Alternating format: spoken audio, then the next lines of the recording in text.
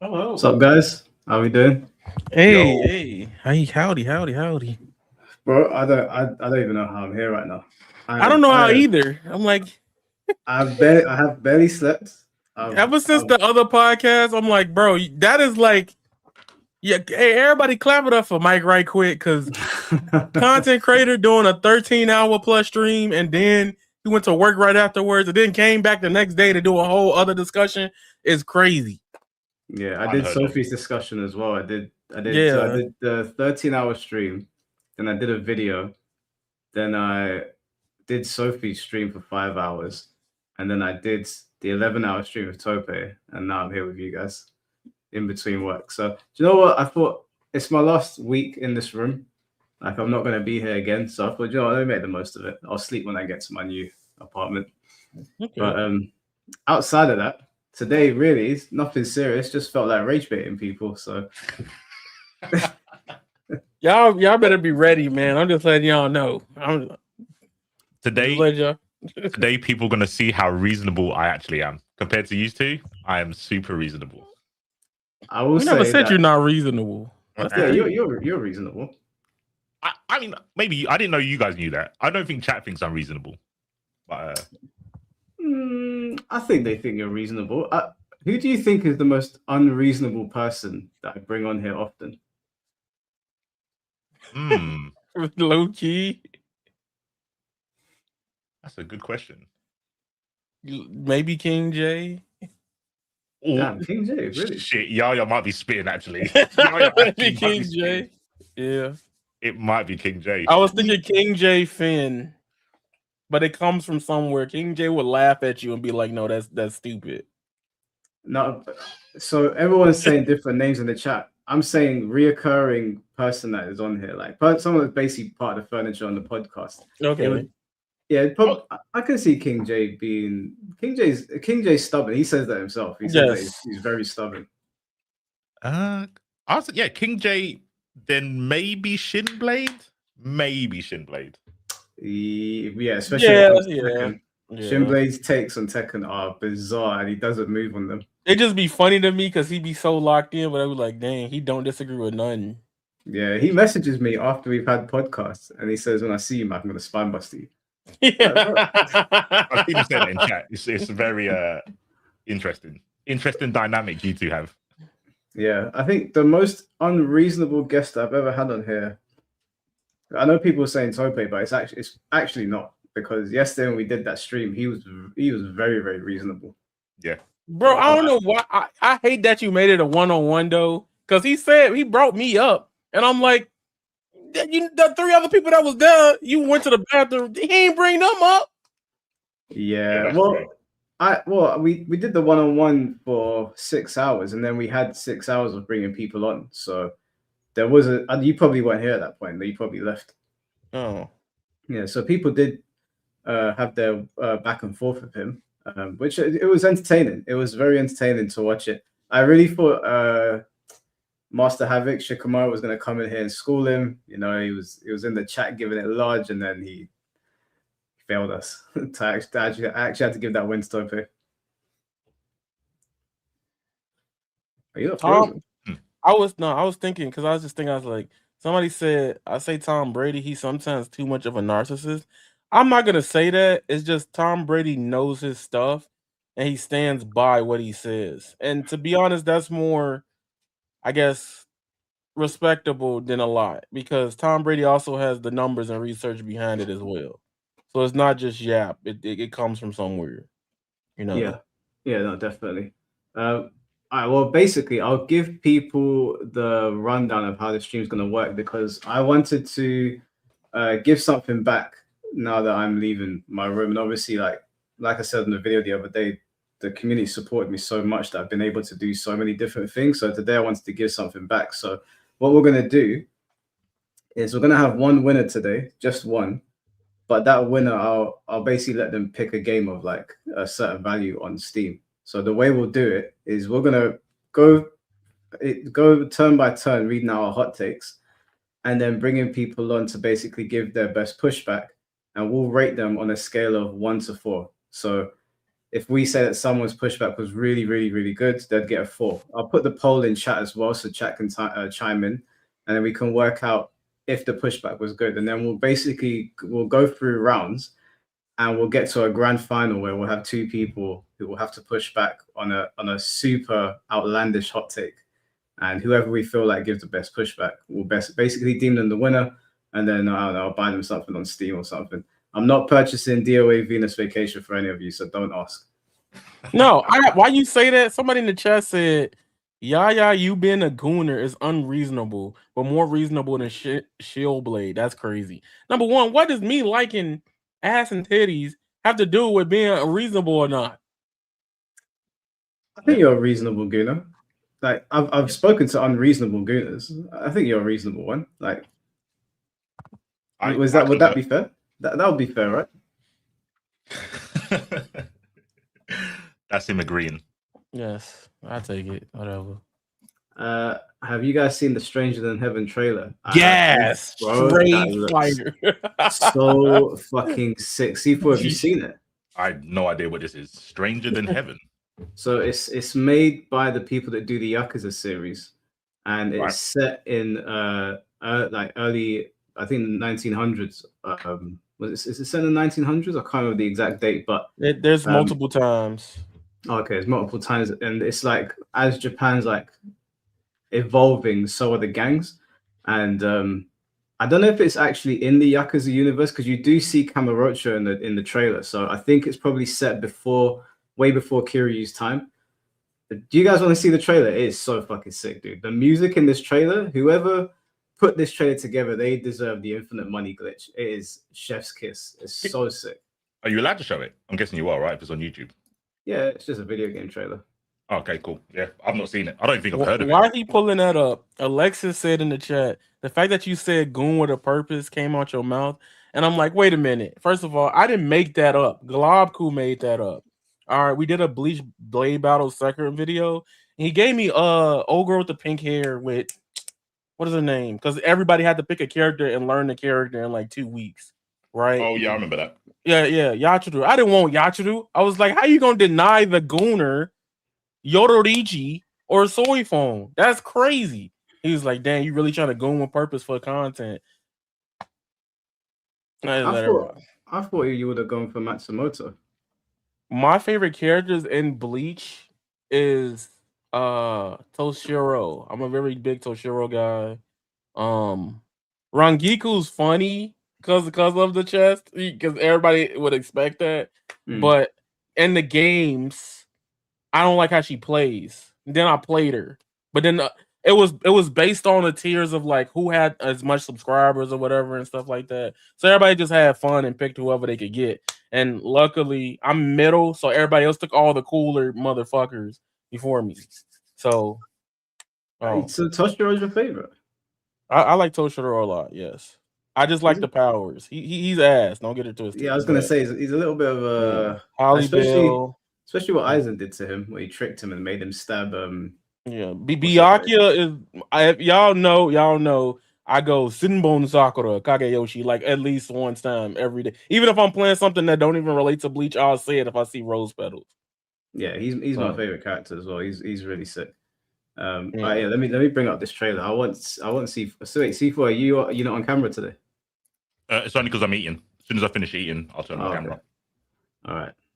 Listen to the soundtrack in this trailer. It's so cold.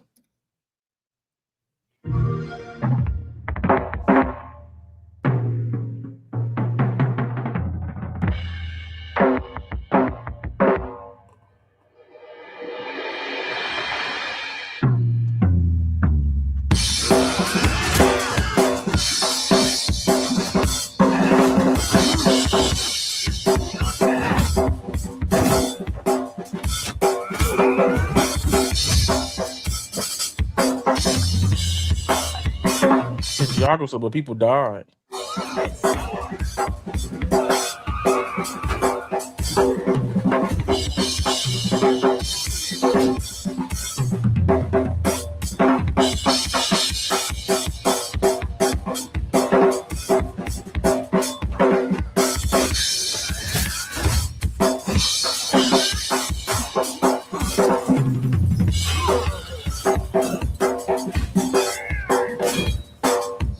sound quality messed up.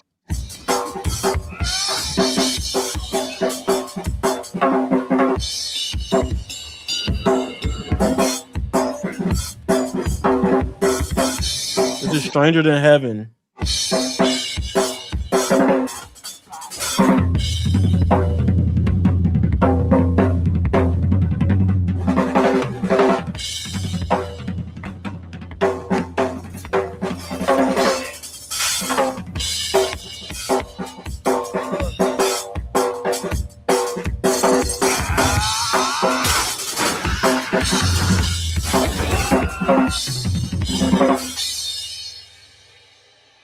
I can't wait to see more of this.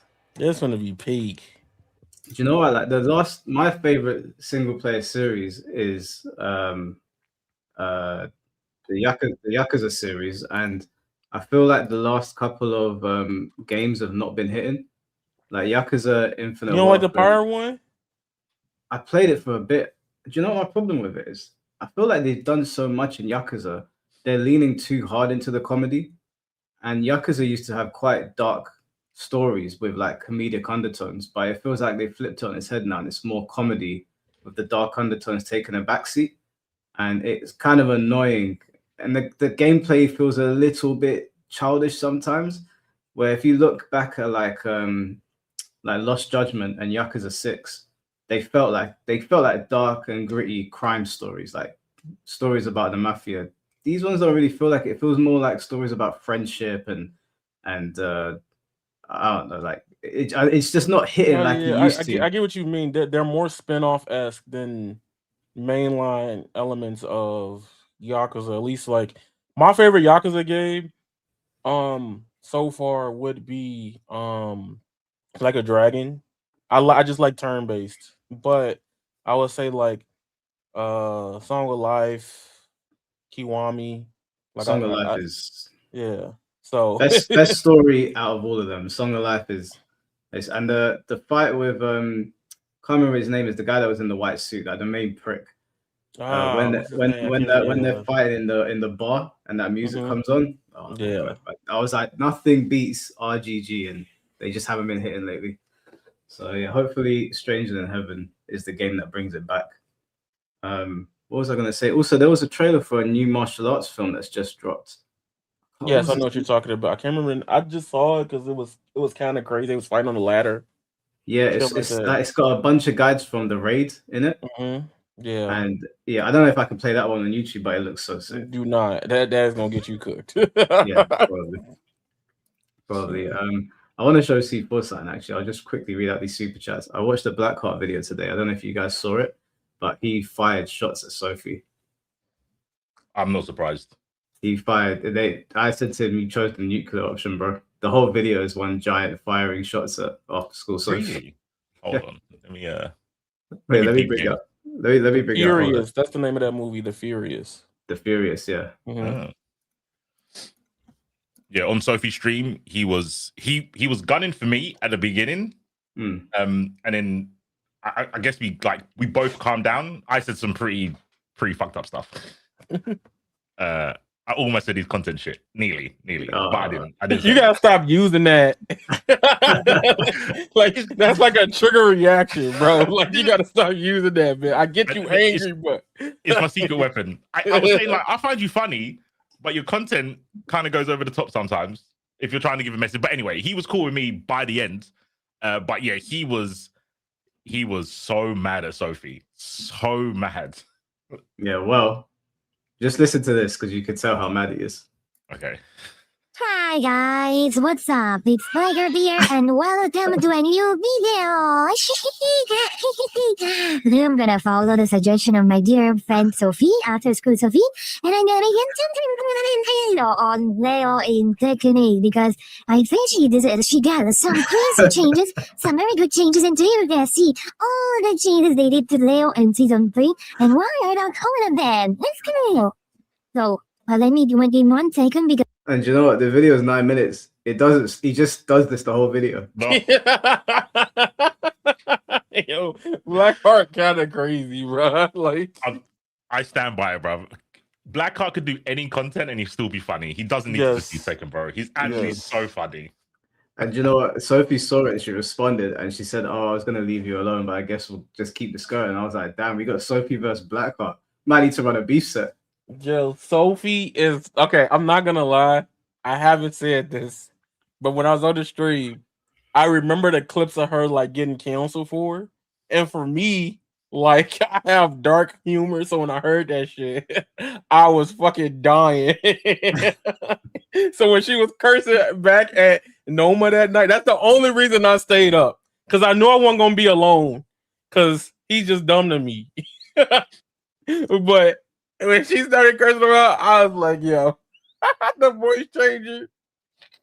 There was a super chat that came in. I don't know if anyone saw it because I had to message the guy and be like, "I appreciate the donation, but don't do this." He sent in a super chat and he was quoting what Sophie was saying in the crash out video, and he wanted her to read it. I was like, we're not doing that again. You was gonna get her canceled again. Well, Blackheart might make Sophie go back to the old her, bro. You know the Bugs Bunny meme. Back to the old me.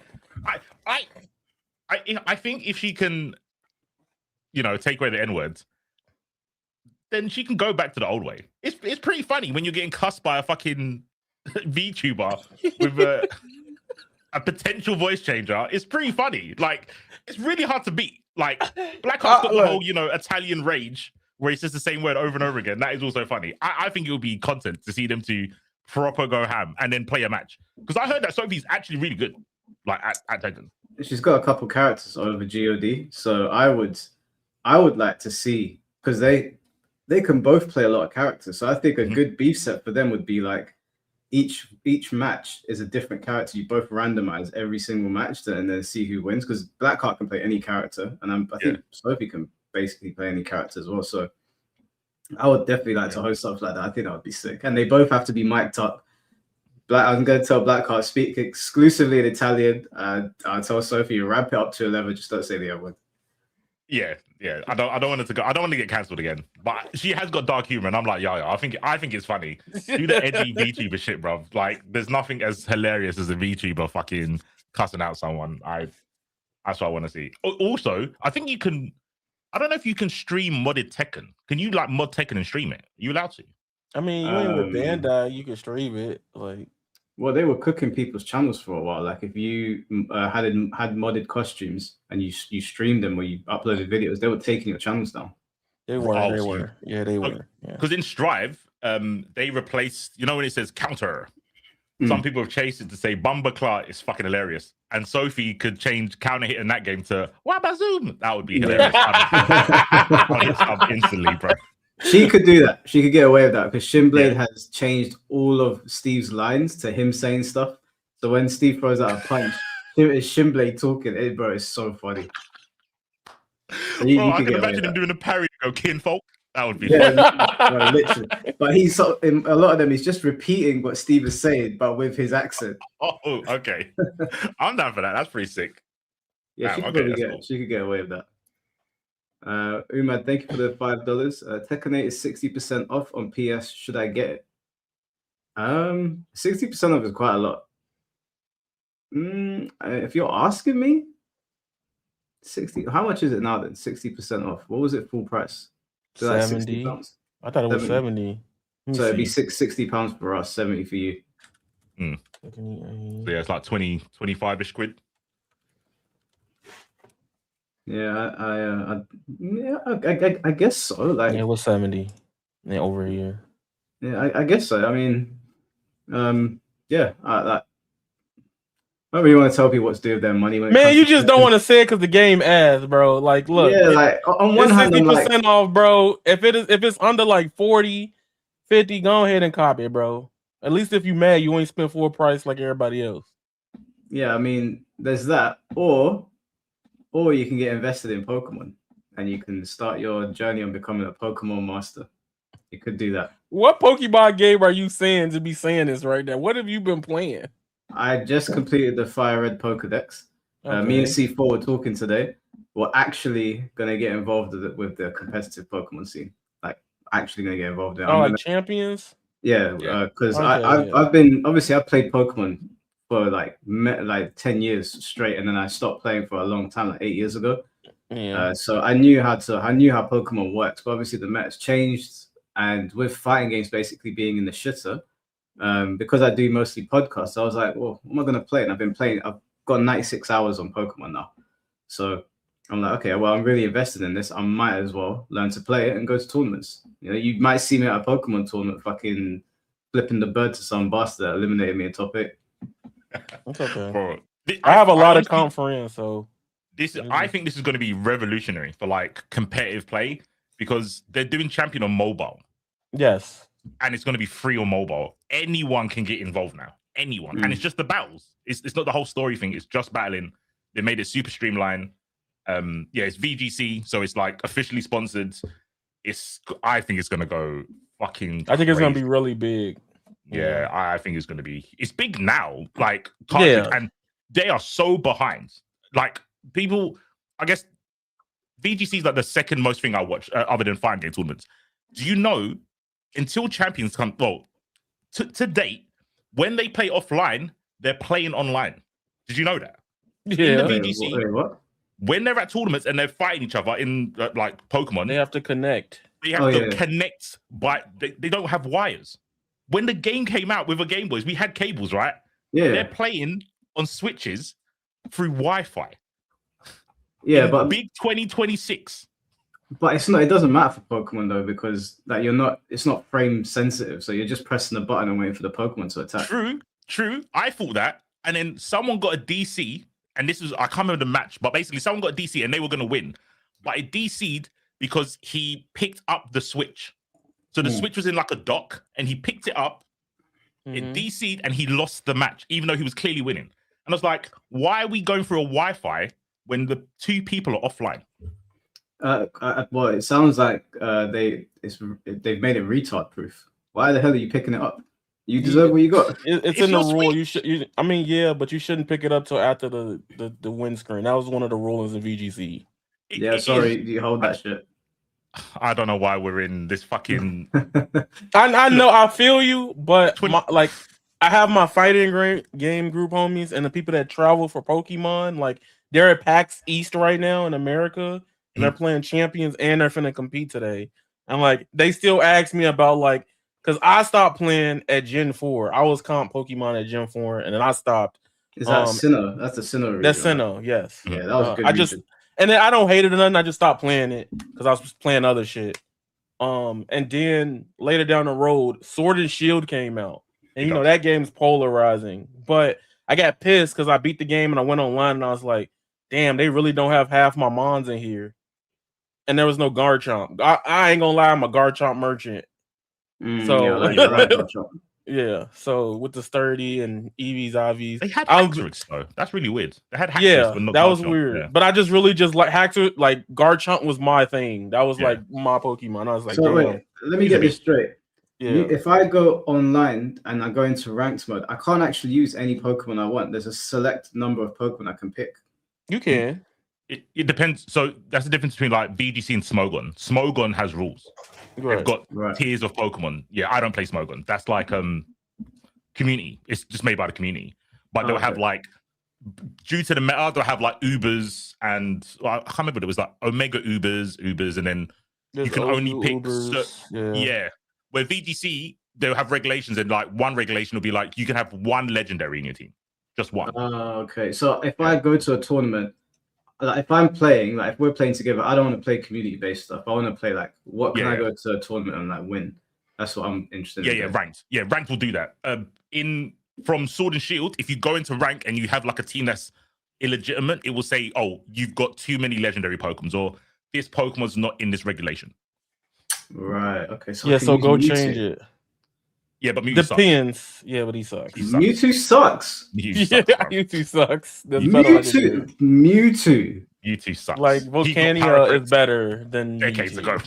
Yeah. Oh, man, I'm gonna tell you. I'm gonna tell you right now. So let's start with champions. So champions, you can get whatever Pokemon you want, but there are regulations on like who could be here. You know. However, you could build your team up, Eevee, Ivy, if you want to go that route, but you're just gonna struggle. Like if I know you got a Mewtwo on team, I'm gonna probably have something else. You're gonna be like, that shit's not gonna cook me. Yes, it is. you. It's gonna cook you. I was being a little bit bombastic. You can make Mewtwo work, but you're gonna have to sacrifice like 2 slots to make him work. Yes. He's not working on his own. Okay, wait. Okay, let me give you the list of my favorite Pokemon. You guys tell me if they work. So Mewtwo sucks. Okay. Tyranitar, is he any good? Good. T-Tar's good. Yeah, T-Tar's very good. Yes. Metagross. He's good now. Well, He was was OD, decent. but he's decent. Yeah, he might be because they bring him back the different, like the different gimmicks they had. So I didn't play with Megas, but apparently Mega Metagross now will be cracked. Yes. Yeah. But what about Houndoom? I don't know much about Houndoom. I wouldn't. It's better typing of that nowadays since he came out. I'm pretty sure Arcanine is just better than him in every way. I think. Yeah. Okay. But Houndoom is resistant to psychic moves, right? Yeah, but Psychic sucks. That's why Mewtwo sucks. Psychic sucks. But when I was playing Pokemon, Psychic was the shit. Shit, times have changed, bro. Psychic is not. It's not a good typing. Damn. It's what not about bad Gengar? defensively, but offensively, it's whack. It's whack. What about Gengar? Mega Gengar's good. Base Gengar isn't it, but Mega Gengar's in Champions. He's in there. They've confirmed it. The best way the best way I can explain it to you because you haven't played comp Pokemon in a while.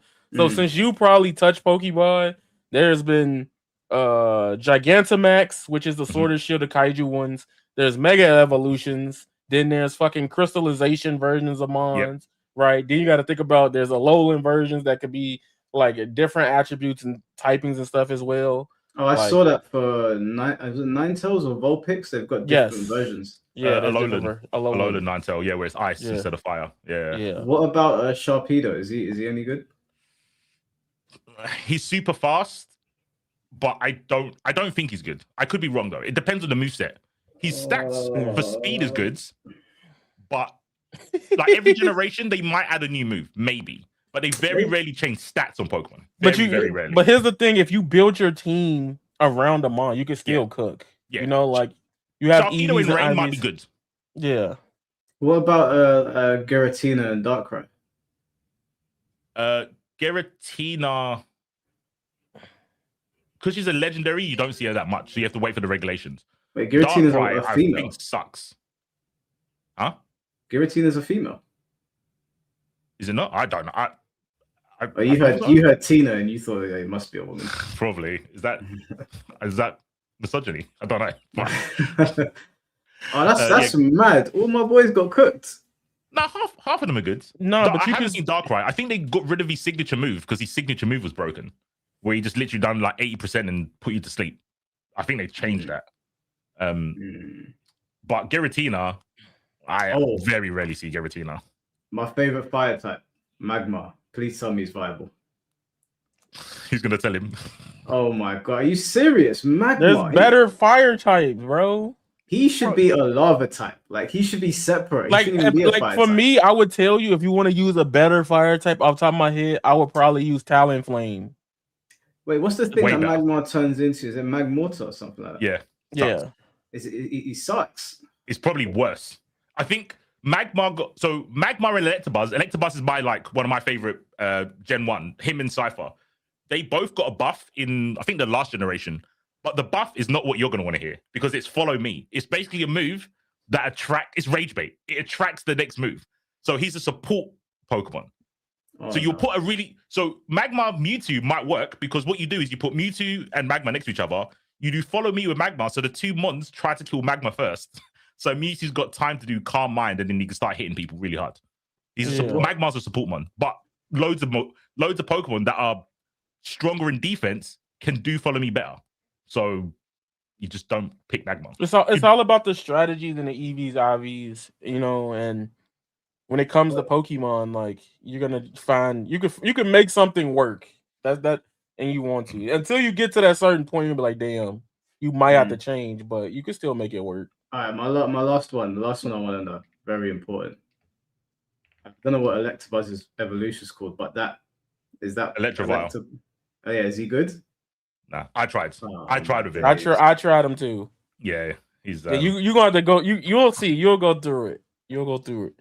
So I've got to let go of these Basically. Gen 1 Pokemon, bro. Like, yeah, the you parakeet said is- somebody said in the chat. He said it's like he's trying to come back to Yu-Gi-Oh with Gen 1 cards. Like, Yeah. So they It's like don't. a- So as the games go on, they just forget about the previous gen. So Gen 1 is like bottom tier now.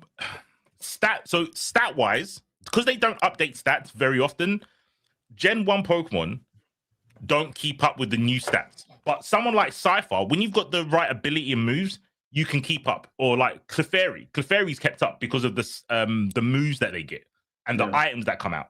So like a Clefairy, Clefairy's the one before Clefable. There's an item that will basically double your stats if you aren't evolved to your final form. So if you're stage 1 and you give them the Everstone, it basically gives your stage 1 Pokemon kind of the stats as a stage 2, which sounds kind of dumb, but sometimes it will be stronger than a stage 2. So Clefairy's good because she's got a load of support moves, not because of her stats. So some Gen 1 mons get through. Cypher's one of them. Cypher can actually be viable, but Electabuzz and Magmar, they're just bait. They're clickbait mons. It's like, look over here and hit me. That's all they are. So let me give you an example. I still play Yu-Gi-Oh! Like, even my favorite thing about going to turns low key outside of the fighting game parts is playing Yu-Gi-Oh! With people. Like, people that's ready.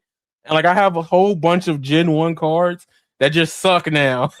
The meta has changed. Like, there's a lot of cards. You can still use them. You could put them in the deck, but fuck all that. I ain't doing all that. I'm playing with the new shit. Because I'm not gonna deal with getting hold and having to stay there in 2 turns and getting raced off the map. I've got to relearn everything. Well, because I've finished Fire Red. Also, I saw people cooking me for buying Fire Red. Listen, I don't agree. Don't do that. I don't agree. This is my stance on it, okay? I had the original Fire Red, and I looked up how much it was to buy it, because I don't have the actual copy anymore. And it was like £120. And I can't trade with anyone. And I can't battle anyone. I can't do anything. I just I play it, and it's done. With this new one, I bought it for £14 on the Nintendo store. My girl got one for Leaf Green for £14. We've been trading back and forth. We've been playing it together. We've been having a great time. You have an advantage than most new people. What you don't know is Pokemon Home is a thing, right? I know about that, yeah. And Pokemon Home, now that you complete that Pokédex and you got somebody to trade with, let's say you need a specific Mon from Gen 1, right? You could trade it and then transfer it to Home and to Champions, right? You could also breed them and get multiple ones if you want to. And then what Champions is doing, which is why I highly recommend, if you got a phone or you want to get into a Pokemon competitive, this is the time, because they streamlined EV and IV grinding, which was fucking hell in the old games, and you can change the nature. It was not. I remember having to get the Pokevirus. Yeah, that shit was a nightmare. So when people at first, when they told me now that everything's easy now, bro, you can just mess with it yourself. I was like, bro, I sat there for like 100 hours trying to get the perfect Pokemon, and now you can just do it overnight. They made it easier from Sword and Shields. That's well, I got Sword and Shield because it was in England. It was based in England. And then they were like, oh yeah, just get these bottle caps. These bottle caps can make you change abilities. I think it was abilities. I was like, oh, so I don't have to keep breeding, hoping that I got the right moves and right abilities. Like, now you can just change it now. And they've just kept on doing that.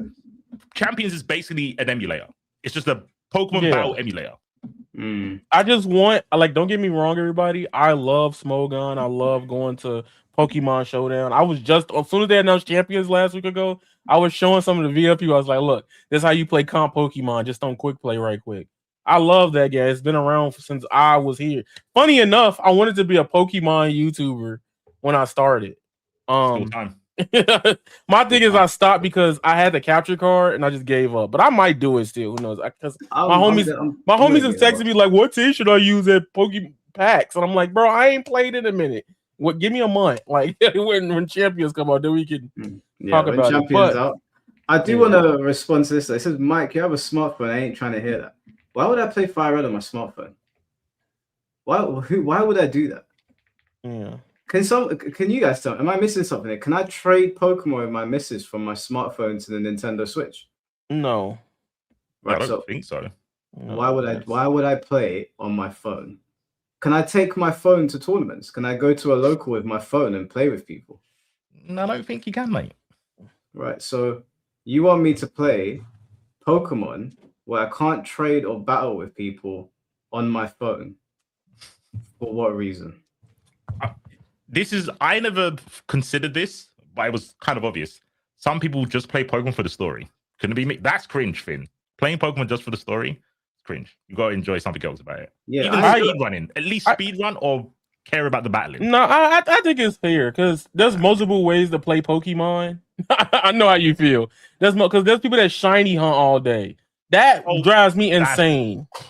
Bro, couldn't be me. There's a a content creator right now. There's a whole group. They're making like 86K per stream just doing the reset for 6 hours. I will lose my mind doing it for 6 hours. Like I couldn't do that. I couldn't do it, and it's out of respect because I haven't got the patience. I'm gonna double click one time and I'm gonna fucking restart when I got the shiny. I know that's gonna happen to me, and I'll never like I'll get PTSD forever. Yeah, my brother got Deoxys shiny on his first go, and I was just looking like this motherfucker. I couldn't believe it. I could not believe it. But the shinies don't give extra stats or anything, do they? They just like it's a sparkly version of the Pokemon. Yeah, I don't care. If it's not Charizard, I don't care. And look, I got Dragon Ball Legacy of Goku on my phone. I still want it on my Switch. I still want emulators. You both just get the ROM. I don't want to put ROMs on my phone, bro. I don't understand people. It's free. I don't want to play it on there. I want to get my Switch and I want to sit in bed with my missus and play Pokemon. I don't want to play it on my bloody phone and notifications coming up my screen. Someone's typing. That's annoying. Like they'd be like, "Well, silence notifications." I don't want to mess up the flow of my phone just to play a game. You know. Yeah. Besides, it's £14, guys. It's not like Nintendo charged full price for it. And look, I understand. Yeah, there's some things on the game that like I don't think you can do. Like, if I'm sitting here, I can't trade with you. I think you have to be close to me. So, the Wi-Fi thing. Yeah, something like that. Like I can trade with my missus, but I can't trade with the dude down the road. I have to go to his house and stand next to him. I understand that, but that doesn't apply to me because I have someone to sit there and play with. So I'm getting value for money. So I don't care if everybody else doesn't like it. If it works for me, then I'm gonna buy it. Like I get where you're coming from. If it doesn't work for you, and you're like, well, I can just emulate it, and you're never gonna enter competitions, and you're not gonna trade with people or whatever, and you're happy going through ROMs on your phone. I get it. Good for you. But this whole like, hey, I'm a lost cause, but yeah, man. It's a social game, man. Yeah, bro, it's just $20. You're gonna spend it on DoorDash and it's gonna disappear in an hour. Like Mike, you need to get like clips of like gifs and memes and get the Pokemon. Like, if you're a broke boy, just say so. Like, respectfully, like, yeah. What was it like? Yeah, and under 20 quid for a Pokemon game is kind of unheard of. Like, I know it's a remaster or whatever, but it's not that much. You gotta think as well. Like people have been paying full price for Resident Evil 9, which I think is insane personally, because although it's a great game, you're gonna play it and then that's it. It's a single player game. That's it. They might add like the mercenaries mode and whatever, but there's not that much like replay value in these games unless you just like going through story mode over and over again. But Pokemon, it took me 96 hours to do all the stuff that I wanted to do for £15. That's money well spent. That is money well spent. I had a choice. I was like, Resident Evil or Pokemon. I was like, I'm getting Pokemon. I'm gonna spend 10 hours on Resident Evil. My girl's just gonna sit there watching. Or we could get £30. I'll give a 15 for her, 15 for me. We sit there and we have a good time on Pokemon. So hey, if it's not for you, it's not for you, man. But you guys will see me at the Pokemon Championships. They're getting top 64. Be sick. Chat, lock in, man. Everyone can play it. It's free. Everyone can play it. Might even do a stream for it. Do you know what really sold me? Do you know what really sold me on the trailer? Blastoise actually shot the water out of his cannons, and I was like, they're paying attention. I respect that. Because the last time you got quality animation like that was either Coliseum or Stadium. Yeah. That was like N64 days. Oh no, GameCube. Yeah, it was on GameCube. I think. Yeah, Coliseum and the Lugia one was on GameCube. Stadium was N64. Mm-hmm. Yeah, good times. We're so back. Pokemon fans, we are so fucking back, bro. Yep. Now let me answer this thing right here. Okay, could you read it out? Yes, gooning. He can't even spell gooning. Jesus Christ. Gooing rotted Yaya brain so bad that he actually thinks Liz's chainsaws are installed instead of a stand. That's beyond mad.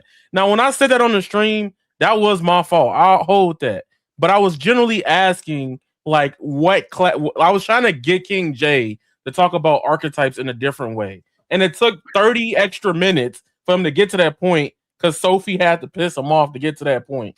Right? I was literally trying to get him to do it without saying it. But and that's not true. Alyssa's chainsaw is a stance, not no damn install. Yeah, when you said that, I actually woke up. I was like, "There's no way." Yeah, I didn't mean that. It was just in the moment. Everybody is like, "Does Yaya know the difference between bikinis and lingerie?" Duh. That's just okay, bro. Like, what type of question? Like, my girl messaged me about that part of the stream, and she was like, "There's no fucking way." And Did you see it, Yaya? What happened? He didn't see it, Mike. He doesn't know. What happened? We basically had we had Tope here, and it was a good. I really enjoyed my time here with Tope. It was a good talk. I feel like we've buried the hatchet. Like, we don't see eye to eye on a lot of things, but I think he knows that, like, I can respect his difference of opinions and we can have a laugh about it, because he made a joke at me at the end of the stream and I was like, okay, cool, he's on board. But the midway through the stream, we were talking about the difference between the lingerie and the bikini, and it was like I think like a 30-minute segment of explaining why bikinis are different to lingerie. It was just really funny. Like, it's probably the funniest part of the stream. And it got to the point that we spoke about it for so long, and then we realized that Xiao Yu was not only wearing a choker, but she actually had a zipper on her thong. And I was like, this isn't a discussion anymore. Like, and at that point, he just laughed. I'm not gonna lie, my reply to that would have been so mean, because I would have been like, "Have you ever had ass before, bro? Like, man to man, like, be real." That's what I would have asked. Like, it did go that way. Okay. I think in chat I said something like SSJ virgin, but I was way more toxic in chat. Like, yeah, that just took me out of like. Mr. Mars, thank you for the $5. Mike, I'll be your only Ronaldo player for your Final Fantasy VI at the Wall stream when Kenshiro comes out. Yeah, I'm looking forward to that. That's what I'm jumping on. I'm probably gonna suck at it. I'm not well versed in SNK fighting games, but definitely gonna give it a go. And Jack, thank you for the €2. Mega Man Battle Network is where it's at. I've heard that's really good, but can't be playing Pokemon and Mega Man. Got to pick a lane. Fair. All right, so should we get to these hot takes? I'm ready. Now I've only got 3. I've got 4. Yaya, how many have you got? I wrote down a lot, but I have them ordered. That's fine. I'll make up for my I've got so what I want to say to everyone watching is that, I've got love for all of you. So one of my hot takes is gonna sound really nasty.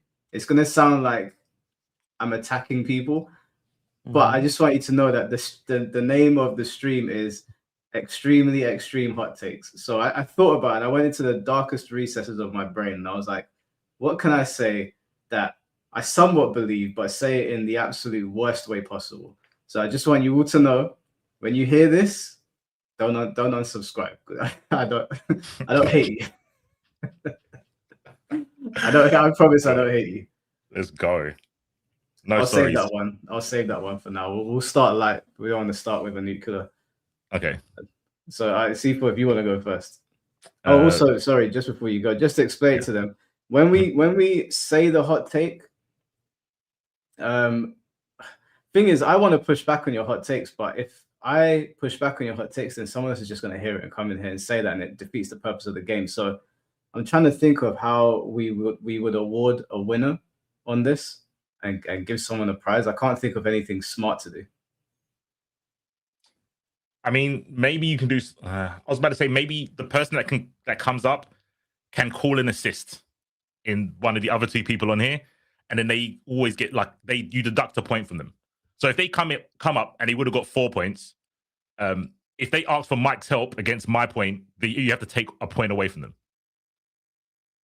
Okay, yeah, we could do that. The only problem is, what if we say a hot take and nobody has anything to say? then we failed. We failed our missions, right? If no one's mad about what we're saying, we fucked up. I'm trying to think, because I want to give someone a prize today. I want to give someone a prize that they can play or something.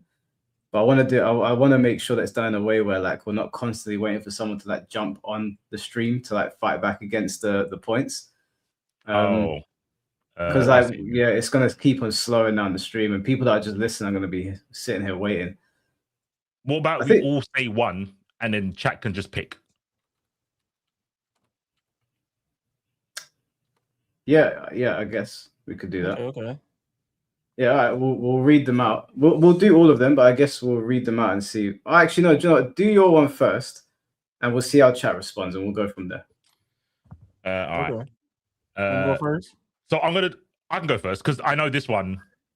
It's about Tekken, so obviously someone's going to come up. So we get the ball rolling, right?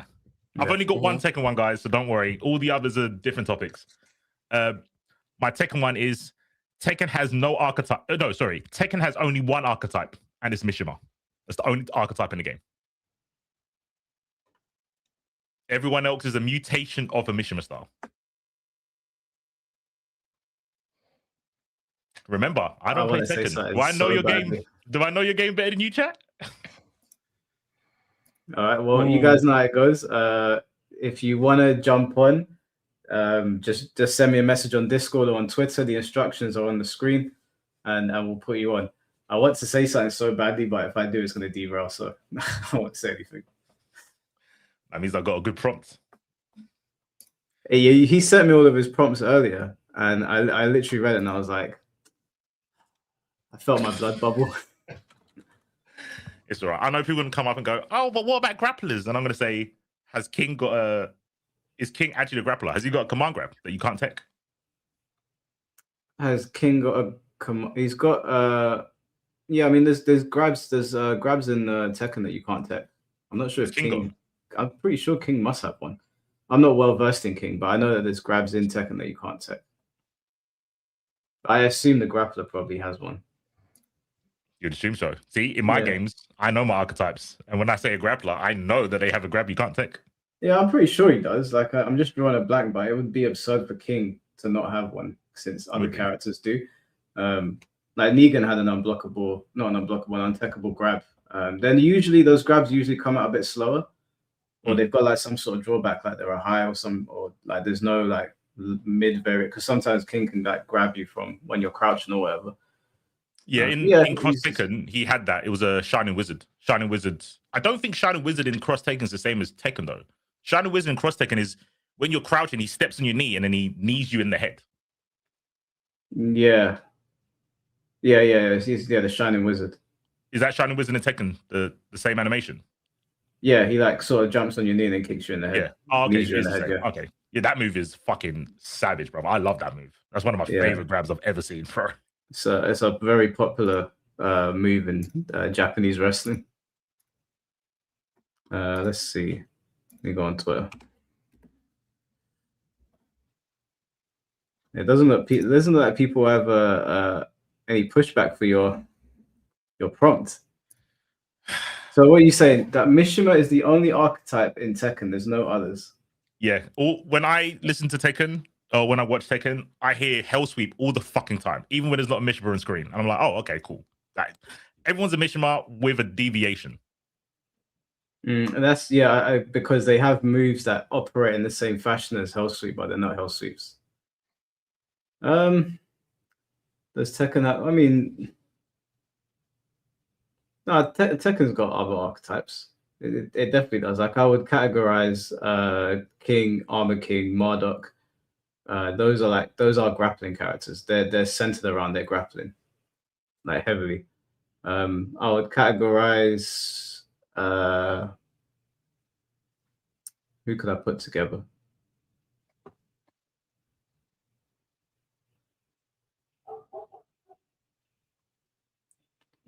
I don't know if I'd put Feng Wei with. Would you put Feng Wei with Leo like as poking characters? These are like poke heavy characters. You wouldn't. Leo's more like a stance heavy character, isn't he? I mean, I was asking Yaya because I think he plays so you Tekken, thinking? right? I know a little bit later. A bit. Like you have your counter hit characters as well, like characters that Right. are like, yeah, Brian's I well known kind for of like, low being the key counter agree hit. though with C4. So I guess if no one's gonna come up, I'll try and explain it. What Mike's saying, I say are like win conditions. That's not an archetype. An archetype is like a zoner. I'm keeping you away. My whole way of playing, like Dalsim. Dalsim and Zangief are archetypes. It's keep away and Geef. When I watch Tekken, everyone's doing the same thing. They're just going forwards and making you block. I don't think that's an archetype. That's just a way to win. No, you might have a point. Because of the way Tekken is designed, everyone can kind of do similar things, and then there's obviously deviations in how they do them. They're not like 2D fighters where you have your zoner, your blatant zoner, your blatant grappler, your mix-up heavy character. Everyone in Tekken can do mix-ups. Some can do it better than others. Yeah. In Street Fighter, I know you can do mix-ups with every character, but some mix-ups are just shit. Like you're not going to waste time doing it because the other parts of their game plan are so strong. So yeah, I hear what you're saying. This might not even be a hot take. I thought it would be. I thought it was good rage bait, but apparently not.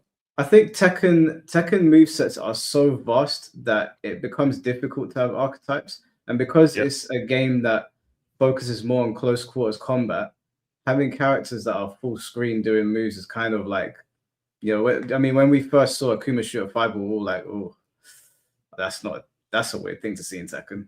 Yeah. So if that wasn't like so strange, I would say, oh, you have at least a fireball character. I wouldn't even call that an archetype, but it would be closer to an archetype than I would say your version of grapplers.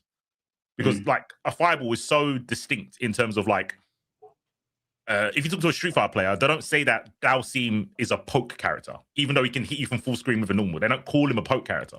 But a fireball is a poke. A fireball's a poke in like pretty much every game. But yeah, the fact that it took Akuma to come into your game, everyone freaked out. And the reason they freaked out, they was like, oh my God, there's a character that isn't like a Mishima. You had a new archetype. Same with Geese. I don't know if like I'd categorize Mishima as archetype. I think people just reference the name of the moves because they're very popular and it's easy to identify them. The same way that not everybody's doing a Shoryuken, but when Terry does his up kicks, they just say it's a DP. Like it's Dragon Punch is used to describe everything. I think Bob's Hell Sweep, any character that has that kind of animation, they just say Hell Sweep. But there are things like that in Street Fighter where they just use a blanket term from the Shotokan characters to describe other characters. I think every character's got a DP would be classed as a Shoto though. Like Saga is a Shoto. Would you class a DP as like if a character's got that Shoryuken motion, but it's not necessarily an upward rising move, but it's just a move that has invincibility on it, would it be considered a DP? So for me, a DP is the motion and it has to be invo. That's when I'll call it a DP. I don't know. They don't have to leave the grounds for it to count. Nah, it just needs to be invo. Okay. For me. Yeah, I think with the naming conventions, I think it's just for ease because Tekken's got so many moves as well. It's hard to keep track of all the names. Like some people know the names of every single move on the move list, and I think that's absolutely insane. I don't even know the names of half of my characters' moves. Actually, I don't even know any of them. I just say shoulder. I thought you say shoulder. That's all I hear. Shoulder and hop. Yeah, shoulder, hop kick. But they've actually got names. Like Fengwei's got Chinese names for all of his moves. I'm not learning that's that. Sick. I think his shoulder's called Iron Fortress or something like that. That's a sick name. Tekken's got sick name, like move names. They've got hella sick move names. I would. But it's too much. Like if it was a Tekken character in Street Fighter across Tekken, you'd probably be able to name all of the moves. But if you've got a character that has 100 moves, you're like, why would I like? I hit you with my shoulder. You got I guess. Shoulder. Yeah, that is true. Because like I can't remember how many moves like Law had, but I remember Law had like Junkyard, but that's because he didn't have 1,000 moves I needed to remember. And same with like Brian. I'm pretty sure he's probably the moves that are in Cross Tekken I've seen in Tekken, like Mac Breaker, Snake. Was it Snake Pit? I think it's Snake Pit. Fisherman Hook. I think Fisherman Hook's in Tekken, right? Yeah. Uppercut. Well, Yeah. I say uppercut. It Yeah. like punches you up, yeah, and he catches you. What else has he got? Oh yeah, the strings, they don't have names though. They've got Tekken strings in Cross Tekken, but they don't give them a name. Yeah, They just Tekken, each like punch has a name. Like pressing 1 has a name, 1-1 has a name, Yeah. 1-1-2 has a name. So it becomes too much. So people just use like a sweeping term. Like Armor King has got a wing godfist, but it's not actually a wing godfist. Like it's got its own name. But because it looks like the Mishima's one, they just say wing godfist. Right. That's the misstep, right? You have to do a misstep to do electrics. Yeah. Right. Yeah. Okay. All right, I've got one for you. You know, I think what we'll do, just to give someone a prize at the end. I mean, people can come on to challenge the hot takes if they want, but I think I'll probably just put names in the spin the wheel thing, and we'll just give a prize to somebody at the end. Okay. If nobody wants to come up, and because maybe people just want to listen to us. This one is not rage bait, so I don't take it that way. I genuinely believe this. 3D fighting game players are superior to 2D fighting game players, and it's not even close. Are you serious? Yep. Come on, bro. Most of y'all struggle when y'all go to other games. The Tekken players can't even play Drive Rush, Button Drive Rush. Oh, Do you have any proof of that? Oh my God. I knew you was going to say that, but I had it like literally 2 weeks ago. Let me see if I can pull this up. Hey guys, don't be typing in the chat. How do I call in? Can you not see the bloody screen? You know what? I've had it. I've actually had it. I put this sign up on here all the time. What is going on? Are people? If you're just listening to the audio, that's fine. I apologize. If you are watching us and you keep on asking me how do I call in, I need to ask questions. So, who just said that superhero guy in the chat? Yeah, I saw. Please come here and turn on your camera, because if you're not wearing glasses, we're gonna have a problem. I've had it up to here with people messaging me saying, how do I join? It's on the fucking screen, guys. Come on. And it's yellow too. That's why it's crazy. It's yellow. Yellow paint can't even say y'all in video games, and it can't say y'all in the stream. Yeah, do you know what? Let me prompt something else. Tekken players can't read. Oh. Prove me wrong. It ain't rage, but it happened in real time. You know. Ain't gonna hear an argument from me, bro. Bro, 2 years I've had this thing on the screen. 2 years, and consistently. How do I call it? Now that's gonna turn into a meme. Now people are just gonna say it for the sake of it. Nah, if you say he's colorblind, I apologize. You're not canceling me. I'm just saying.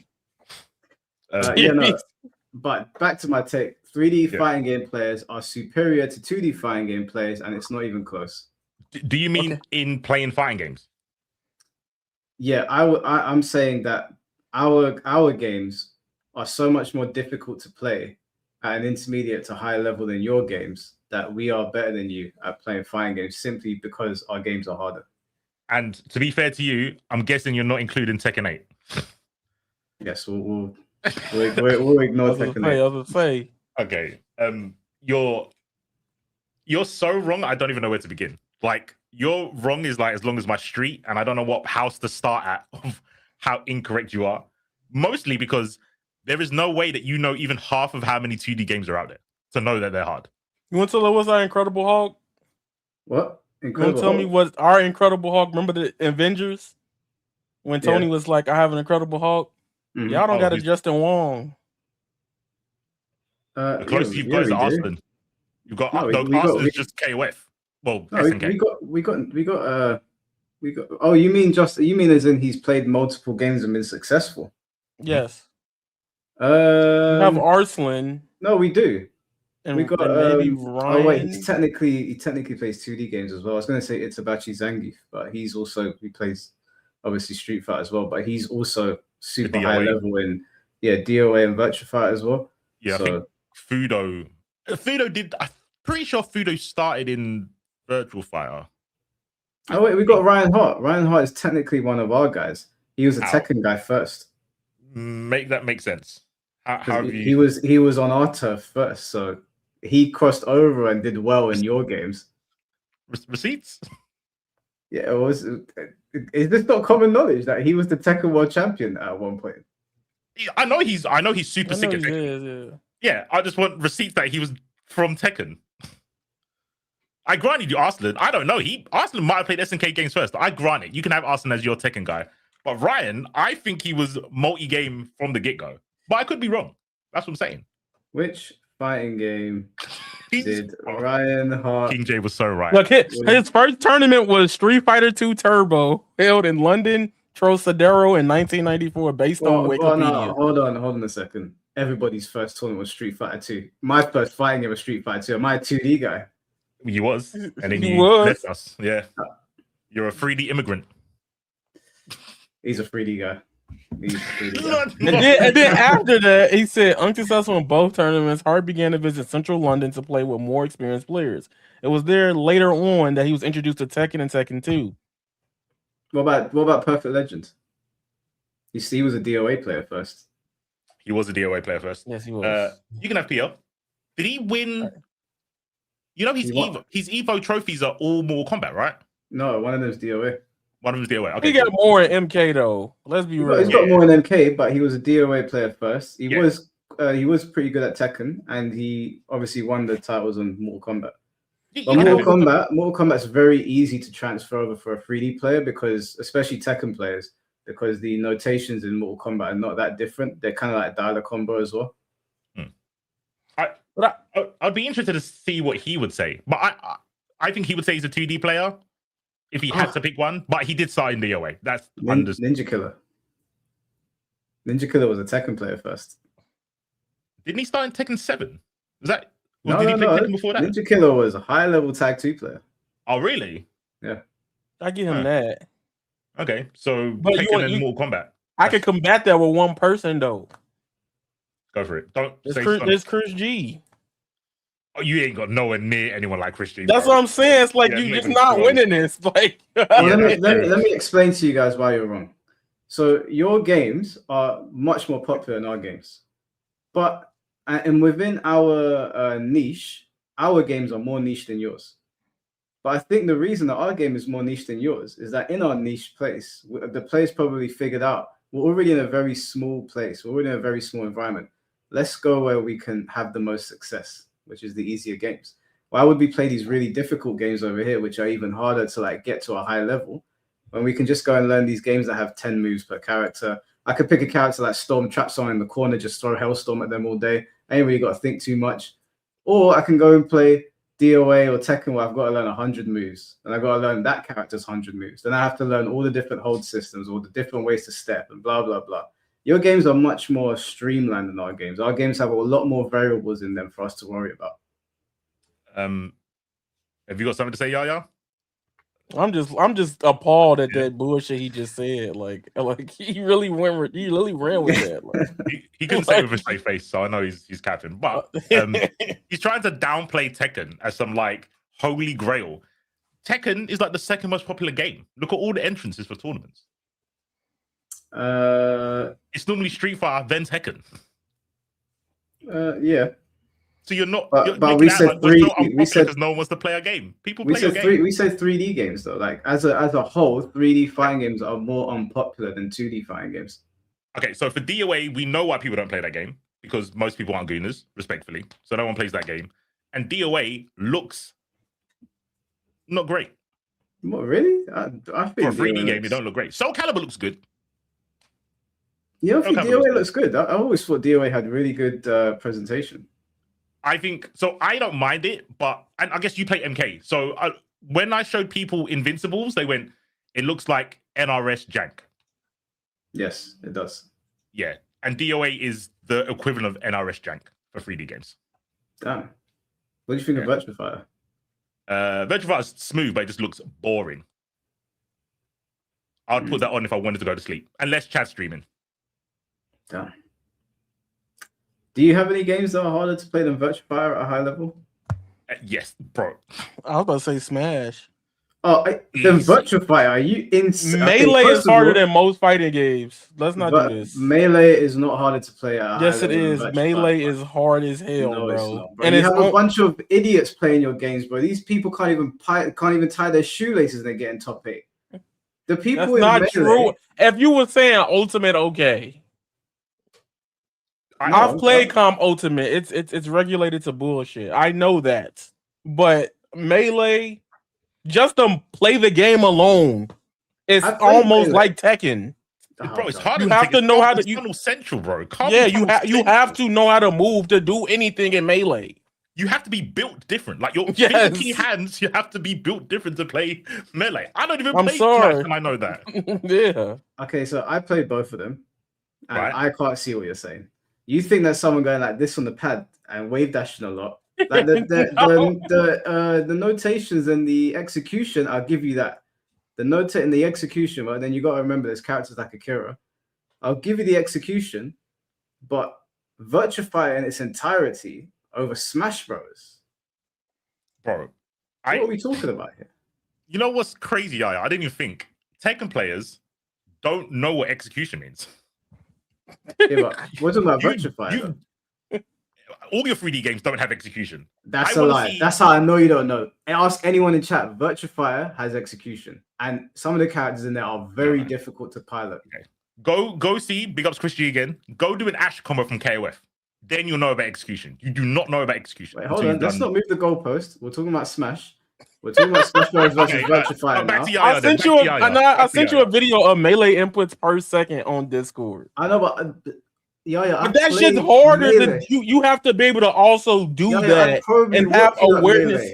I would probably school you at Melee. Okay, whatever. Melee, right? But the point stands, I know how to play Melee too. Right? That's what I'm saying. I know how to play Melee. Like, I know how to move the way they move. I can't do it as well as Hacks and them guys used to do it, but I know what it takes to do it. You have a broken pinky because of Melee. So, like, we could do this. I'm not betrayed. My pinky's fine. I'm saying to you that across the board, Virtua is harder to play than Melee. Those guys wouldn't survive in the Virtua streets. Let's say Yaya can handle Melee. I like hard shit in fighting games, believe it or not. I don't know where y'all got that from. I don't know where you got that from. Pause. Y'all gotta stop doing this. You know we talk about fighting games. Y'all can't I keep putting whatever, bro. Yeah, do you know what? That's actually a good challenge. I'll buy Virtua Ultimate Showdown for C4 because C4 is an execution guy because he plays these games. I'm not an execution guy. Oh, you're not? I'm not. I mean, you can do it, and if I do the Akira thing you're talking about, your game is trash. I am very mid at execution. I am very mid at execution. Okay, I'll take that bet. How many tries do you want? 10 tries? 10. What, do I get to lab it first? Do I not get to lab? But I thought these games have no execution. You should be able to look at the move list and be like, oh, it's ABC. I said no execution in comparison. Like, even in Street Fighter 4, where there's one frame, like Sakura's one frame links. There's like 3 one frame links in Sakura's like tattoo combo. Have you got one frame links in the I can do Sakura's tattoo combo. It's not that difficult. It's a Sakura. Are you talking about Street Fighter 4 Sakura? Yeah, crouch fierce, tatsu. I'm pretty sure there's videos of me doing it. I'll try and find them actually. I believe you can do it because you do it in 5 attempts. That's what you gave me. Right now, I'd have to practice a little bit because I haven't played Street Fighter 4 in X amount of years. But if you give me like an hour on the game, I'll be back to doing most of my difficult bison combos, tatsu combos, whatever it is. Okay, then I would say the same with Akira. If you give me like an hour to lab it. No, wait, hold on a second. But I've played Street Fighter 4 and Virtua Fighter. You're assuming that you haven't played Virtua Fighter, so where are you getting this from? Mate, your claim is that 3D fighters are harder than 2D games. You haven't played all the 2D games. I'm just matching energy. I'm matching the ignorant energy. Most of y'all would not hang in Blaze Blue Central Fiction alone. I played Blaze Blue a handful of times. Bro. Everyone in Tekken goes about, oh, look all these different things you can do in Wake Up. You don't know about Wake Ups, bro. You don't know about Wake Ups in backdashes. You don't know about Oki, bro. You don't know what it is to think about combos. When someone can burst out of it at any moment. You don't know. I'm not my thing is if I put a lychee combo trial, like the last page of lychee combo trial for the Tekken, they might pass out. That's cap. You're talking about Lychee Fei Ling. Yeah, that's the character I played in Blade Blue. That's okay. Cap. You know how to play other games, Mike. You're not trapped in a domain expansion. Okay, you actually not a ball and gun gamer for your series as much as you think you are. Okay, you know how to play other shit. All right. You're okay. Don't The fact that you said the fact that he said he knew what the Sakura combos for the Fierce to Tatsu, like, okay, you know stuff. Ask the normal Tekken, be like, what's Sakura? Isn't it that Greta looks like Oscar? I've had that interaction multiple times. I'm just saying. How can you make that statement? Well, I know we're focused on the execution. How can you make any claims of execution when you know Marvel heads? Where the fuck is the spider? You've seen Marvel 3. You know the Marvel 3 guys. You see those 1 frame, 2 to 1 frame infinites. Yeah. How long is a virtual fire combo? What? 2 seconds?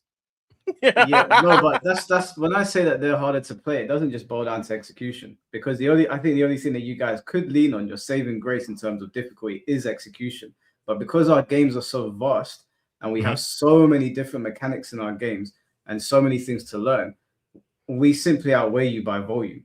You guys don't have that many things to learn. Like, you'll have your character. Like, when I used to go and watch Kaiser and Chrome play, I'd watch Kaiser play Zero, and yeah, the Zero loops look really difficult to do. But he's essentially doing like 1 or 2 moves over and over again, and then calling an assist to it, and expand it, and then making sure he hits the ender, and then doing some sort of setup.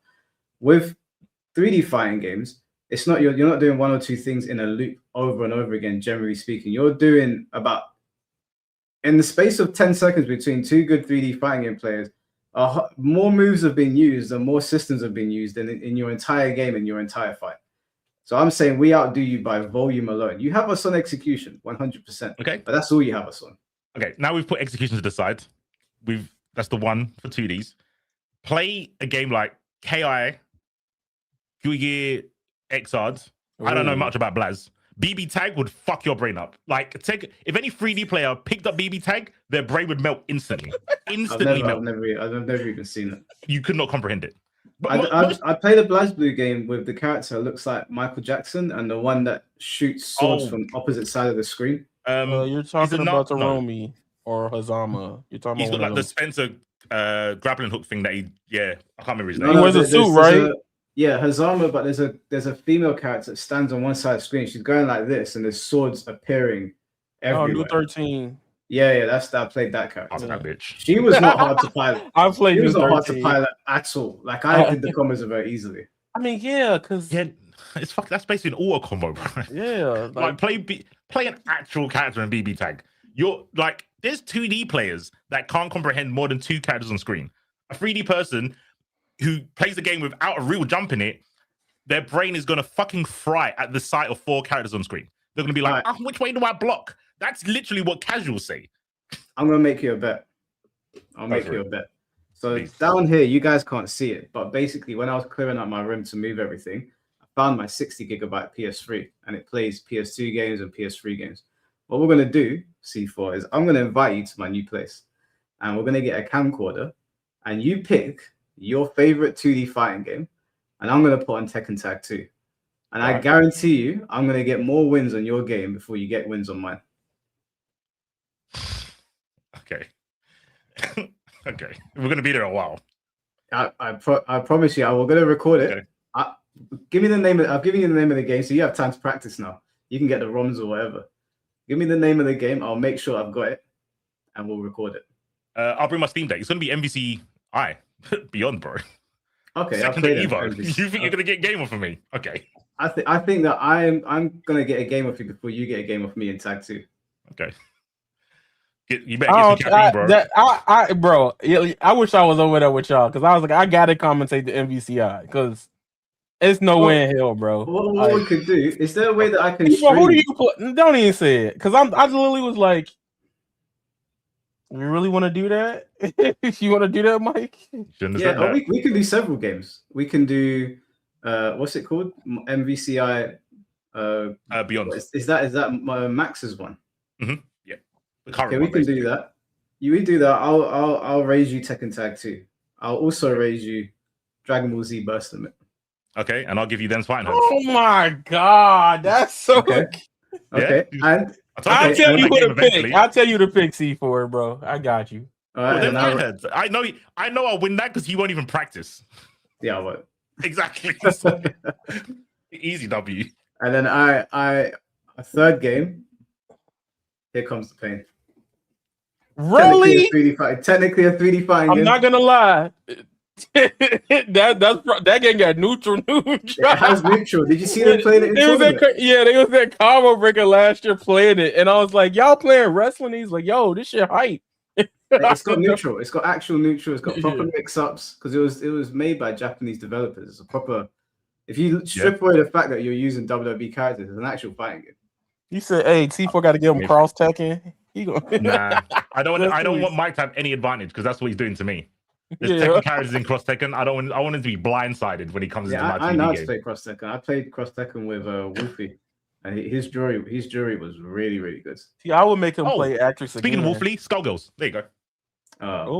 You give me all Dems fighting hoods and Skullgirls. My missus is gonna look at me. What's happened to you?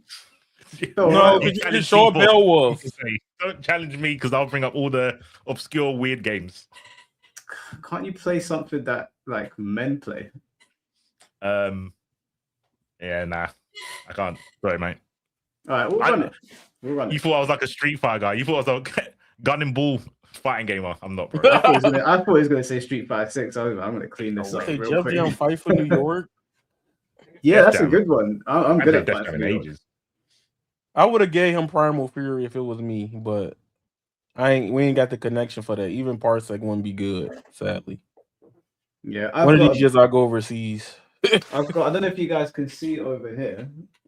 I've got a bunch of like PS2 games that I've got loads of obscure 2D fighting games as well. We could play Spectral vs Generations. Stop. I've heard about that game. I don't think I played it though. Why do you like that shit so much? Orochimaru is sick in that game, man. All right, we'll run that bet. Yaya, do you want to give one of your takes? All right. This one I kind of believe, and I'm not gonna lie, I'm gonna use y'all to fix this one out, but I'm strong on it right now. Y'all ready? I'm ready. Everybody's bitching about it last week. I think in modern day standards, battle passes actually help fighting games, and I think it's good for Strive. If you're not one of those people that are actively involved in FGC spaces, like training, practicing every day, going to tournaments, doing commentary, the battle passes are really good if done right for player retention. The only reason a lot of people hate battle passes currently is because Tekken's does it very poorly. But with 2SKO, Rivals, and I believe what so far they're showing in Strive, just gives the players more stuff to do, reason to turn the game on, and grind it out. Okay, before I give pushback on that, can you tell me what a good battle pass is versus a bad one? A bad one is Tekken 8s. No, but can you actually describe it? But what does it take for a battle pass to actually be good? Well, the battle pass has to equal the value of the price that you pay for it or even give out a lot more. Honestly, a good battle pass outside of fighting games will arguably be Fortnite. Fortnite battle passes, you pay $9 and you end up each season getting almost up to, if you priced it proportional to what it would be in the store, up to $50 or $100 of additional content just for $9. A good example of battle pass, I would give. What is the content though? Like skins, extra colors and alternative outfits, sounds, like nostalgic sounds, even custom art for the header if the game showcases that, and even cosmetics. So my question is, because I don't really partake in battle passes. The only game that I will buy a battle pass in, it's not really even a battle pass, is in Helldivers, because theirs don't disappear. So if I want to go back and get an old war bond and then start unlocking their guns, which I think the value for money is very high because they give you loads of weapons, loads of customization, and it's only like £9. And I can go back and do that whenever I want. And I'm not tied into something. With these battle passes, if I don't buy it when they release it, is there a certain period of time where it just disappears? So it depends on the game. Fortnite's problem is you can't go back and play those battle passes. If you didn't play that season, it's gone. They don't give you a chance to do that. Marvel Rivals does that, and we don't know right now for sure if Strive is gonna do it. However, when they reveal Strive 2.0, they're doing a lot of good things for the game because they're adding outfits and little cosmetic pieces to it. based on it and giving out other things for the game that people do interact with, right? I think a battle pass is really only horrible when the content that's in it is not usable or you don't use that shit at all. Mhm. But I do think I think it's really good. And I know everybody hates on the game, but but two SKOs is actually pretty good because if you look at two SKOs, you have like 5 to 6 skins and 3 colors per pass. You have new avatar items, so you get free avatar items for the season tailored to it for your own avatar character that you're gonna see every time you turn the game on, regardless or not. Even if you went to training mode, you will see your character first. Um, and I think with battle passes, like I know a lot of people feel like it's a FOMO pass and stuff like that. Usually because it could be a gimmick for that. But if you're not a person that's not actively into the more hardcore aspects of the FGC, it makes people turn the game on every day. And one reason I say this, I've been feeling like this since Multiverses. I have friends that hate fighting games, but they play Multiverses every day because they want to get to the end to get the skin and the new banner and things like that. And that helped them get on the game away. And now one of my friends that hate fighting games, his main game that he plays right now is Soul Calibur. He found about Soul Calibur and he plays Uni now. So it was a gateway to keep him on the game enough for retention's sake to keep playing it. Okay. Well, if they did battle passes like they do them in Helldivers, I don't think I would be so against it. I don't think I would be against battle passes because I feel I can get an actual value for money. My problem is that the very notion of a battle pass gives these companies ways to prey on the unsuspecting. And I think when they have gateways to do that, they're more often than not going to take it. So you're right in saying that there's a good way to do them. There is, because the Helldivers proved it. But how many companies, realistically speaking, because if we go down the other route, it's just idealistic. Realistically speaking, how many companies are actually going to use that method of monetization in a fair way? Well, that's the thing. That I can't amount for, but there have been some great ones that I have even within fighting games. Tekken's did it very cheaply and lazily. Like they gave us a 3D ball like in the middle of a pass. Like do I couldn't something. You believe know what I'm that. saying?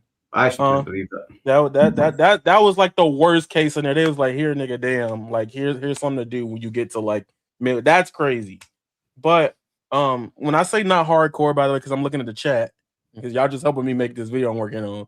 But Grand Blue is a really good example. Grand Blue is a really good example of that. 2SKO as well. And the thing about 2SKO though is 2SKO gives you way more ample time than the average battle pass, even though the season ends at a current point. Like this battle pass we have for 2SKO, we've had it since January, the first second week of January, versus it ending, I think, mid-April or early May. And that's a lot more time than the typical battle pass. And you get a lot of XP more than others, where they're not just trying to like finesse you, like, all right, I need you to get to the top and get to this. I think a lot of the times, like for people, one important thing for the people that do work, like work the 9 to 5s all the time, or just don't got time to play the game. You know what I'm saying? It happens. You got other shit coming out, etc. Yada yada. Like when Pragmata come out, some stuff gonna have to go on the back burner for like 3 to 4 days. I'm super excited for that game. And given a way to where you could come back and play like Marvel Rivals, I felt bad because I was so pissed at the game, right? The state of the game. I just didn't play it. And then I realized, God damn it, I didn't finish my last section of the battle pass. But at Marvel Rivals, it doesn't add the stress or the FOMO factor because you can always go back to it. Right. And that's Can you go something back? that needs to be I didn't know you important. could go back. Yeah, you could go back to any battle Oh. pass, even from the first season. You could just go back and finish it. I actually think that's bad. I think the FOMO is what keeps people playing. I mean, I know that. I'm cool but because now I can go back and get my fucking Venomized Rocket Raccoon skin. I thought I missed it, but I can go back and get it now. Yes. I don't think using FOMO to keep people in the game is a good idea. It's not organic. And I think that the idea that you would use it's something that they cite in psychology, right? That they use to get people to do things like in a non-organic way. I don't think that's a good idea, especially when you've got kids playing, because I feel like it trains their minds to have to rush to do this thing. And it shouldn't be like that, especially on a video game. I I understand that it's ethically not cool, but I think it's organic. I think it's nature is FOMO. Because it gives think you about, like think about farms. Farming is Yeah. FOMO. You have to get the crops before winter comes, bro. That's FOMO. Yeah, but Fear of that's missing out on your for crops dying. yeah, but that's survival though. Like you have to do it, Yeah. otherwise you're gonna enter a no-win scenario. Whereas the FOMO in video games, you're missing out on artificial nothingness. Like it doesn't really matter. It just makes you feel like it matters. And I think when you do that to the human psyche, it has knock-on effects in other areas of your life. You know, like Be strong mentally. that can lead to gambling, like actual gambling. You know, when I went to Australia, bro, I'd never seen gambling like that in my life. I think gambling's different. That's an addiction. That's not FOMO. But I think the FOMO thing can be a gateway to it. Well, because if you go, so when I went to Australia, they've got these machines. They probably have them here in the UK as well. I've just never seen them, where you sit around loads of these machines and like you press this button and the slots come down and you press it again to stop it. And if you get a certain amount of slots, it enters you into this thing where you could potentially win 15K. And I could see how they get you, because there's loads of these machines everywhere. You don't know which machine is going to pump out at 15K. Right. So yeah. Me and my boy sat on one, and we both got to the 15K thing. And I was like, oh my God, I'm going to win 15K. And I was one like button press away from getting it. But that's how they get you. It's like the game knows. It's like, okay, we'll make him think. But then if you go and the other machine is also giving 15K away, one of the machines is going to give it. So someone gets off of a machine and you're like, oh, they were on that machine for a long time. Maybe I should go and sit on that machine. And they're also thinking, oh, and that's how they get you. And then as you move further into the casino, it's just getting worse and worse and worse. And I was like, I could see how people waste their money here. Yeah, Well, I used to go in Ladbrokes, bro. I know about like gambling, but maybe you can say it's a gateway, but with gambling there is like probability and stuff. Like you said, you watch someone play a machine for an hour and go, they didn't win. It's gonna cough up some money, so I'll go on there. But you don't know. You don't know if it paid out just before that person got on. So it's like probability there. I don't think FOMO is that deep. I don't think. No, I think so. So my stance on this is that like it's a double-edged sword, and it's like the lesser of two evils, if anything. If you want to look at it that way, because a lot of players, they look at fighting games and they be like, "Why am I playing this? What's the content?" Versus me, I can sit there and go, "I'm just trying to get better at the game and have a better understanding." That's just usually my whole thing with fighting games. But when you have the battle pass element, and also I used to be a gacha game player, so and this is why because I know Chad's gonna say something. Gacha's way different to FOMO. Yes, Gacha is random. That's more like gambling. Yeah, that's more gambling than I'd rather have the FOMO than straight gambling. But couldn't these things be a gateway into gacha? What? I know you're saying that the fear of missing out thing doesn't really apply to my example of the Australian casino that I was in. But one thing I realized, I actually felt it. Like my friend was on a machine. He won $750. And we were all like, damn, he just walked in here and won 750. And we were thinking that if he can win, we must be able to win. But I knew, I was like, this is how they get you. Like he's won, but then they're going to make their money back because there's 10 of us and we're all thinking, oh, let's just go put £10 in. That's how they get you. So I feel like the fear of missing out factor, it's probably more downplayed in those areas, but it's still an underlying factor. And things like battle passes, it might seem minor, but I feel like it is a gateway into ending up in those casinos broke and wondering how you got there. Well, here's the thing about the battle pass versus gambling in the casino, or just gambling with gacha elements anyway. With a battle pass, they usually range depending on the game. Some games have different tiers of battle passes. I know Apex, 2X even has a different tier of it. And many other games have different tiers with it as well, like a normal or a premium. They usually range anywhere from just a single allotted time of $9 to maybe $20. And I'm lowballing it here for the sake of the conversation. Versus gacha games, if you don't have anything or haven't farmed the game or got everything in it, sometimes it's still even hard. There's people that spend up to $300 on a maybe of getting that character they want, right? And in that way, when you have the battle pass, like you don't have to buy it. You get what I'm saying? And even then, you can usually see all of the content in a battle pass when they drop them in video games. Like you can scroll through, be like, damn, I want that. And that way, you know what you're paying for the same way you bought the video game. You get what I'm saying? And at that point, as the player, you can then decide, how can I allot my time to get to this? Or find ways online. A lot of players are going to do this. Find ways online to exploit the battle pass if you don't want to play it normally. Like, for example, I'm gonna give something away. Hopefully they see this. I don't even like it in 2X, but people do it. So in 2SKO, people are fighting each other in the lobbies, right? You invite your homie, you're in the lobby, then you go to the cab, right? And what you do is you disconnect, you go together, and they said they're fine with it because they want people to just get the content if they feel like they just don't want to do it by themselves. And now you just fight your homie or the person you labbing with, and you complete your battle pass in the lobby because you're grinding, getting points for it, versus in the room where you get a little, right? And I think in a way, a company letting players do that type of thing and not just taking it out the game, they know of it. But I think that's just a way to let people know, for the people that are not competitive players or not caring about getting better or the progression of things, they have a reason to turn the game on every day, especially that side of the community of people. We just had this whole talk about fighting games as a product. It gives you something to turn the game on, especially if the content is good in each pass. So, on top of what Yaya said, if battle passes didn't show you what was in the battle pass, I would say it's more like gambling. That is gacha. But the fact that you know what you're getting, and it's normally at a lower price, because you'll get in Rivals, you'll get 4 skins. And the skin, I mean, they don't sell skins, but if you think about skins sold in other games, say they're like £5 and the battle pass is 10 and you get more than 2 skins, your quid's up because you get stuff in the middle of that. So, but yeah, if they didn't show you what was in the battle pass, I would agree with Mike. But I think you could say it's a gateway and a slippery slope, but then everything's a slippery slope at that point. I think they're so far different. Personally. Yeah.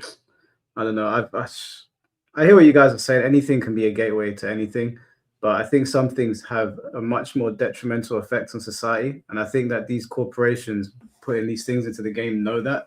They know how to prey on people. I don't think it's a thing where they're like, oh, let's just put this thing in there. I think they sit around and they talk about how can we psychologically manipulate these dummies into buying our stuff.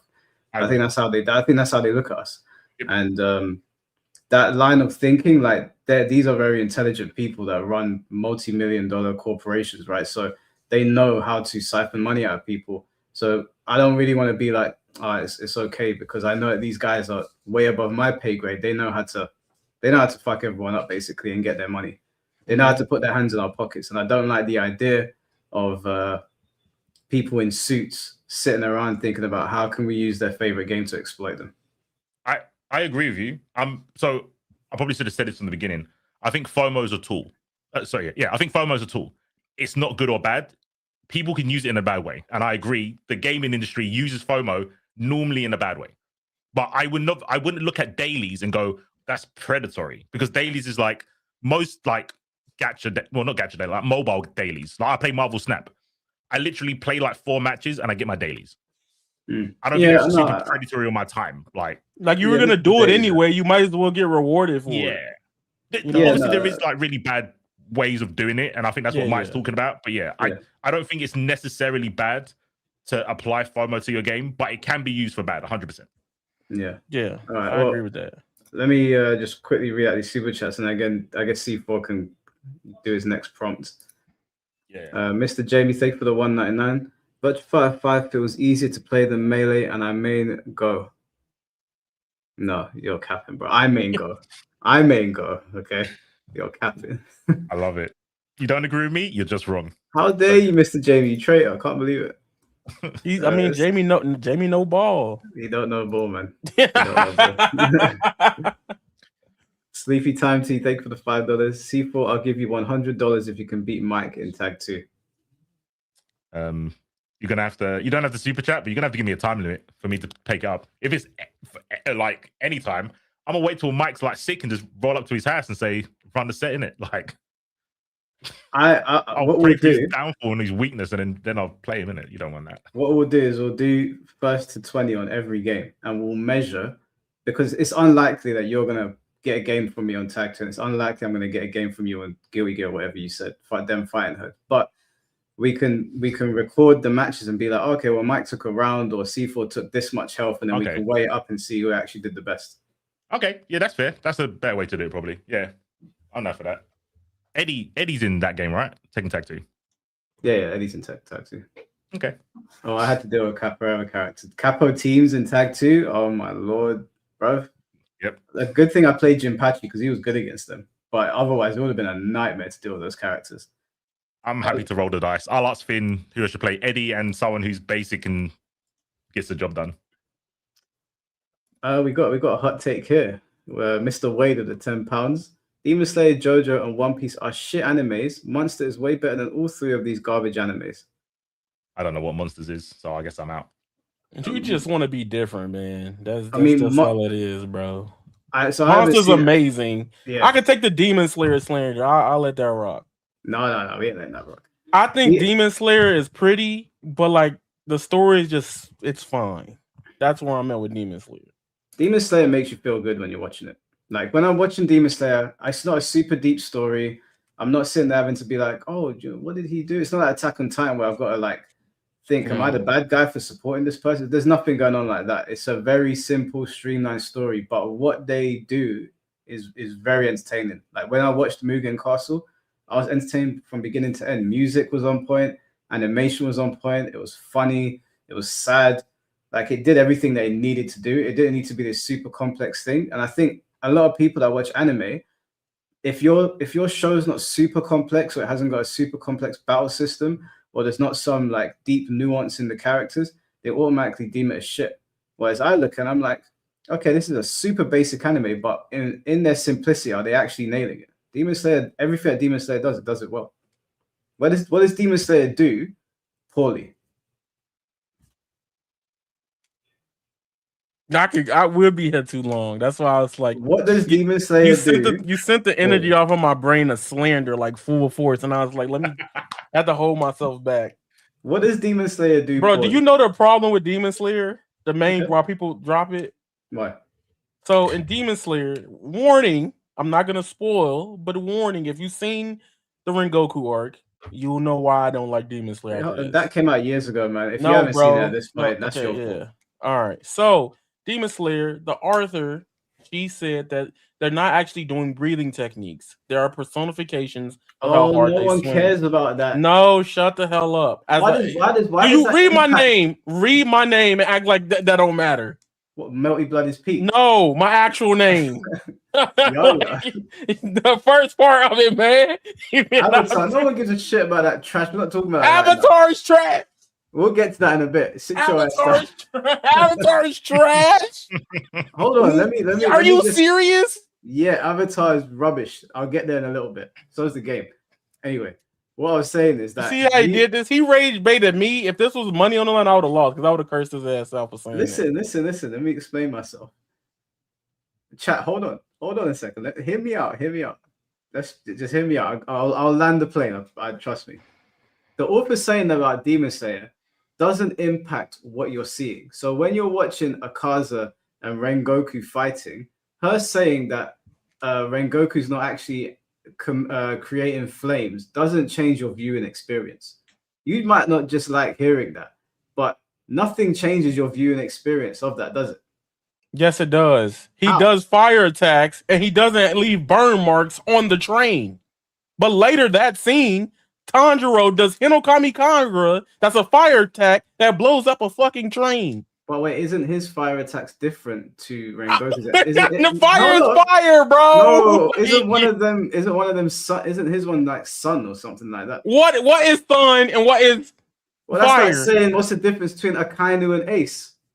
Oh my gosh. You still gonna see fire marks regardless of what they do. But you don't get that in Demon Slayer. They're different kinds. Akainu and Ace are not. They ain't got the same power, right? But if Akainu punches you, there's gonna be fire everywhere. And if Ace attacks you, there's gonna be burn marks and skin marks everywhere. Exactly, but they're not the same kinds of power, right? They're two different types. That's what I'm saying. This man Rengoku.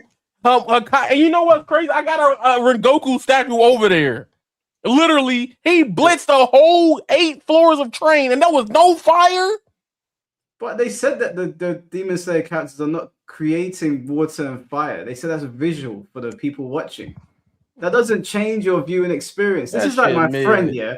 My friend played Arkham Asylum, and he said to me, I can't break the TVs, Mike. It's a crap game. I'm Batman. I can't break the TVs. Okay, I was like, are you fucking serious, bro? It doesn't change. No, that's stupid. That's like...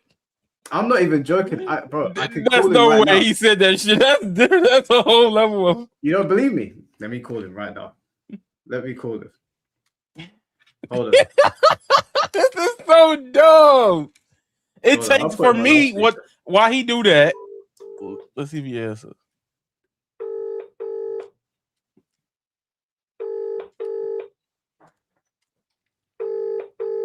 Oh my god. He might put his kid to bed. I'll tell him to call me back. I promise you, he said this. And he stands by it to this day. He will not play Arkham Asylum because when he throws a batarang at the TV, it doesn't break. I kind of rate that's what he's you about- sound like right now. That That's means not it's the same about thing. being immersive. He wants to be immersed in the game, innit? Yes, I want to be immersed. It takes the immersion out. It's just pretty ore farming. That's all it is. Arkham Asylum is still an excellent game, is it not? Okay, Arkham Asylum is peak, and somebody in the chat said that's the worst one. I will fight that, and no, Wow. it's not. That's not the worst. The worst one is Night. Thank you very Yes. much. Yes. Okay. Yes. He said, "Yo, just dealing with something at the moment. Just call me back when you can." Oh, bro, you feel I'm lying? I'm telling you, people do these things all the time. I tell No, people. also a Demon Slayer, right? One thing that I hate about Demon Slayer, you have these masterclass, ufotable, beautiful animation fights with the demons, and then he goes through the fight with the demons, and now we got to watch a whole 2-episode backstory on the demons to try to make me feel like I'm supposed to reason with the demon that just washed half the people in that village. No, man, I don't want to hear that shit every time. But hold on a second. The demon that they're telling you to reason or understand at the very least, they were human ones and they went down a dark path. They're not saying, I can understand you if you saw Akaza's backstory and you're like, yeah, no, but you still killed bare people. I can't forgive you. Hold on, he's calling me back. Yo, Sergio. You're on stream right now. I just want you to confirm something to one of my mates because he doesn't believe me. What was the reason that you didn't like Arkham Asylum? Arkham Asylum? Yeah. Oh, I don't remember, you know. Think about it. You couldn't throw something at what? Oh, yeah, you could have put back right the TV, man. I told you it's real. He's being dead What? serious. I played one of them, though. I played one of them recently. Still fucking hate it. Like, from a fucking TV. What sort of shit is that? You can throw a TV and play one games. There's like 400 people watching right now going, no fucking way. Over some TVs. The fucking high-end Batman game. Oh, it's so sick. You can't even destroy a TV. I'm fucking Batman, bro. Cool, I'm gonna destroy a TV while I'm Batman. What's your opinion on Demon Slayer, Sir John? Just out of curiosity. You know, Demon Slayer is good. It's good, but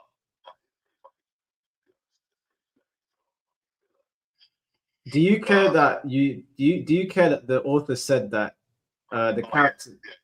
Yeah, it's away from it. I'm not gonna lie.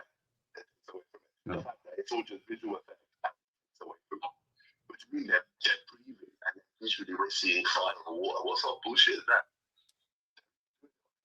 They're in a world full of demons, but the fire is visual. What the fuck does that mean? So are the demons real? All right, last question. What do you think of Avatar, the cartoon? Oh, no, Avatar's sick. Sick or shit? No, sick. Avatar's sick. Oh, okay, all right. You know, horror gets a lot. Horror. Yeah. Okay, you kind of. He's just not coaching. Mike just He not can't hear. coaching. I am cultured. All right, Sergio, I'll call you back later, bro. So, I told you, he wasn't joking. So, I've played games with that guy before, and he does the smallest thing. He's like, return it, take it back. I don't want to play it. But like, okay, regardless, what my Demon Slayer take, like that took me out from it because I don't mind you. I got a Tanjiro. I got all the fucking kimonos. Okay, don't get it twisted. I still like Demon Slayer for the pure fact that the character relationships between like Tanjiro and Nosuke, Nezuko, and the Hashira are pretty cool. I like seeing that. But I do have my gripes with that because it took me out of my immersion of it as being an Avatar fan. So for me, it kind of like sucks. And when I separate it and you read it and watch it, a lot of fights is like, damn, that shit really ain't hype. It's like watching a movie without VFX and then know how it is. It just feels very weird for me. However, I do think it's like to me, Demon Slayer is like a 6.5 out of 10. But the animation and peak moments are fucking gods. Like the last movie, I went, damn, I can't wait to go home to play Demon Slayer 2. Because I like Akaza now. I didn't like Akaza at first. All right, so everyone's like saying, "Oh, why do you hate Avatar?" I'm like, blah blah blah. I've never watched Avatar. I just say it to trigger Yaya. His name's Avatar. I told you guys before. I watched a few of the first episodes, and I was like, I don't see what the big deal is. But I'm willing to concede that I needed to watch more. I just haven't watched it before, and all the clips that I've seen, it hasn't made me go, "Oh, I really want to watch this." So yeah, it's rage. I was just rage baiting Yaya, and it worked. Works every time. The thing is, Yaya already knows that I've not seen it, and he still takes. I keep forgetting it. It's like weird to hear somebody say they not watched Avatar. Like that's why all my boys watched it. I just never got into it. Yeah. All right. Well, did another? Oh, it did. Damn. Mr. Jamie, fake for the 199. Damn, I get called out by Shin and Hollow in 1 week. Yeah, you stabbed us both in the back, bro. Should have taken my side.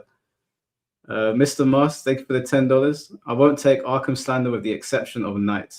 You know what? I still like Knight. I still think Knight is a good game. It's just the bar was so high with Asylum and City that when Knight came out, I was a bit like, oh, okay, we've gone back a little bit. But it wasn't a terrible game.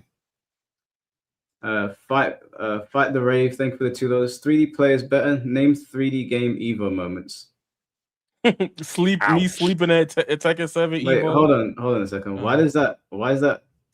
If 2D games have got more hype moments, what's that got to do with being a better player? I could concede that you've got more hype moments. I could concede that. But what's that got to do with being better players? I don't know. I mean, sounds like a dodge of the question, but sure. Yes, it is a dodge. No, I can 3D players better. That has nothing to do with this part. So I can concede that you've got more Evo moments or more notable Evo moments than 3D players. But this part of the question, 3D players better, has nothing to do with the second part. Is all I'm saying. No, you're right. Mr. Moss, thank you for the $5. Batman Arkham Knight is a watered down version of the Under the Red Hood story. Yeah. Yeah, it was. Yeah, it went downhill after a while, but I still don't think they're terrible games. All right, T4, it's your turn, and then I've got two somewhat triggering prompts. What was your turn? No, I did. Wait, was it my turn? What have you already done? Last one was the super chat. Yeah, but we never did your one, did we? How many have you done? I think I've done one, archetype right? One. Oh no, you're right. Yeah, I've only done one. All right, this one I'm gonna do. I believe it, but I know I can't win it in an argument. Hold on, let me get my camera back on. So it's just gonna be bad now, but I do believe it. Marvel. Actually, no, fuck it. I'm gonna do Marvel and DC is better than anime. Are you saying Marvel and DC comics, or are you saying in their entirety? Entirety. Didn't Demon Slayer outsell the entire comic book industry on its own? Okay, after school, Mike. What is that? How we determine what's better now? It's just my. Oh, that was deep, bro. Called me off. I didn't appreciate that. I had to pause for a second. Yeah, that hurt. That was out of pocket. My bad. The only reason I'm pointing that out is I think the reason that it outsold Marvel and DC is because their quality had gone down so dramatically over the years. So I could probably grant you that historically Marvel and DC have been putting up pretty high tier stuff, but I would say in the last 5 to 6 years, the quality has not been there. And that goes for the movies as well. The only movies that I'll grant you is the cartoons. The cartoons are actually still very high quality. But in more recent time, anime has definitely put out better content than Marvel and DC. I think if you have the timeline, I can agree with what you're saying about the anime right now, but that's like a blip on the whole timeline. I think Marvel and DC, even when DC's films were flopping, their motion picture films were flopping, their animated films were gassed. Yeah, Flashpoint was fucking godlike when that dropped. So the animations have always been on point, and they're more generational, I would say, because you've got stuff like Teen Titans. Teen Titans, that's like a cult classic. Everyone's seen Teen Titans. Like, if you haven't, you didn't have a childhood, unfortunately. And that's just DC. And I'm not even a DC guy. I'm more of a Marvel guy. Before the cinematic universe, there was a point where the comics kind of fell.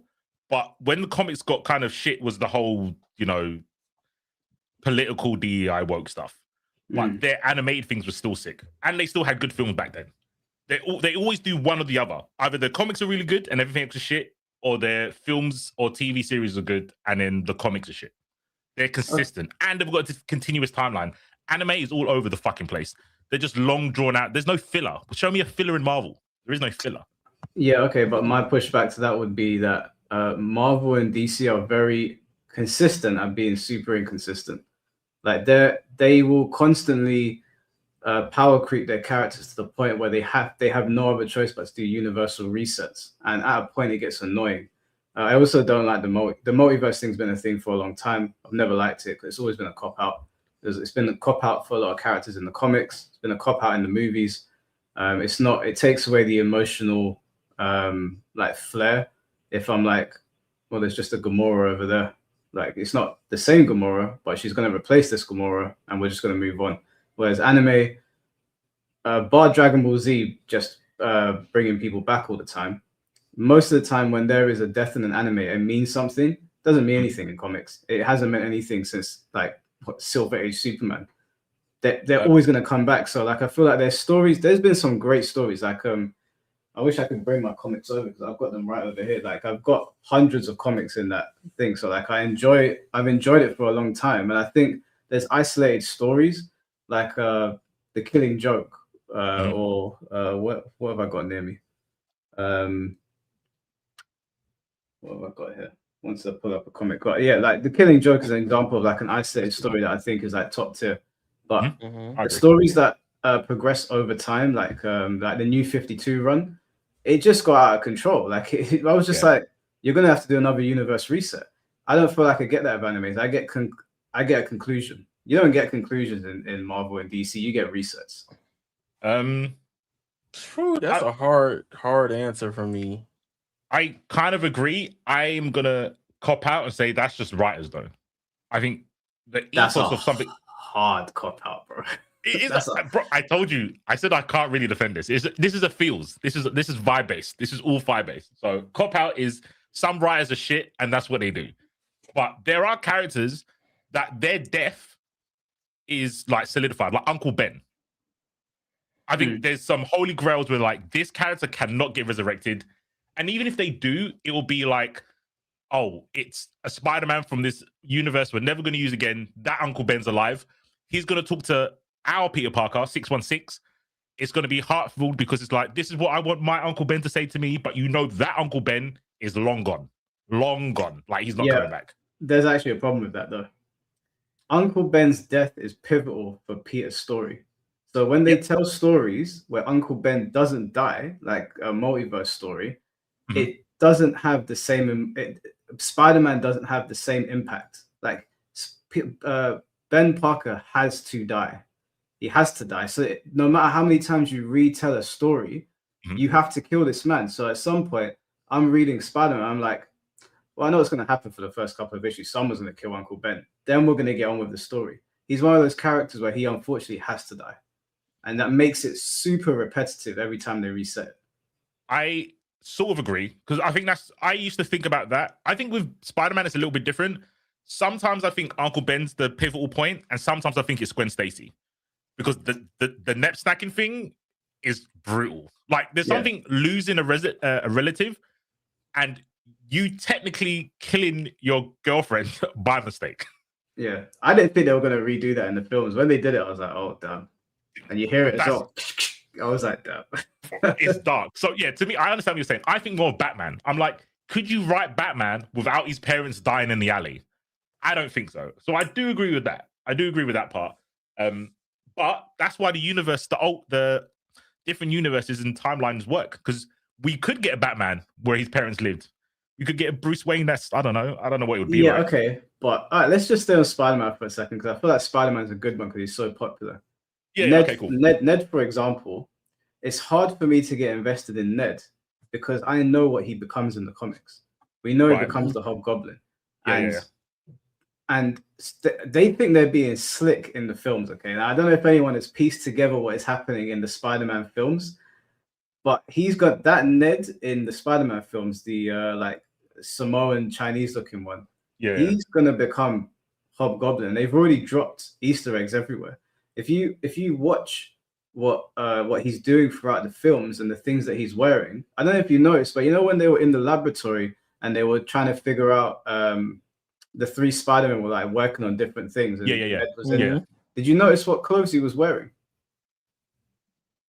I can't remember.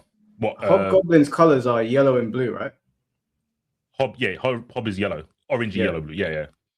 He's got a yellow and blue jacket on, and there's a lot of scenes where you just see yellow and blue, yellow and blue, yellow and blue, and he makes like little comments like, "Oh, you know, I'd never do anything like that to you, Peter. I'm not a villain or whatever." He makes these little comments, and the problem with that for people like me and you is that I've read the comics. So when I go into a film like the Spider-Man trailer that I watched, I've read Man Spider, so I know what's going to happen now. Crazy spoiler, by the way, but cool. I already knew. This trailer's got like 10 million views. Like, all right. To be fair, most people probably haven't read that comic anyway. Yeah, but when I saw the trailer, I was like, okay, I'm very excited to see this because the comic is really good, and one of the variations of Man Spider's pretty horrifying. So I'm wondering to myself, how are they gonna do this? But ultimately, I know I've read Man Spider, so in 50 years from now, when we get a new Spider-Man or the Spider-Man after that, and they decide, let's do the Man Spider story, I know what's going to happen. Whereas with anime, as long as I haven't read the manga, like Dragon Ball Super, for example, is coming back. If I haven't read the manga, I don't know what's going to happen. There's nothing that's like, and I haven't read the Steel Ball run, JoJo's, and I haven't read the manga for it. So I don't know what's going to happen. But with Marvel, I know what's going to happen in a lot of stories. I know that when they do, what's it called? Secret Wars, or whatever the thing was called, where Doctor Doom became the God Emperor. I know what's going to happen. I know whose spine's going to get ripped out. I know who's going to get trampled. They might know. I know whose spine's going to get ripped out. I know who he's going to trample over. I know who he's going to make a bitch. I know what Thanos did to Ghost Rider. I know all these things already, and they're going to do it in the film, and I'm going to enjoy watching it. But I'm also going to be like, but I knew this was coming. You do say that, and I used to think that when they did Civil War, I was telling everyone, it's like, look, the film is not going to be better than the comics because the comics nailed Civil War. Like back then, Civil War was a novel idea. Like we never thought Iron Man and Cap would be at each other's necks until they did Civil War. We just couldn't comprehend it as like a comic book reader. They do Civil War the comics, and I think the film came out like a couple of years afterwards. And I was like, they've just did motion picture of this comic I read years ago. Yeah. But they did put a spin on it because Bucky didn't really have involvement in the Civil War in the comics, but he was kind of pivotal. You know what they kind of do? Actually, to go back, they kind of blend two stories in one. So that was Civil War and kind of Original Sin, because Original Sin was doing retroactive stories. Like the reason the bomb blew up and turned Bruce Banner into the Hulk was because of Tony Stark's dad. Yeah. They added that in Original Sin. That was never like canon. So I feel they added the element of Original Sin to the Civil War story. So even though I'm watching it going, I know what's going to happen. Cap's going to say, I don't want to sign this fucking form, blah, blah, blah, blah, blah. But then it does a little pivot to another story. So I do agree with you, but I think that's kind of cool, thinking you know everything, but you only know like 50% of it. So my problem with Civil War is that the Civil War comic is a pretty grand comic, right? Yeah. And correct me if I'm wrong, it's been a long time since I read it, but the X-Men were involved in the Civil War. And yeah, because they like launch not a nuclear attack, but like they launched missiles at Wolverine at one point. Yeah. So when I went to watch Civil War, I was like, they can't do this story because they ain't got the rights to the X-Men. So I know whatever I'm going into now is going to be a watered down version of what I'm seeing in the comics. But now it's created another problem, because if they do Civil War 2 and they do Iron Man versus Captain Marvel, yeah, I'm gonna be like, well, I read this. I know this stupid bitch is gonna do, without spoiling people, but I know exactly what she's gonna fucking do. I know what's gonna happen to the Hulk.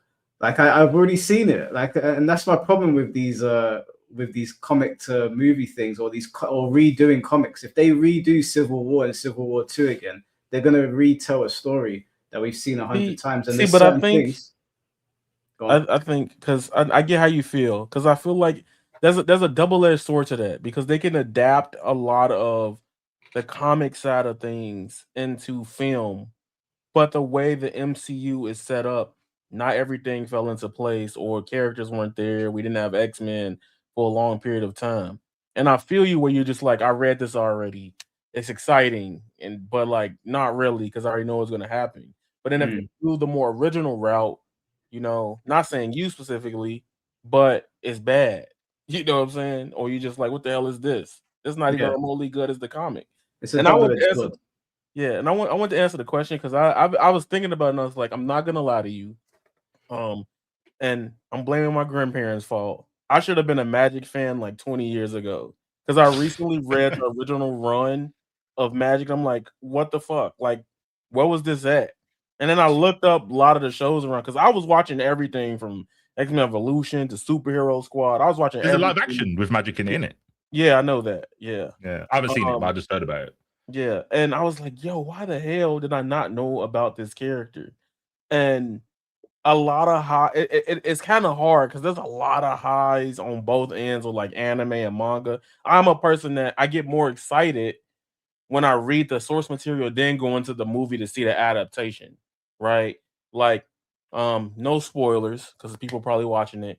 But today's JJK episode, before this started, I was almost crying. That's why you saw me probably sitting down before I came in, because I was like, I've been waiting on that for like 2.5, 3 years, bro. Like that episode today. I've only seen the first 2 episodes of the new season, so I need to catch up. You missing out. You would love this season because of the type of character you like. That's all I'm gonna say. But the first episode was fucking mad. It's like, I was like, how do you start a season? How do you top what we just saw? It ended today. So it ended. Yeah, so I think it's only 12 episodes this season. I didn't know today was the last episode. Okay. Yeah, bro, they created that generational meme in day one. The guy's like sticking his hair back and he's punching the guy in the face. I was laughing my head off when I saw that. But then he got bitched out I think I saw episode 3 when was it Maki? Yeah, with Maki, yeah. Bro, he was pillow punching her. Like he was and he would teleport and she wasn't moving and she just slapped her. I was like, damn. I don't know how you outdo yourself. Yeah, so I think there's 12 episodes for part 1 for this. Then the next season is the one that's gonna. I'm talking like, if they do it right, it might be as crazy as Goku Ultra Instinct. That is the next season is the one that's either you gonna like JJK or you're gonna think it's really fucking fire. That's a bold statement, bro. I'm not even lying, because like I've read it. I don't know if y'all read it.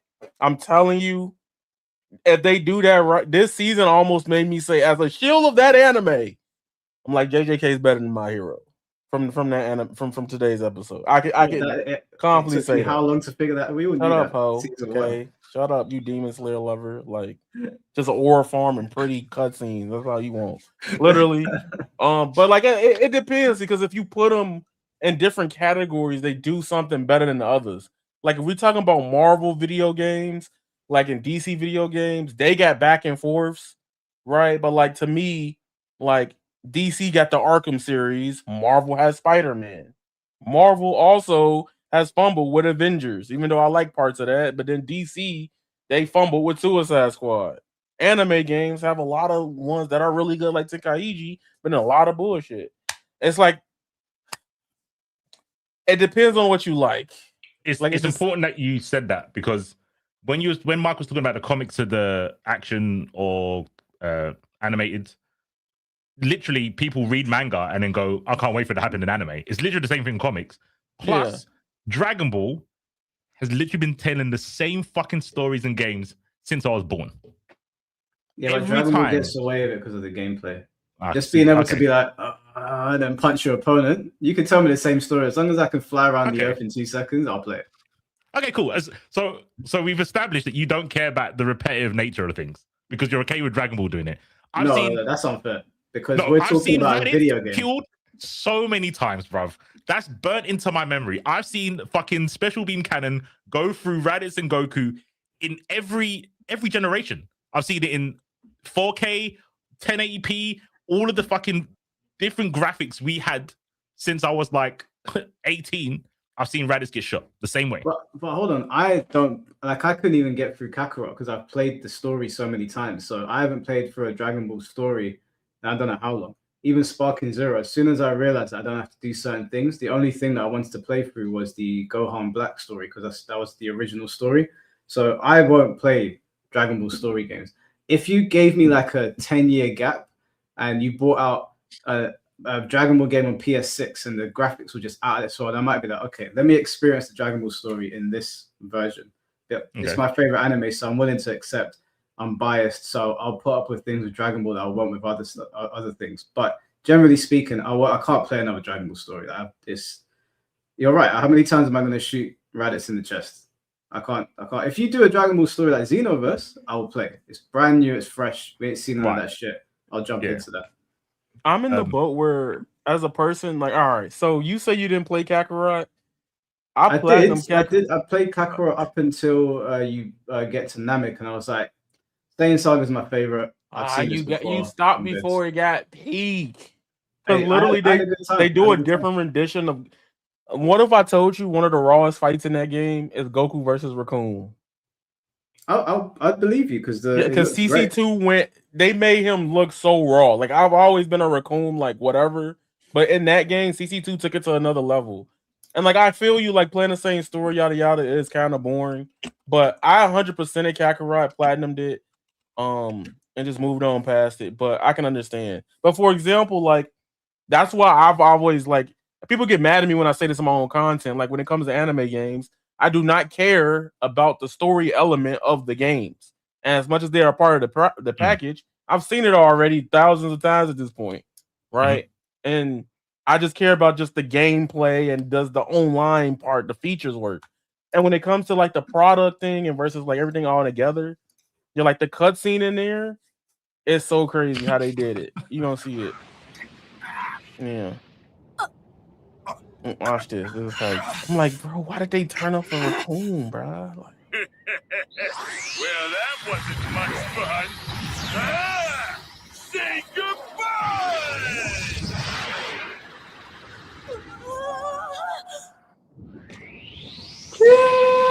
There's my goat.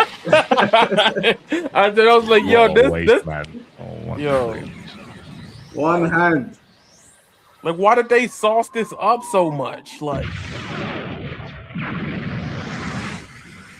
what the? Hey, who are you? No, I just realized, bro.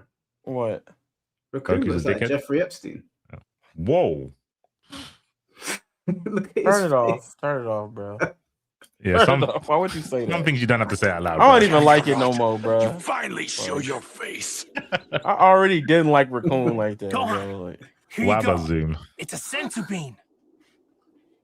Give some to the others too. I'm gonna fight these guys on my own. Huh, you wanna fight me? What's a puny little guy like you gonna do? There's no way you can beat me. And I think it's if you want to skip through the fight, go to the end of it. And then they make it to where like they did the fight different, where they have like moves that pop in and out the way. You gotta dodge them. All right, I think it's finally time to show you my best stuff. Raccoon Ultra Fighting! Look at the oral go. Look at that! Like, why did they turn up? There's some fighter shit. Like. Oh my lord.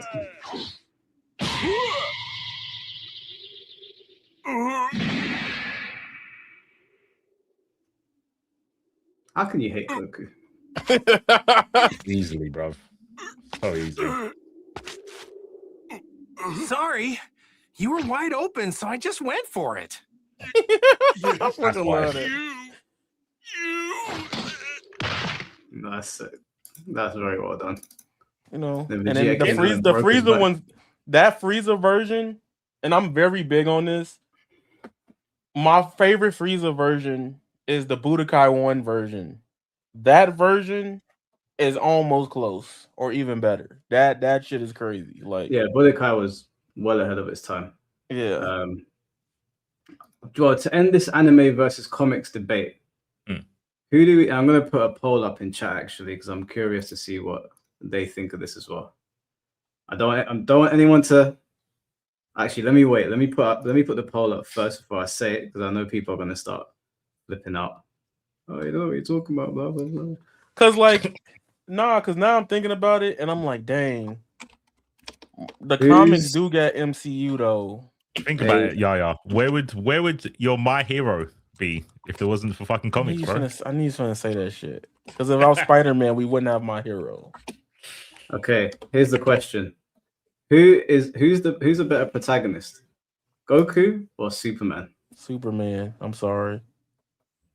I'm a Superman glazer, so like, I love both. Don't but like characters, but Superman has so much.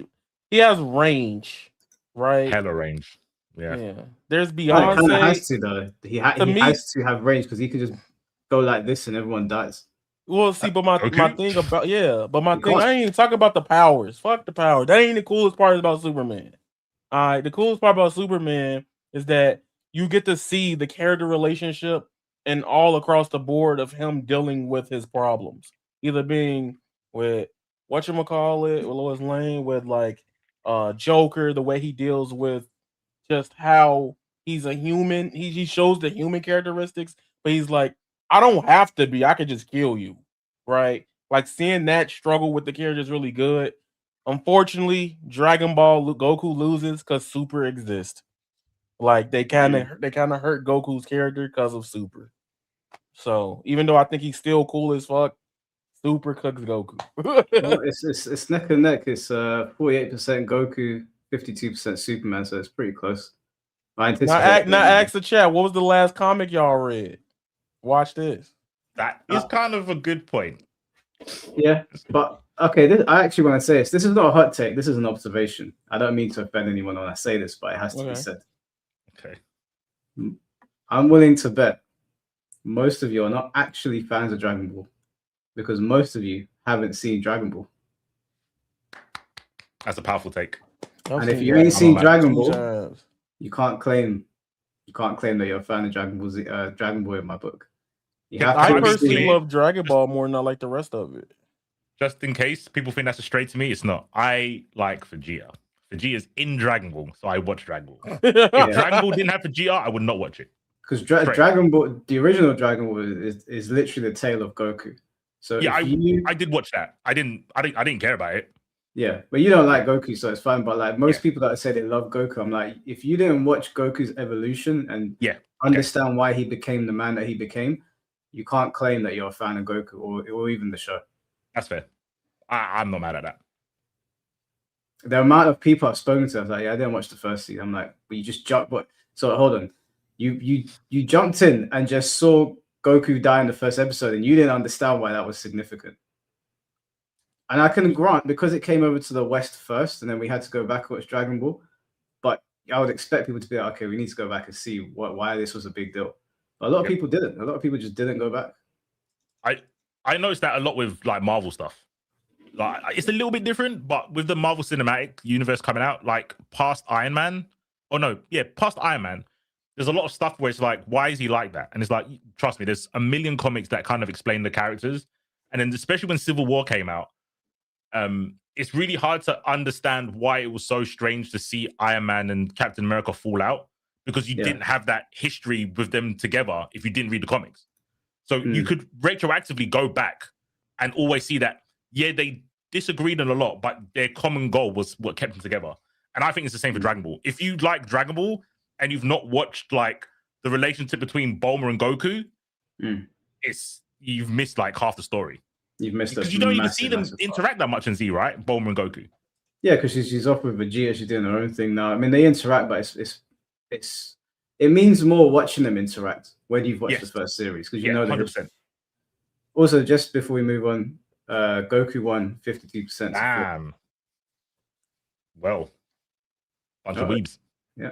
The chat's weebs, bro. Your intros are weebs. The intros are weeb intros. Like, I already knew it. Hold on. Hold on, 117 people voted, and it was 52 to 48. That's pretty close. He's close. That's pretty close. Yaya's more mad than I. I feel I I'm as am mad as because Yaya. I'm too much of a super. Like, you know, when they did the death battle with Superman versus Goku, and I watch people on Twitter like mad. I'm like, those people are stupid. Goku can't beat Superman. Like, if you think Goku can beat Superman, you've also not read any Superman stuff. Yeah, come, please. Well, I've got a hot take that I want to read out. Okay. But I'll just read these super chats quick. Mr. Jamie, thank you for the 199. I love Goku, Mark. I just hated Dragon Ball Super Goku. Well, I'm hoping that the remake they're doing actually fixes Goku's character, because I agree with you. They butchered his character in Dragon Ball yeah, they Super. could do that. Yeah, That's one of the things I'm that excited really for the hoping remake. Yeah, because everyone's like, "Oh, why are they remaking it?" I'm like, "There's a lot of things with Dragon Ball Super that they really got wrong." And If Goku's character was bad.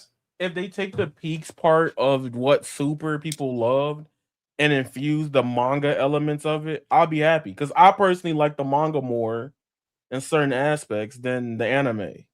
Like, Vegeta in the manga is fucking raw as hell. Yeah, like, he's doing shit. I'm like, Goku can't do that. Like, I literally was doing that the whole time reading. I'm like, I believe, because I heard that Toriyama wasn't a big fan of Vegeta. He was more of a Piccolo guy, and Piccolo was meant to be Margin Piccolo. It wasn't meant to be Margin Vegeta. And it makes sense because Toriyama kind of every time Vegeta got a little momentum, he kind of clipped his wings. But Toyotaro, if you read the manga, he clearly loves Vegeta. Vegeta gets so much, like, he gets W's, like, and when you're watching him fight, you're like, okay, like, the guy writing this is a Vegeta fan. Like, they made Vegeta gassed in the Dragon Ball Super manga. Okay. I didn't know that. It kind of makes sense. They did a lot of, like, character building with Piccolo. Like, even when Vegeta dropped, I think it felt like Vegeta was like a last minute, like, oh, it would be kind of be cool to have another Saiyan hanging around. But Piccolo was like built up from like the Demon King stuff. Yeah, no, definitely. Get Smo, thank you for the $2. I blame TFS for the Goku slander. Team 4-Star did the Lord's work, man. Sean Schemmel flipping out and then was a bit like, come on, man. I was like, relax, bro. I only found out about it like 2 months ago, about the whole thing, and I was like, bro. It was so petty. So petty. He chimped out hard. Is that racist to say because Goku's got a tail? Oh, shit, you're right. I shouldn't have said that. My bad. My bad saying. Literally turns into a monkey. Mr. Vast, thank you for the $2. Kingdom Come is my version of Superman. That's a good version. I don't know. I think Injustice is fucking peak, bro. Yeah, Injustice Superman is. I mean, I get flack all the time for saying that I like Injustice Superman. Really? Well, yeah, because listen, I think Injustice Superman was justified in his behavior. He might have stepped over the line. He stepped over the line. Obviously, there were times where you're like, okay, Clark, let's bring the temperature down a little bit. But I think you could understand. I mean, the Joker puts this plan together that has Superman not only kill his wife in the middle of outer space, kill his unborn baby, and then also blow up Metropolis. And you think I'm not going to lose my mind over that? You must be insane. Yeah, and no, that's just the first opener, thing. That's just the open. The first thing that Superman should have done after he killed Joker was kill Batman. It's Batman's fault. It's Batman's fault. There's phlegm all over the place, bro. You are spitting. Yes. Yes. At worst, you put Batman in the asylum. But I agree. Kill this fool, bro. Yeah. Kill him. How many times are you going to... Like, Joker doesn't even want to know Bruce's actual identity. He is having fun with this whole LARPing around as a supervillain thing. It's a big joke to him. He's going to keep killing people. He doesn't care. He's just wiped out Metropolis. He's killed the love of your life. He's killed your unborn baby. He's made you look like a bitch in front of the world. Like, you can never recover from this. And the person that has been letting him live time and time again, who could have killed him a long time ago, is Batman. So Batman is lucky that he didn't get a fist through his chest when Superman did it to Joker. He's lucky. Because if I was Superman, I would have spun his jaw. And on top of that, Superman knows how fucking crafty Batman is. Superman knows that Batman's got no qualms chucking fucking kryptonite in his mouth when he's sleeping. Batman would absolutely do that. Yeah. Everyone knows Batman would kill Superman. So I don't know why Superman's so like, I don't want to hurt my friend. Your friend is ready to kill you at a drop of a hat, my dudes. What? Yeah. You need to get better company. But Mike, you need to highlight what Chad said. So I want to see what Yaya says. Wait, what did Can you Chad see say? it? What do you say? No spoilers. I'll let. Saying you like Injustice Superman is saying you don't like Superman. I don't know if Yaya likes Injustice Superman. First, you might not like him. I think you can do Injustice Superman or Red Sun. Red Sun and Injustice Superman are kind of the same, kind of. A different origin story, but the same ending of Superman. Red Sun is Soviet Superman, right? Yeah. Yeah. I just love Superman. I'm not gonna lie to you. Let's address the elephant in the room because I know everyone's thinking it's cool for the fighting game, but if you're a Superman fan, fuck no. But like it's kind of like I didn't say he's my favorite Superman, but he's definitely he's one of the most interesting Supermans out of all of them. He's the one that I think I enjoyed reading the most in recent memory because I was like, okay, I get why Clark is crashing out like this. Like he's actually had enough. And if you were gonna make a man crash out over anything, killing his unborn baby by his own hand, because he imagined her as Doomsday, right? Yep, I think. Yeah, he used they used the fear toxins to make Superman hallucinate, and he thought that Lois was Doomsday. He imagined this shit. I want you guys to picture this: Cinema. The woman that you love, this woman that you love to death. You do anything for her, and basically you're a man that can do anything for her. And then you're building a life together, and you get tricked into thinking she's Doomsday. Imagine it from her POV. The love of her life has grabbed her by the neck and flown into outer space and punched her in half while she's pregnant. And then Superman now has to contend with the fact that he's just done that. I don't care what planet you're from or what god you are, that's going to mentally break you. And then her death triggered Metropolis blowing up because she had like a kill switch on her or something. So Joker has effectively taken everything from you. And whose fault is it?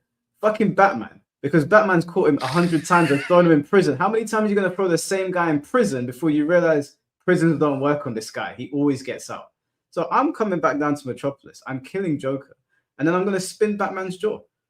I'm going to give him 2 seconds to give me a good enough reason to keep him alive. And he's not going to give me one because it's Batman. He's going to be stubborn. So you're going to die. I'm sorry. That's just not going to rock. And then I'm going to go to the world leaders and I'm going to say the same thing Superman said. Put down your nuclear bombs. I'm only going to tell you once. Everyone chill. Trump's going to start his shit. No, I ain't putting them up. Okay, bye. Not listening to this shit. I get why Superman did what he did. And fucking Billy knows that Superman's pissed. He knows he's pissed. Bro. He's there going blah, blah, blah, blah, blah. This man's just lost his wife.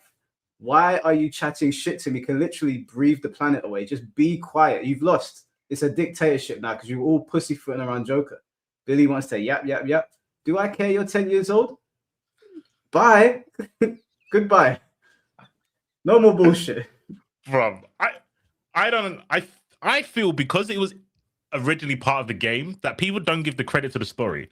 This is like the quintessential dilemma of like principles and practical. Because Batman's only working on principles. We shouldn't kill people. Superman just being practical. Yes, we should kill people that are killing people. Yeah. Like on a mass scale. I think it's fucking genius. And it also does the thing with Superman. If you have to be like literally AI or soulless to listen to what Mike said and not think Superman is reasonable for what Superman did. It might not be justified, but it's fucking reasonable. Yeah. Do you know 100% what? 100% reasonable. Everyone that's calling me an edgelord in chat or saying that I'm unreasonable here, what I want you to do is I want you to bring your wifeys, bring them over and let me repeat myself and then look at her and tell her that I'm being an edgelord. She's going to look at her and be like, wait, so if Joker got you to rip me in half, you wouldn't go down there and put hands on him, and then you're gonna go, well, you know, babe, maybe we shouldn't kill people. She's gonna say, go sleep on the couch, you little bitch. They're gonna do a tope, bruv. They're just gonna walk away. They're gonna do a tope and say, well, I don't want to chimp out, so you know, it is what it is. Oh no, we're past chimping out. I'm a soups out. It soups out immediately. If you make me kill my own wife and she's carrying my child, yeah, sorry, everyone better fall in line. It's gonna be peak for everybody and their dogs. Your dog bark at me in the wrong way, gone. Please. Even if you've not played Injustice, you have to watch you don't have to read the comic. Just watch the cutscenes of Injustice. That's enough. I know they did like an Injustice 2. It's kind of whatever. But the original Injustice story, yeah, peak cinema. They should make that film. I don't know what they're doing in Suicide Squad and shit. Just make the Injustice film. That's the problem though. Like, people only played the games, but the comics are brilliant. Yeah, sorry, the first comics. The second comics, Injustice 2, I think was kind of mid. But the first comic was really good. Really, really good. Yeah. I really like the story between Sinestro and Green Lantern, how that all played out. Yeah. I thought that was really cool. The Lantern Corps on its own, they can hold down the story. Lantern Corps stories are fucking godlike normally. I can't be trusted with superpowers. That's a lie. Yeah. You can on this Chad. Buddhist like for real. Like Chad, listen, Chad, you'll be okay. As long as you don't say something silly, you'll be fine. You just gotta sit there and do Virtua Fighter seminars, and I won't zap you into a billion pieces. No, I'm joking. Mahatma Gandhi the third, bruv. Chad is always on some peace bullshit, bruv. Some people just need to get clapped, man. Like, 100%. Joker crossed the line, man. I'm sorry, he crossed the line. Mr. Jamie, thank you for the 199. I love Goku's growth in Dragon Ball and Dragon Ball Z, but Dragon Ball Super messed him up. Yeah, no, I agree with you. I hope that the remake retcons it. T-Word, thank you for being a member for 22 months. Holy shit. Thank you very much. Almost 2 years. Soup's mentally weaker than King. The King Joke, Commish Gordon. Oh, the Killing Joke. Oh, I thought you misspoke. King Joke. I was like, what's King Joke? Yeah, Killing Joke. Yeah. Nah, he's not mentally weak, man. He's justified. Like Yagami, stand up, bro. It's just like Yagami energy. I love it. I'm a Light Yagami fan. I'm sorry, Wait, you're telling me? Hold on a second. Are people really saying that Light Yagami was not justified?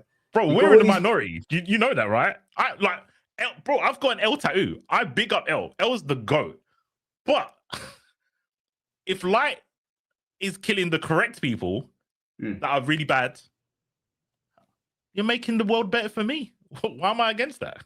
Yeah, like what I don't understand, right, is that there are genuine, like, in that universe, there are people that are doing genuinely disgusting things to people, like committing abhorrent crimes.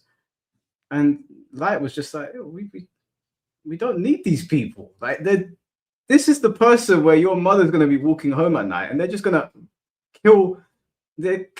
And what? They go to prison, they get 10 years, and then they're out again. Get out of here, man. Yeah, you don't have to be Batman, bro. I would like my parents to survive. You know what I mean? Like, yeah. Do you know what? If anyone calls in today and you disagree with what I'm saying, I want you to bring your girlfriend on camera. And I'm going to say it in front of her. I'm going to say it in front of her, and then I want to see the look on your face when you say to me, no, I wouldn't do that. Killing's wrong, babe. Ain't no one going to do that. Mr. JV, thank you for the $5. Relating to Injustice Superman, he doesn't kill Batman because he sees Bruce like a sworn brother, so I can kind of understand it in a way. Yeah, I understand why he held back as well. I 100% understand why he held back, but I was just saying if it was me, his jaw that got spun. Anti-Monitor, thank you for 21 months. Damn, 2 years was almost as well. Appreciate it, man. Mike just won me over. Hell, I'm telling you, man. If you ain't played Injustice 1, play it. You'll understand from my point of view. Okay? Hold on, Chad, do you think that's... Okay, let me ask you a question. I forget Superman. You've seen Dragon Ball Z, because you were in my Dragon Ball video, so I know you've seen it.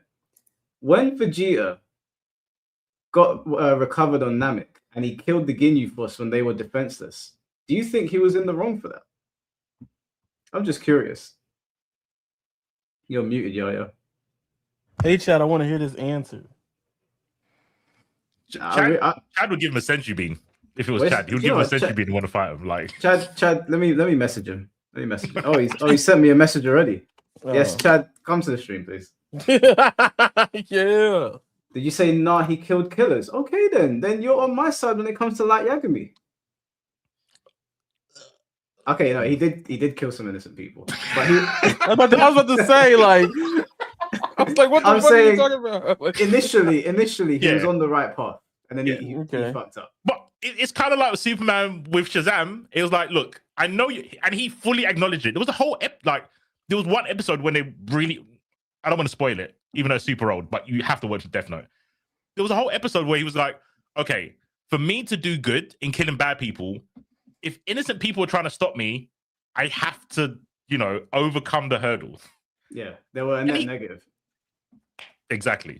He didn't want to kill the innocent people, but I was like, you're kind of stopping, global domination. Yeah, he started on the right path. When I watched it, I was like, yeah, you're doing the right thing. Like, jails won't be overpopulated now. People can walk home safely. But then, obviously, absolute power corrupts absolutely, and he fucked up. He was only young as well. It was like in high school? It was like 16 or something. Yeah. The good ending would have been is if L got the Death Note. He wouldn't have used it. I think so. I've had this conversation. I think he would not want to use it. I think he would use it every now and again. I think he would. Let me ask you then. Yeah, maybe this is the take that might get me completely fried. Okay. I think that Eren Yeager did the best that he could. I haven't watched Attack on Titan. Wait, Yaya, you have, right? I have. I've seen it 4 times. Okay, so I want to yell at you right now. I just want you to know that. Why? Is that a bad take, Yaya? It's pretty bad. Well, okay, all right, let me ask you this, Yaya. Disgusted, bro. Let me ask you this, yeah. You're saying that he didn't do the best that he could. You're saying that there was something that he could have done better. Yes. What? The way he went out like a pussy. What do you mean he went out like a pussy? How? Explain. Oh my God. It's not a spoiler for me. Talk about it. Talk. I'm never going to watch it anyway, so you just talk about it. It's been years. Everyone's seen this happen. Somebody asked in the chat, Yaya, do you have anyone you love? Like, wow. Fucking damn. I ain't gonna lie.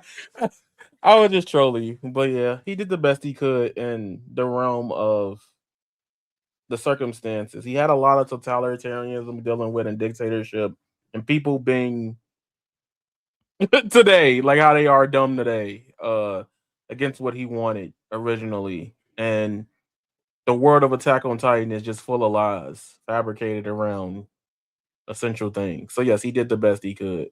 I just don't like the fucking ending. That's why I was disgusted. People forget that Eren was just a kid. Even when he died, he was a young teenager. Like the hand that he was dealt was such a harsh hand that I don't know how anyone even our age would be able to comprehend what was going on. So when people are like, oh, he should have done this, should have done that, I swear he saw multiple realities and they kept on going the same way. Is that not what happened? Yeah, like he did the best he could. I don't know what else people would have wanted him to do. No one here could have done that. Could have come up with a better solution, right? I think, again, I've not watched it, but I tried to comprehend if I saw even one other universe of my life or how civilization came out. That alone would make my fucking mind just collapse in on itself, bro. And at that age, yeah, I think it was way too much to put on his shoulders. Same with Light. I think the Death Note was just too much for him. Yeah. And Ryuk did not help. He was a fucking troll. Oh yeah, Ryuk was. He was there for the vibes. If you want to be mad at Light, you want to be more mad at Ryuk, bro. He did not help out the boy. Well. You can't trust Mike. You can't trust Mike with powers, bro. You can't trust Mike with power. I would listen. First of all, I love all of you guys. You guys are fuck. I love this whole conversation. I've been smiling the whole time. And the one thing I've learned, Yaya, maybe we could trust his powers. If Yaya gets the X gene, he's an X-Man for sure. Mike, I've seen this story. You start with the X-Men, and then Magneto starts yapping in your ear, like, "Hey, look, these purifiers, like, you know." Wait, hold on. Are we against Magneto? No, was it? yes, we're against Magneto. What are you talking Magneto about? was right. He was right. Oh no. Oh, wait. No. This is the purifiers.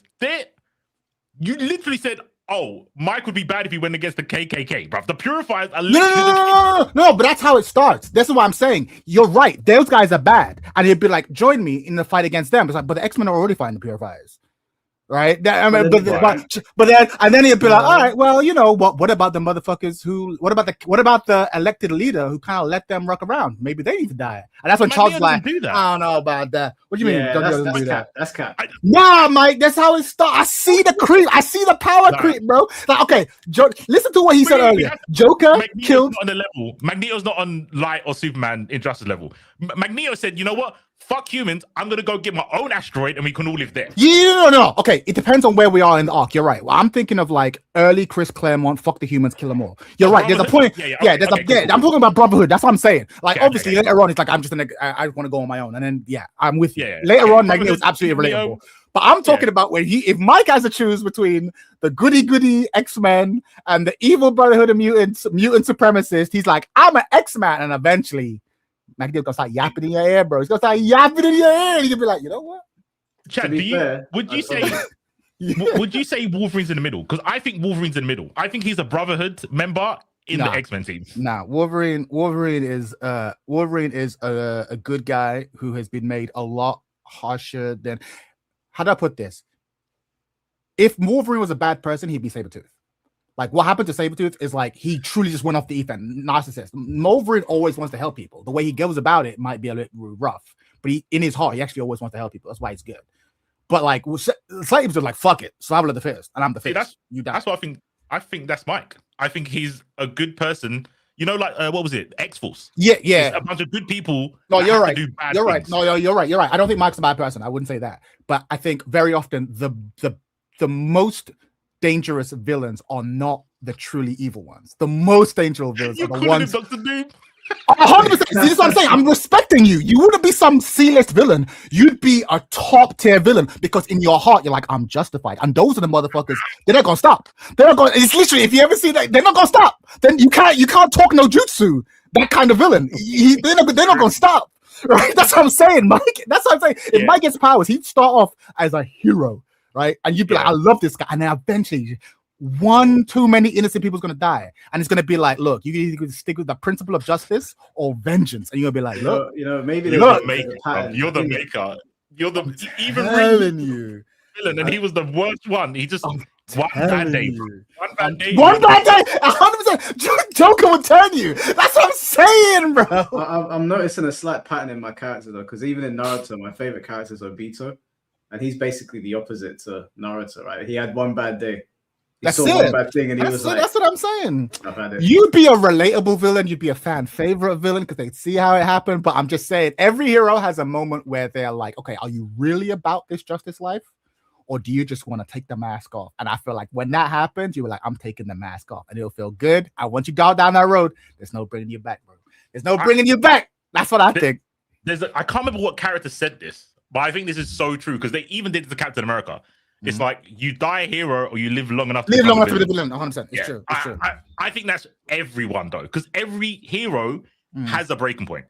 Even Cap has a breaking point. I hear it, but I think the thing that makes like the truly transcendent hero, and again, some of my favorite characters are villains, so it's not even saying that it's a bad character, but some of my favorite heroes are the ones where they get put in that they have the gun to the bad guy's head and they don't do it. And I know how hard that is. I know a lot of people roll their eyes. And I know, but I'm like, that's when, okay, Spider-Man can kill the person who killed Uncle Ben, and he doesn't do it. He goes, that's when you become a hero. But at the same time, if the average man is absolutely shooting him in the face, and you can't fault him for Batman that. Then, Chad? Do you like Batman? I've never liked Batman.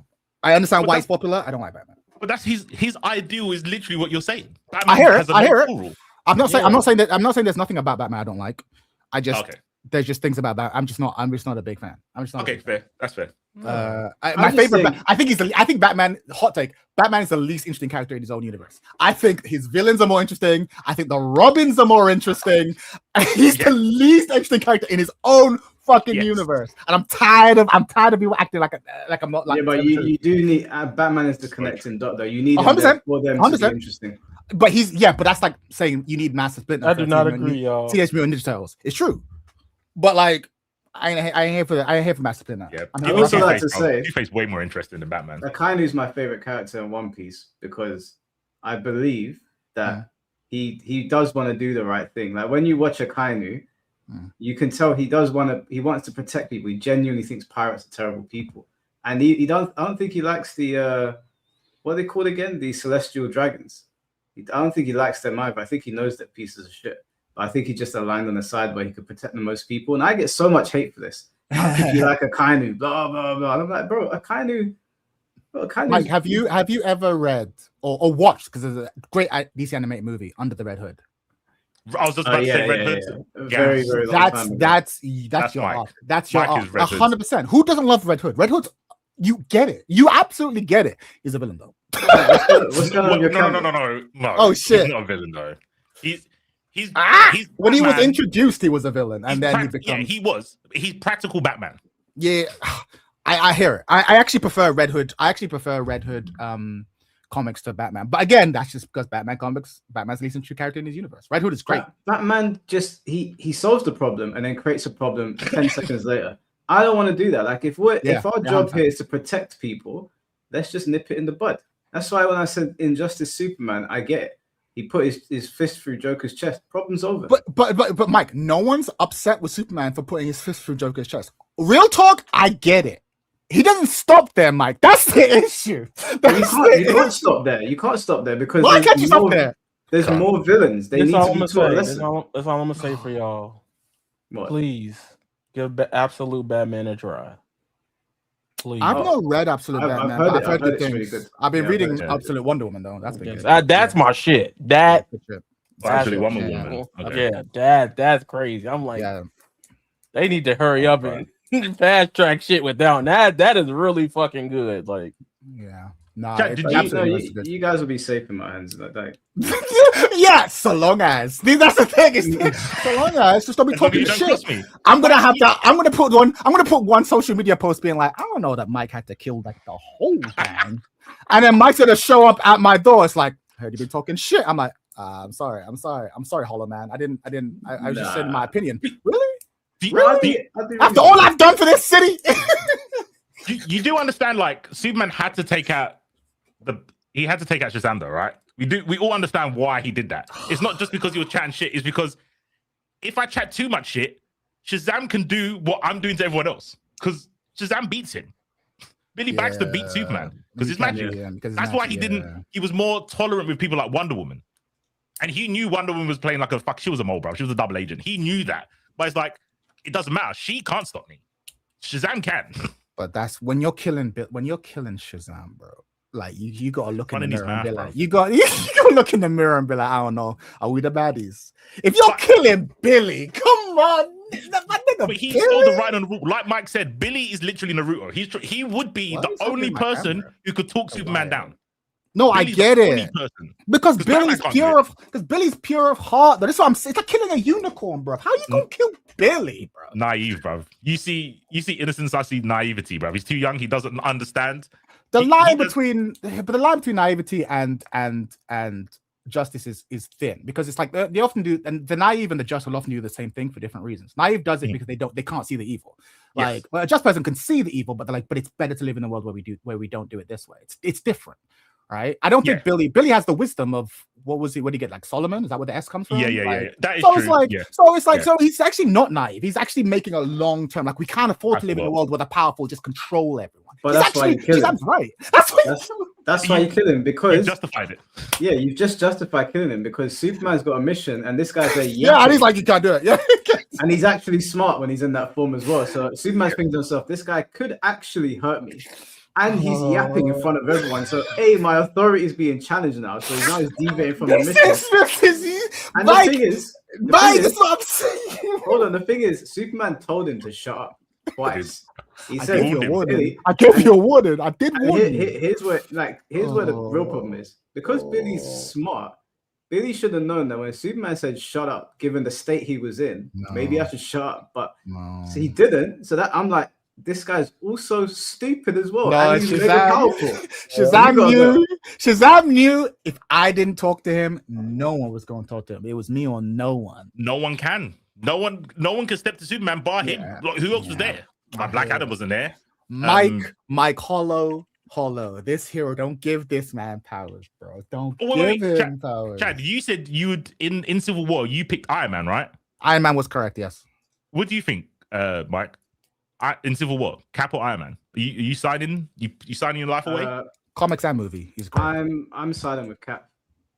I was Team Iron Man, bro. That was Team Cap. I ain't working for the government. He's a rebel. Actually, he's an edgelord. Then hang up the cape.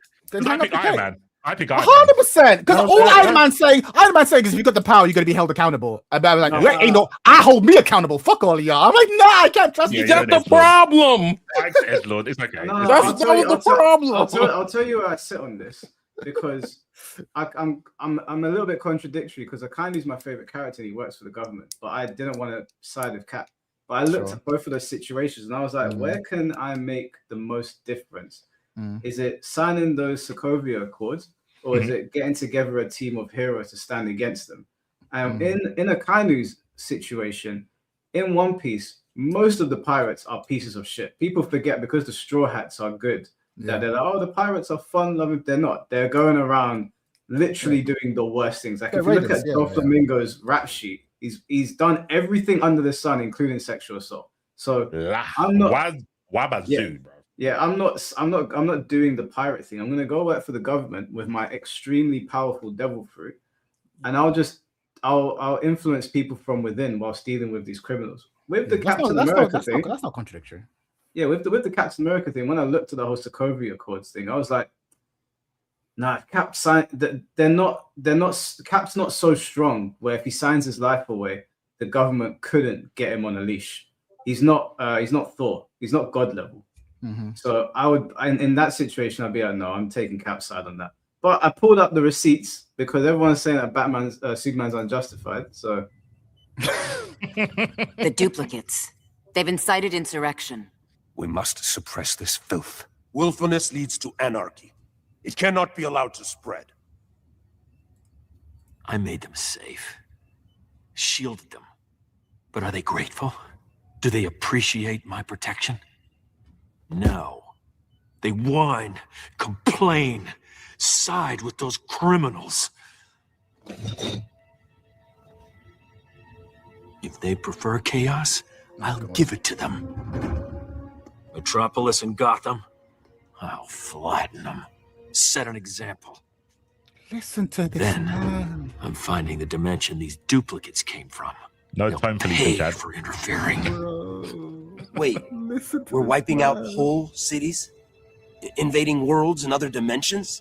You have a problem, Billy. Well, yeah. It's crazy. It's going too far. Man's world is incapable of self-rule. We will preserve order.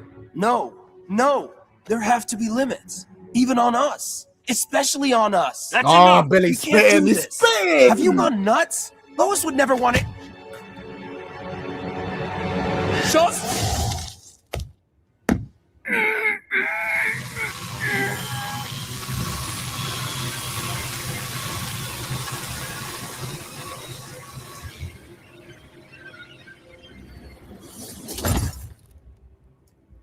On second thought, maybe he didn't handle that the best. Oh no! You think so?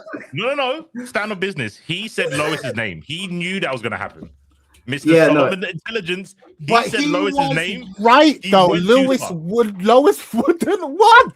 I was like, my God, that's why he said, I'm looking at the screen like, Mike, you sure about that, man? Like, bro, what is going on? Have we got no sympathy? Why would you're talking to a grieving God, a grieving God. You're going to say Lois's name out loud. Mad. Yeah, no, I get that he used the trigger word, but I think. But he was right. I think no, he used the trigger word. No, Billy was spitting. Obviously, why is Billy, my camera? Sorry, my camera be fucked up. Billy was he was spitting. He was 100% spitting. I think Superman. Yeah, I wouldn't have handled it like that. I might. Oh, you wouldn't have. I wouldn't have killed him over that. I might have like knocked slapped him out or something. And also, Also, I wouldn't flatten a city. I think that's mad. When you're Superman and you can do whatever you want, flattening a city to make an example doesn't really make sense. So I wouldn't. It does. No, it does. But you're Fuck around, Superman. you find out. Yeah, but you can literally fly around the world in like 2 seconds. You can fuck around with whoever you want at any point. You Nah, don't but have to but flatten a but whole the city. problem is Superman's on this like greater good tip. That's the thing. He's on, well, yeah, it's not a nice thing to do, but for the greater good, it'll lead to greater good. And when people start talking about that greater good tip, it's like, No, but that won't lead to greater good, because if you rule through absolute fear, eventually it's gonna spin on its head. My version of this would be dealing with the people directly, because I'm Superman, so I can go and get you. I could just murder him. Yes, I can murder you. I don't have to murder everybody else. Yes. Oh, I see what you're saying. Yeah, I don't have to. saying. Because if you're Superman, I can come for you like that, and I can nip it in the bud, and I can use you as an example. I don't have to flatten a whole city. Yeah. That's extreme. You'd be a more sophisticated Injustice Superman. I hear it. More specific. I think Superman has to do that because everyone's like, Superman ain't doing that. We've got to understand, like, until Injustice, people looking at Superman is that he's all talk. He's not. You ain't gonna drop me from this building. You ain't gonna drop me. You got this gun for the fashion. Exactly. We're laughing, but that is Superman, right? Superman's like, I could be the evilest motherfucker on the look at the Joker. Until Injustice, the Joker could have done the most craziness, and Superman's like, yeah, let's let Batman do it. Superman would not kill someone who was truly bad. I think he needed to set the tone by saying, look, bro, these days are done. He had so much goodwill that he had to rectify by saying, look, I'm not that guy no more. You got the cape for the fashion. You got the cape for the fashion. You ain't gonna drop me. You ain't gonna drop me. If the dictator is logical, I'm okay with it, bro. No, I think the reason that I sided with him initially is that, like, I know what I'm like when I get upset.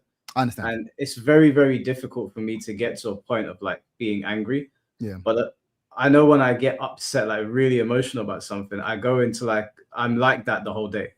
Once I get upset, I'm upset. I get it. I understand. If it's my woman that you've killed and then you invoke her name, I can kind of understand going into a blind rage. Yeah, you go into a blind rage. I don't know if I would have killed him, but I definitely would have hurt him for that.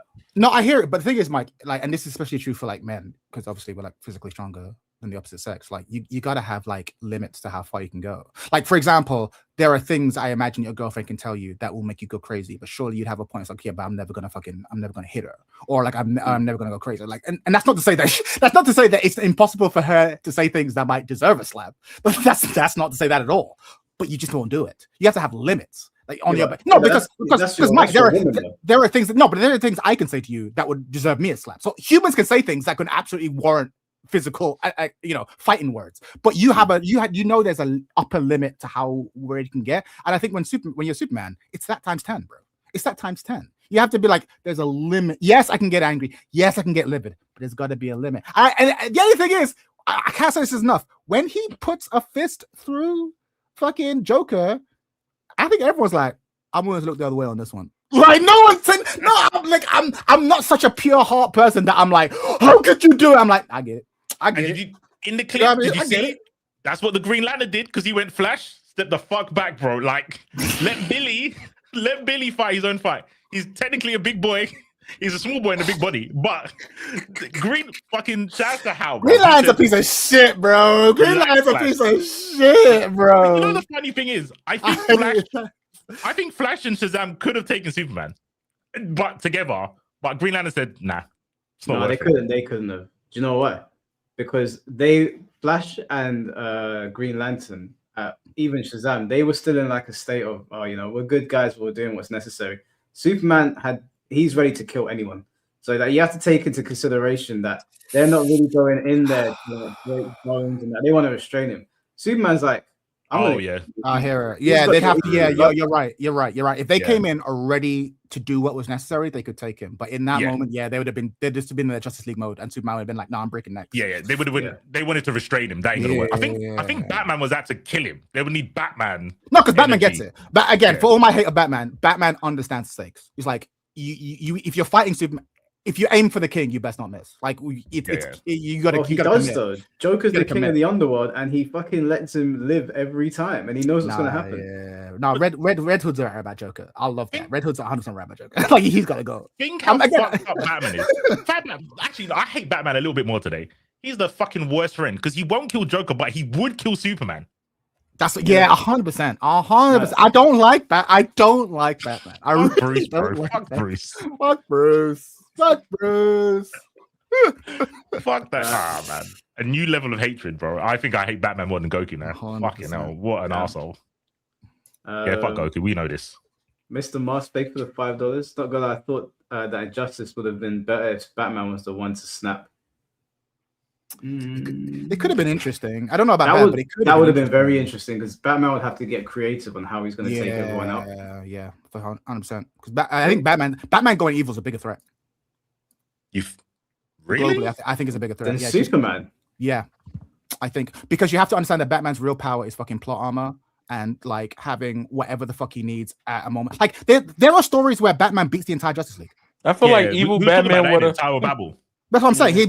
Because he has a plan for it. So it's like Batman would be like, yeah, but I have access to the nuclear codes, and I'll create this like death game scenario where all the countries are against each other. Like he would actually do it in a really clever way. Like this is the thing. Like I actually think he'd be a bigger threat. Not immediately, not in the more obvious way. Yeah. Okay. Fair. But he would absolutely just have the world by a vice grip.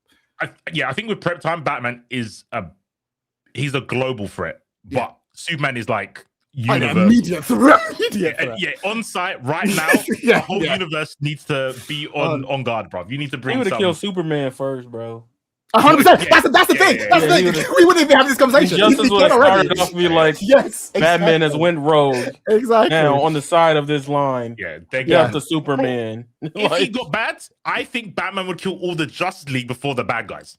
Hold on. Like, the Justice League can stop me. They got to go first. Then I'll deal with fucking the Joker and Clayface. Like, they're all gone, bro. I see something. I see Shadow 508. It's like, Batman has the plot armor because he's good. Oh, my. Okay, bro. Like this, I hate Batman. Always like, oh, we have this problem. Well, lucky for me, I invented this thing 3 daes before the comic started that solved this problem, and I just had it ready. Oh, we have this thing. Oh, well, I have this. I invented this thing. Oh, Lucius, can you create this thing? His ability to pull whatever he needs out of his ass is crazy. And they're like, oh, I love Batman. So much relatable. He has no superpowers. He has the most powers. He has the plot armor and infinite money. There's a story where he gets hit by the Omega beams from Darkseid, and instead of he went back into the past. That was. Bro, I was watching a comic book where it's like the whole thing, no one can dodge the Omega beam. And he just does this backflip out of the way of the Omega beam, and it's like, how can you do it? Because he's Batman. It's wild, bro. Or there's this other one where there's this character who can fly into you and take over your body, right? I think it was in Justice League Dark or something. He does it to Batman, and then Batman just goes, and just ejects the ghost out of his body. How did he do it? He's Batman. I'm like, bro, no explanation, you just accept it because he's Batman. I'm like, oh, fuck this character, bro. He's such a bad character, bro. He wins because he's Batman. Because he's Batman. That's all he has to say. That's all the writers have to say. That's all he has to say. Having said that, this super chat, like Yagami outsmarts Batman, bro. Like, in what universe? Prep time universe. That's prep time universe. What, like a billion years of TikTok universe? Batman would have like, you know what? This is literally how the Batman comic. If it wasn't a Batman comic, the light was in there. He would write Bruce Wayne, and Batman would say, "Bruce Wayne was never my name." That's how the story. That's the level. Or the Tibetan monks gave me anti-death magic tech before the comic started, so I'm just immune to it because I'm Batman. I can't, bro. I can't with this. You spelled it wrong. You thought my name was Bruce, as in B-R-U. No, that's not how I spell my name. It's not my true name because of an adventure I had in this other thing, and my true name is this Irish thing that only like fuck off, Bruce. Fuck off, Bruce. Alexis, thank you for the 4 months. Punisher's ideals is what Superman should have been. Punisher's ideals. In Justice.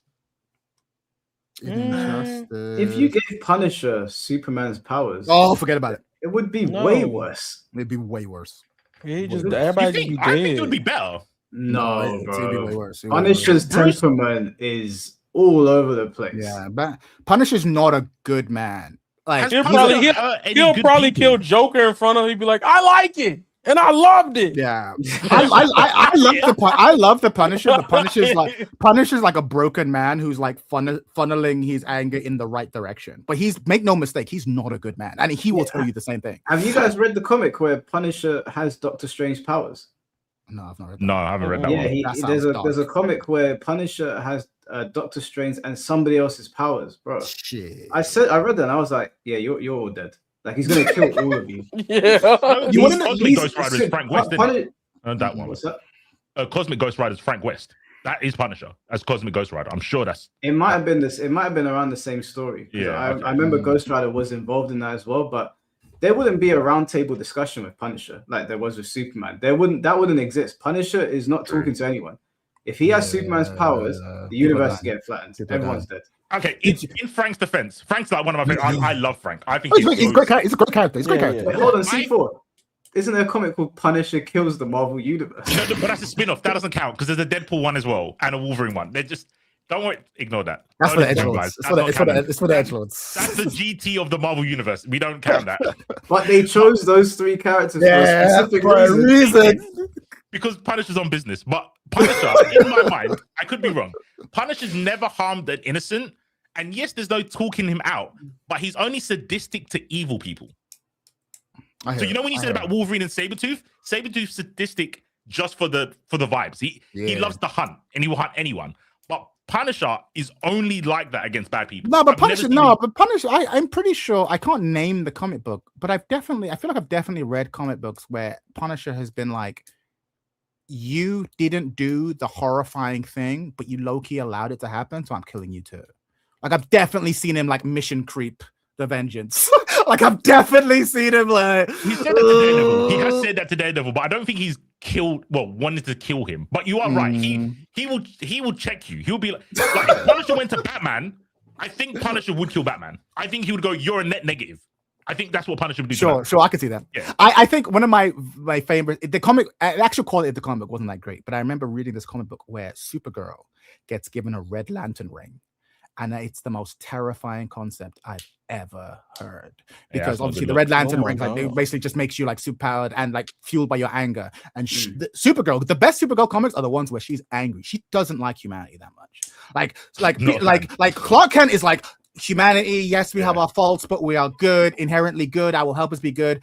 Clark Kent's like, Clark is like, I saw Krypton. We had it good. These monkeys ain't on our level. Like I don't see what you see in these humans. Like these humans actually kind of trash. Yeah. They nuke their own planet. No, but let's freeze them. But it's like these humans ain't that good.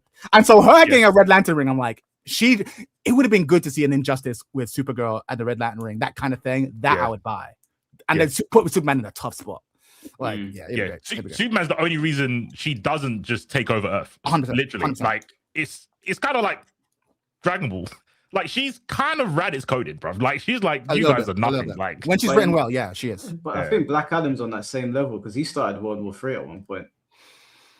Black Adam, he's got the Doctor Doom like I just care about my people energy, right? Yeah, but did you not read the comic where I think something happened and he attacked the Justice League? Like he started attacking everybody and he killed 3 members of the Great 10. And he attacked the Justice League. I think he knocked Superman out and he beat up Wonder Woman. And he was causing so much havoc on Earth that they had to change his magical word to chocolate cream egg. And so he said it. Someone said chocolate. I think Shazam said chocolate cream egg or something like that. Or they made him say it and the lightning came down and hit him. So he went back to being Teth Adam. And then I think he gave up on the idea of ever becoming Black Adam again.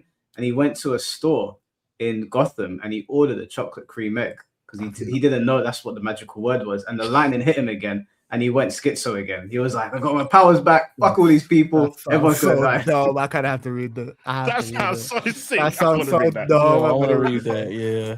But no, but the Shazam, I'm so surprised that they haven't done. Obviously, I know the Shazam films came out, but like Shazam, if done well, has the power to be like a really good, like a good cartoon, a good movie. Like I remember years ago being like, I think The Rock would have been the perfect Shazam. Like I know he got cast as Black Adam. He'd have been perfect because he has the charisma to play a kid in an adult's body. Like I actually thought he would have been in his prime, would have been perfect as Shazam. And there was talks about it for years, which is why I ended up being Black Adam later.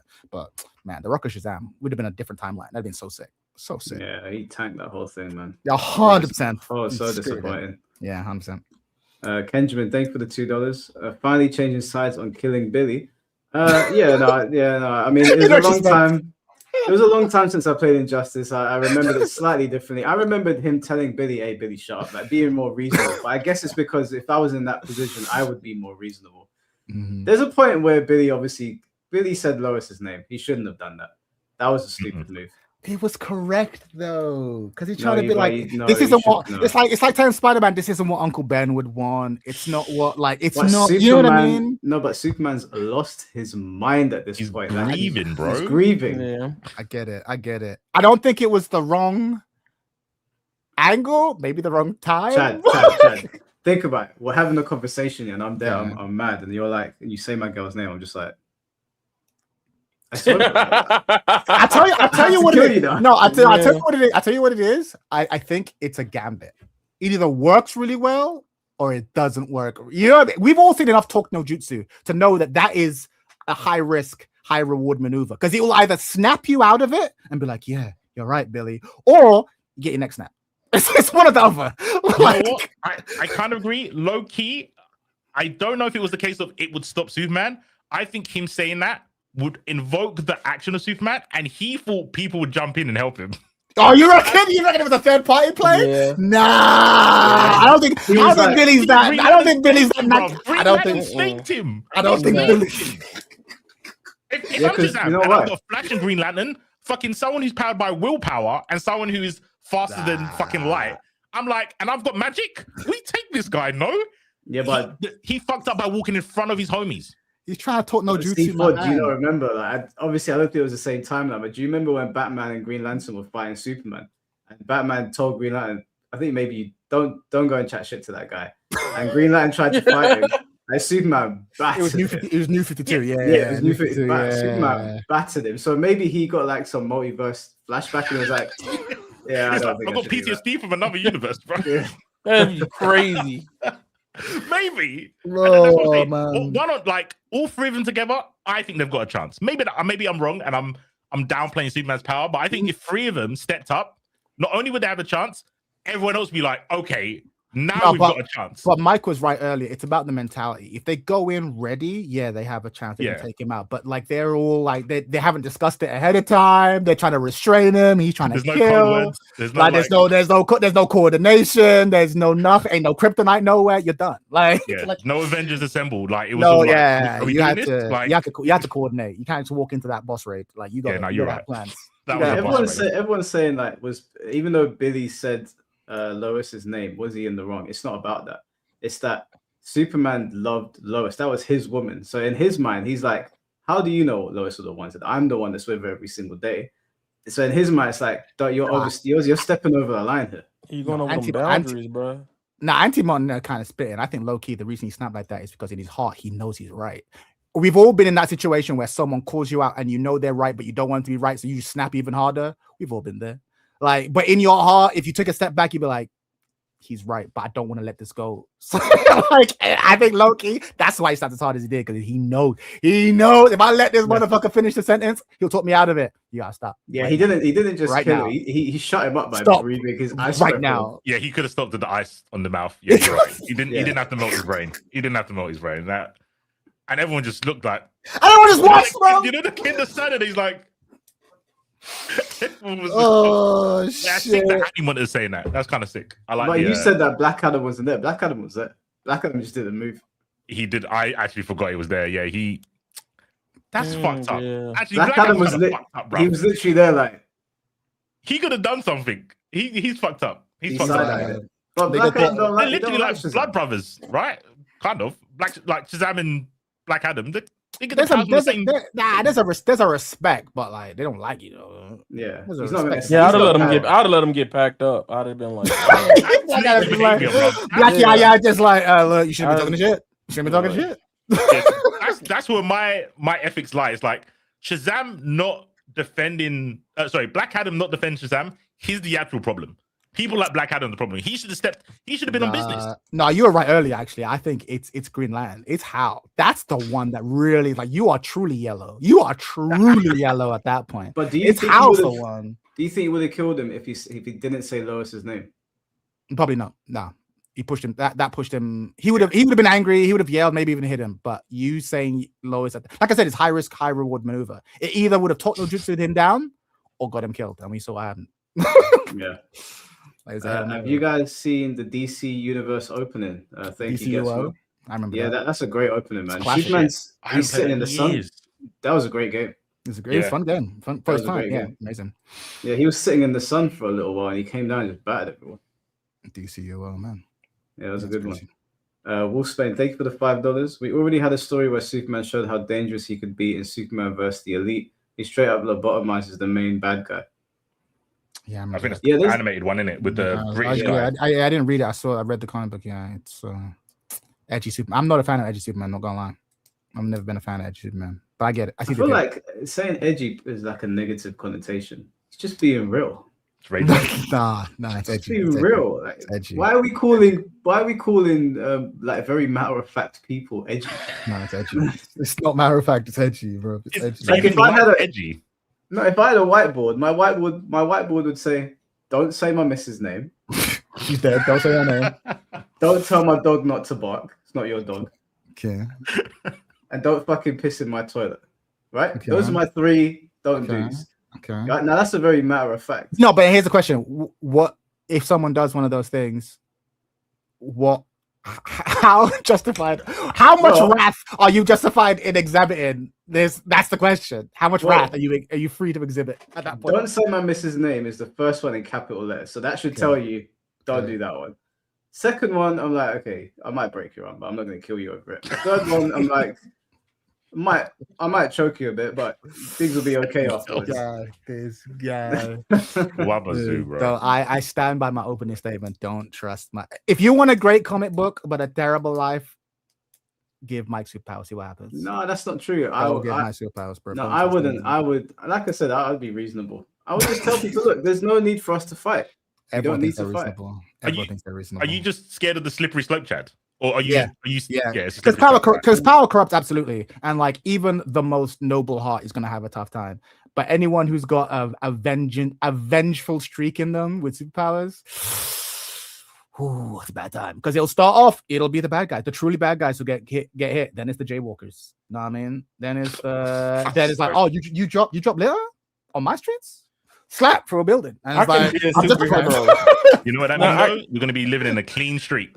Oh yeah, trains will run on time in Mike's world. Don't get twisted, bro. I couldn't be a superhero. Like, imagine somebody just dropping litter, and I'd be like, "Hey, can you pick that up?" They'd be like, "No, f you. I'm cranking his ass. I don't care." I couldn't be a superhero, bro. Like, I wouldn't kill people over that. But you have to like have you been to Singapore? Have you been to Singapore? Singapore's clean. Nobody's doing anything. Do you know why? Because if you're caught doing something stupid in Singapore, like smoking weed, they will rip your top off and they will lash you in front of everyone. So no one does it. I think they hang. This might be misinformation. I'm pretty sure if you commit like drug offenses, they take you out. Listen, don't get twisted. I'm not a Pollyanna who thinks like, oh, we should live in peace and harmony. And like, if you want to bring back the death penalty, let's have it. I'm talking about there needs to be procedure. It can't just be like, I'm pissed. It can't just be like, I've decided you're guilty, we're done. That's the thing. Like, I'm not there's a person. We all have to be loving, no punishment. I'm a big fan of punishment. Like, don't get me wrong. Like, you need a healthy society needs carrot and stick. And frankly, our society needs more stick. Some of these motherfuckers, y'all weren't raised right. Some of these kids today weren't beat, and it shows. So I'm saying, but like, gotta have procedure. If you haven't been to Singapore, like it doesn't even look real. When I got there and I was only in the airport, it looked like I was in the Kanto region of Pokemon. It looked too perfect. I texted my girl and I was like, I literally feel like I was in Singapore. It's so beautiful and everything is so clean and everything is on time and everyone's respectful. I'm like, damn, they really got shit down here. Now later I find out they just don't fuck around there. Yeah, punishment is intense. Everyone lives in peace. It's a beautiful utopia. But that's the thing. But what we're saying is like it's a classic like security versus freedom thing, and you're like, I'm on team security. Fuck your freedoms. Like, and I'm like, I hear it. I see the benefits. You get Singapore streets, but it's kind of you gotta pick your poison. And I'm okay with this. I'm okay with like a democratic state applying these rules, but Mike's just like, no, I'm the judge. Would you be okay with like a justified tyrant then? No. A vigilante. What's the justified tyrant? Everything they do is fair. Like fair, as in everyone would agree. Like you don't snap the arms of people that steal a Freddo's chocolate bar or something. But no, I wouldn't. I mean, in that instance, I'd be like, yeah, you're great, but what happens when you die? Because what are the chances we're going to get 2 of you or 3 of you? That is a crazy power vacuum. That is a crazy power vacuum. This is what I'm saying. The issue with dictatorship isn't that it can never work. The problem is, even if you get the best guy, okay, when he dies, it's is his son going to be as good? Good chance it's not, right? What are the odds of you getting 3 in a row? Okay. 4 in a row. That's the issue. The issue is on a systemic level. But if you had a dictator who was like truly noble and you could have a great time for a generation, and then he goes and you're fucked. That's the reason why you get. That's the issue. Hold on. I wouldn't be a tyrant. I feel like we're misrepresented. Look. There's laws that people don't follow in this country, and things are breaking down here because laws are not being followed. All I'm saying is that you're gonna follow the law this time. Like, no, I'm with you. I'm with you on a societal level. You're like, I want punishment and I want consequences. I'm with you there. The issue is if you have powers, you will become judge, jury, and executioner. And while I'll agree with maybe 90% of your judgments, maybe 95, there'll be that 5 that I won't. And the second I open my mouth, I'll be like, "Oh, you got an issue? You got an issue?" And I'm like, No, Mr. Hello. I wouldn't do that. The same way that I run my channel and I try to govern things and be fair, I'd try to extend that to the country that I'm running. But I would have rules. I'd have rules. There would be rules. You have to follow the rules. And the problem here is that I'm not a police officer. I'm Superman. So just follow the rules. We ain't got no problems. Homelander. That's kind of fitted. Homeland. Mike Red Sun Hollow. Homelander. Okay, I've only seen part of season 1. Homeland is a psycho. Okay, that's not you. That's not you. Yeah, no, Homeland is a psycho. I saw the scene when they got in the plane and the Wonder Woman looking character was like, "Oh, we're gonna save these people," and he was like, "Nah." And he just started killing people. I was like, "Yeah, no, that's not you. You're not a psychopath. You're not a sociopath. You're a psychologically healthy person. Like, a good tribe needs all people. You are Team Vengeance, and there are just certain people who, if they got given, I suspect, if they were given the powers, they would do a lot of good things. But there would come a point where, because it would change you too. There's no one here who power wouldn't change, and it would reveal a lot of. And I don't know, bro. We don't know what any of us would do, but I just get the feeling I could see it, bro. I could see it. I think in comics there are a few characters that don't get corrupted by absolute power. But yeah, I think Doom's one of them. I think Doom could be the most powerful person in the galaxy. I think you're crazy. And he would still look after Latveria. That would be his number one priority. Yeah. But he's absolutely a villain, though. He's absolutely a villain. Like, he's absolutely. Yeah. I mean, Secret Wars was mad, bro. Like, the ending of Secret Wars was crazy. He literally did the Superman to Black Adam. He just did it to a grown-up this time. Like, what's the difference between Doom and Superman? But his justification was skewed. Like, he took someone else's family for his own and then got pissed at the guy for saying, "Hey, I want my family back." Yeah, Holy Star says it. Like, he's like, Homelander is realistic. A regular person with superpowers would probably be Homelander. You're right, which is why you don't want a regular person to have those powers. You would need. There's a type of person you'd want to have those powers. Yeah. Do you know what's funny? Doom or Spider-Man? I think those two are uncorruptible by absolute power. Like, let me give you an example, right? Like, this is a wild example, but think about, like, Austrian painter occupied, like, Germany, right? Like, many of people were like, "Man, what they're doing to these groups of people is really bad." But how many people were willing to actually hide motherfuckers in their attic? Like, there wasn't many Billy Baxters back then. That's what I'm saying. I'm like, okay, that guy, give powers. There's a lot of Finn T's walking around them. I'm like, give that guy, the guy who's hiding people in their attics, give that guy powers. But most of us weren't that noble or brave. That's my point. Chad, you know what? I'm going to spin this on you. I actually think between us, if we got powers, you'd be the one that'd go first. You would kill people before me. You think I'd kill people? Really? Yeah. I'll give you my justification. I want to hear the argument. Let's hear it. When I'm listening to you talk, it's like, I'm not saying that you're all kumbaya, but I think you have a much more optimistic outlook on people. And I think I have a more realistic one, and I think Sure. that your worldview will get crushed, and in it being crushed, you'll flip to the other side much quicker. Whereas I'm already in the middle, where if I see someone do something dumb, I already expected that. Whereas you see it and you're like, I expected better from you, and you're just like, you know what? Yeah, I hear it. No, you're right. You shouldn't trust. Goku who laughs. 100%. You shouldn't trust optimists with power. I understand that. I think for me, when I was younger, I was truly an optimist, and then as I got older, I became a real cynic. Not like I am now at all. And as I got older, still, I realized that okay, but cynicism is like a fear mechanism. I like to think I'm actually more balanced now. I know a lot of my views come across as naive because me and a naive person will often have the same beliefs. But trust me, I know how wicked people are. I know human nature sucks. I know the power of temptation. I know the people who think they're the most noble are oftentimes capable of the most evil shit. I get it, right?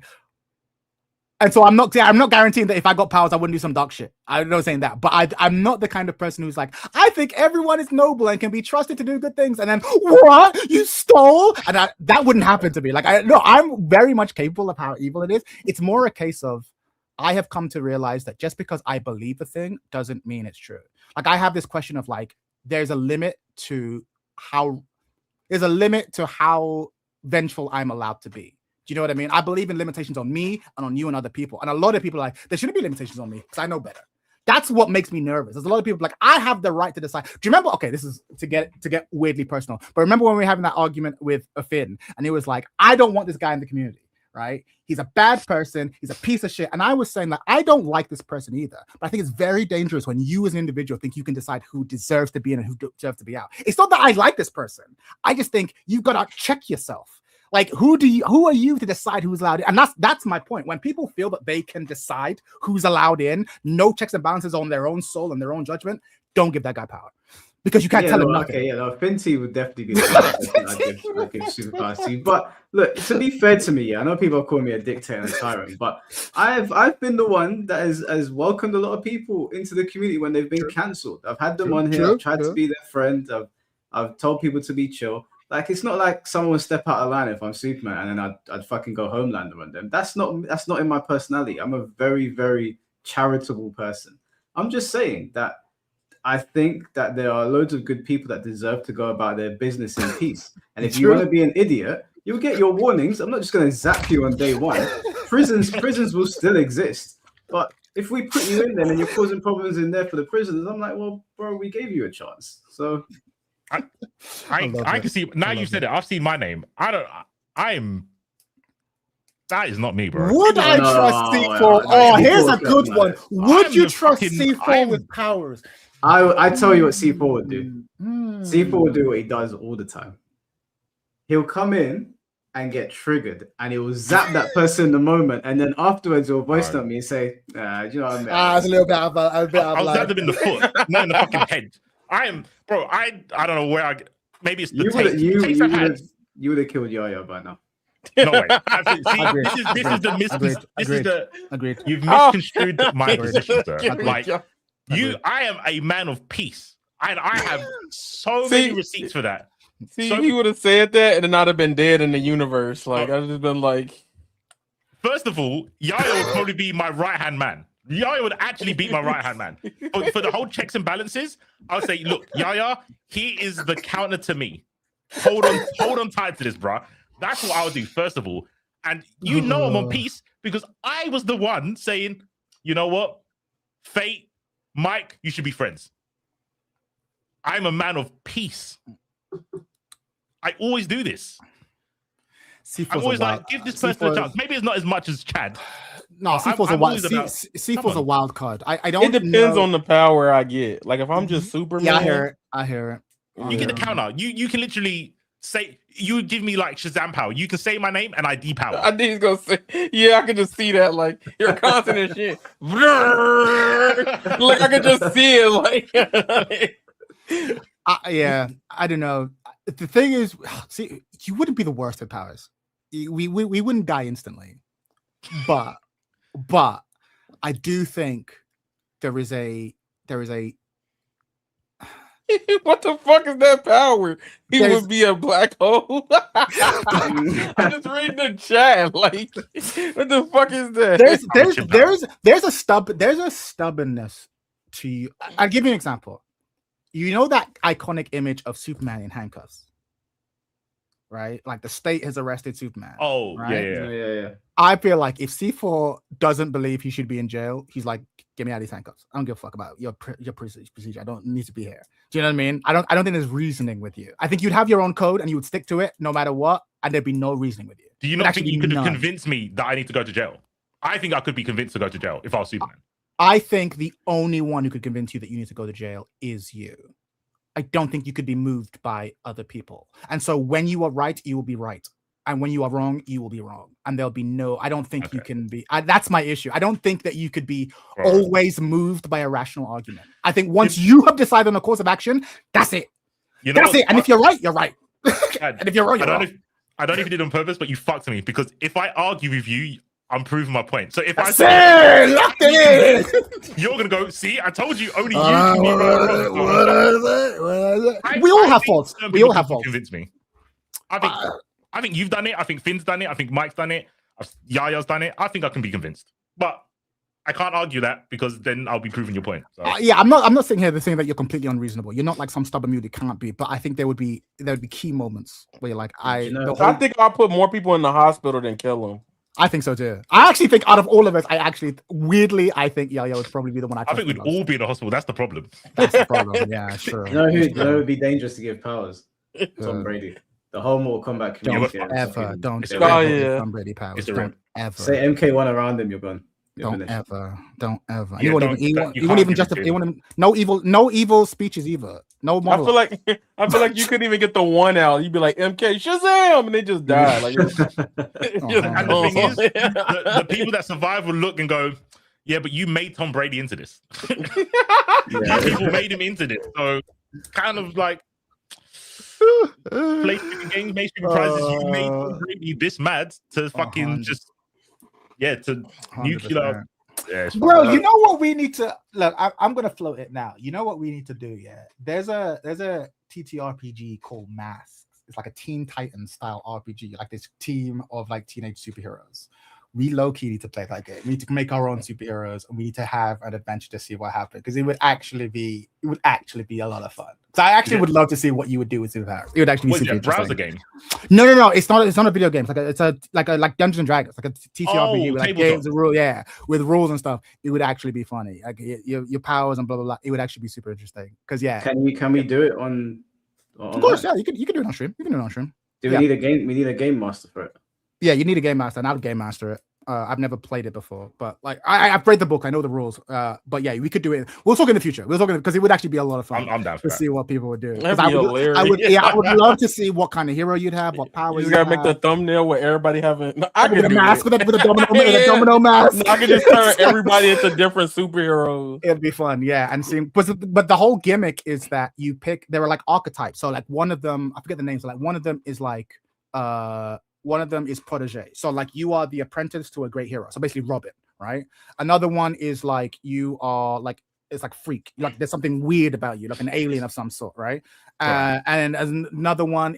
But there are like these weird psychological balances that you have to do because you have this sort of backstory built into your class archetype. It's super interesting. We'll talk behind the scenes about it and see if it's something we want to do. But it's a lot of fun. And hearing us talk with this level of depth about superheroes and what we would do morally is maybe go, this would be a fun group because we'd get up to some shit. I could see Civil War breaking this group in half. In half, bro. Yeah. Is there a way you can just be a solo hero? I feel I wouldn't last long in a team, bro. I'm not gonna lie. Like, it would be funny. We'll be a team until our mentor dies, and then it's a wrap. Then it's a wrap. Yeah.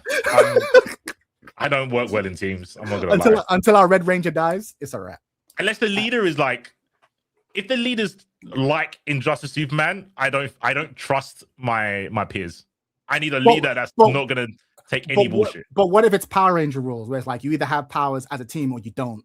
Like you can't be a solo ranger. Like you're either with us in the morphing grid or you're done. So it's like then I have to be the leader. This guy, and that's why you can't be the leader. Yeah, that's why you can't be the leader. In that circumstance, I would agree. Yeah, I would agree. In that circumstance, yeah. I wouldn't want to be the leader. Power relied on me being part of the team. We're fucked. We're just not a team. Like, We can't do it. So I No, don't but think the- I but the team would want need to you. be the leader. But the team would need you. Like, you would be C4. The team would need you because you would be like you'd be like the sort of the edgy cool one that everyone likes and buys the toys off. Like I think you're being stupid, Red. But then every once in a while you'll be right. You know what I mean? Or you'll be the one trying to 1v1 like the fucking Goldar just to prove a point. You know what I mean? And then but at the same time you would at the same time you would learn the power of friendship by the end of the season. I'm telling you, bro. I can see it. I can see it. You'd learn by the end of the season. You'd learn the power of friendship. You would. Time fire. Oh, literally, someone just said C4 is a 1000% time fire. 100%. If you know, you know. If you ever watch Time Force, the Quantum Ranger in Time Force, in the Japanese one, he was time fire. He was like this. He was like, I don't like you guys. He's like this edgy character, but he's so fucking cool. Time fire is the best. Time fire. I normally don't like edgy characters. No, but it's not. But it's not edgy. It's more just a case of like you punks aren't on my level. Oh, like dismissive, like arrogant. Yeah. He's arrogant. Yeah, Loki's got that energy. Yeah, it's so sick. Time fire. Let me get through some of these super chats real quick. Wolf Spain, thank you for the $5. I'd blame the Gotham justice system before Batman. He brings in these villains and they do nothing about it. Don't they have the death penalty? No, but Batman operates above the law. So if you're going to operate above the law, just kill him. 100%. I agree. You're already like not following the rules anyway. You're a liability. Joker should be dead already. I ain't gonna lie. Yeah, a long time ago. Thank you for the $2. The Guardians of Justice on Netflix is a funny parody. Oh, I don't think I've heard of it. Yeah, I've heard of it. I'll look it up. Anti-Monitor, thank you for the €2. Soups overreacted because he knew Billy was right. Yeah, we covered that. Yeah, maybe. Or maybe he just said, don't chat about my lady. Don't chat about my girl. Mr. Wade, thank you for the £5. You can remember when Batman got Superman's powers. He cleared all crime in the world, but the power got to his head and he almost killed Nightwing. I haven't seen that. I don't think I've seen that one either. You can see that happen though. Powers like Superman, of course. Wait, I think if Mike had powers, he would become like Homelander. No, I would, bro. That's cap. Homelander's literally insane. And I don't even know why he's insane. Like I only watched the first couple of episodes. No, he's been driven insane since his childhood. There's this great moment where like when they were testing. I haven't watched the show. I just watched clips of it weirdly. But like there's this bit where like in order to test how strong he was, they used to put him in an oven, like a furnace, and then burn him to see if his skin would catch fire. And it was really painful, but it didn't kill him. And so there's this one point where he tells the guy who used to get him to stand in the oven. He goes, "Go stand in the oven." And he goes, "What? Just go stand in the oven. Just go. Do it now." Eyes are going red. And it's just like, oh, fuck. So you get a sense that, like, he's been put through it. You know what I mean? He's been made a psychopath. Yeah, but that wouldn't be me because I haven't been put through that stuff. Nah. You know who it is? It's Tom Brady. Yeah, Netherland's been time to get in the oven for a long time. If you give Tom Brady powers, he would turn into Homelander. I know he's got Superman pictures. He wouldn't be Superman, bro. Yeah, no, he's maybe once upon a time. Once upon a time, that vibe that he'd turn into Homelander. So funny. Wolfspade, thank you for the $5. Didn't Dr. Doom just gain powers of Sorcerer Supreme, got on a beatdown streak, and just offed his god door despite being warned by his future self? Yeah, Dr. Doom is Dr. Doom is dangerous. That's why you like him. He's someone who can't be convinced. He can't be convinced by himself. C4, that's your arc. Loki, that's your arc. No, you can convince me. No, but I'm thinking no, because Dr. Doom has been a hero too. He's been a hero too when he's right. But the thing is, if Dr. Doom thinks a thing is right, he will do it. I don't care what the Avengers say. I don't care what the X-Men say. I don't care what the UN says. I'm just doing it. So when Dr. Doom's right, he's the best ally to have. But if Dr. Doom is wrong, he's an Omega level threat. It's a long day for everyone if Dr. Doom misses. Like everyone's fine. But I'm just saying, like Dr. Doom can't be convinced by his future self. That level of arrogance is insane. Like even I acknowledge that if future C4 came to me and said, "Don't do that, it's not going to end well," I'm gonna go, "What the fuck do you know?" It's like that's what Doom does. It's so funny. Himself. It's so funny because I can't sit here to claim I know your heart, but it's in my mind, in my mental comic of UC4, future self comes to you and says, "Don't do that," and then you sit there and you go, "Convince me." Why? Like you don't just accept it. You go, why? Oh, why? I would do that. Yeah, I would do that. I want to hear the reason.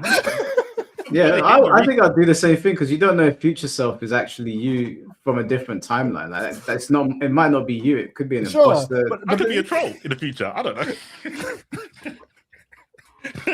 But you're right. It's kind of arrogant to be like, prove you, my future self, prove to me that you're smarter than me, or that you Prove to know me, something. prove to me you're smarter than me. I know I'm arrogant. smart. What about you? It's slightly arrogant. Yeah, no, you're not wrong. It is pretty. That would be a good comic. They need to put that in the comic. That'd be That's so it. funny. Mr. Moss, thank you for the $2. What about Finty and Blackheart with powers? If Finty, Blackheart, or After School Sophie got powers, we'd all be killed. We're kicked. We're cooked. We'd all be killed. Yeah, We'd just hear Wabba Zoom and fucking disappear. Does no one rate Finn? I think Finn's kind of reasonable. No, No, when That Finn is gets not the one I would angry, use. That's not the one. Yeah, Finn- when he gets Finn is- angry. What did yeah. he call it? Exterminatus. He's already got a word for it, bro. No, it's a Warhammer word. Exterminate is what they do when they destroy an entire planet. Like it's like the whole planet is like there's a contamination on the continent of, let's say, Asia. We're not sure we can contain it. Destroy the planet. But sir, there's 6 billion people. Don't care. Get rid of the planet. I've seen That's some exterminatus. zombie films. Sometimes that's what you should do. But I understand it, but that's what I've seen exterminatus Resident Evil, means. I've seen what Raccoon City. You know, I get it, but that's what it means. Just okay, kill them all. Yeah, you Kill 'em all. couldn't have Finn with powers. I've heard him say word for word, "Oh, you want to fuck me? No, I fuck you." I've literally heard him say that, or something like, "Now I'm gonna fuck you." I think I've said That's this. I think I've said him to this in person. Every tribe needs a Finn T. But yeah. it's very important that you only have one. If your tribe has too many Finn Ts, it will cease to be a tribe. But if your tribe has no Finn Ts, it will cease to be a tribe. You need one. I think that's what I said of Finn and Blackheart. It's the combination of the two. I think Finn could make Blackheart a stronger version of himself.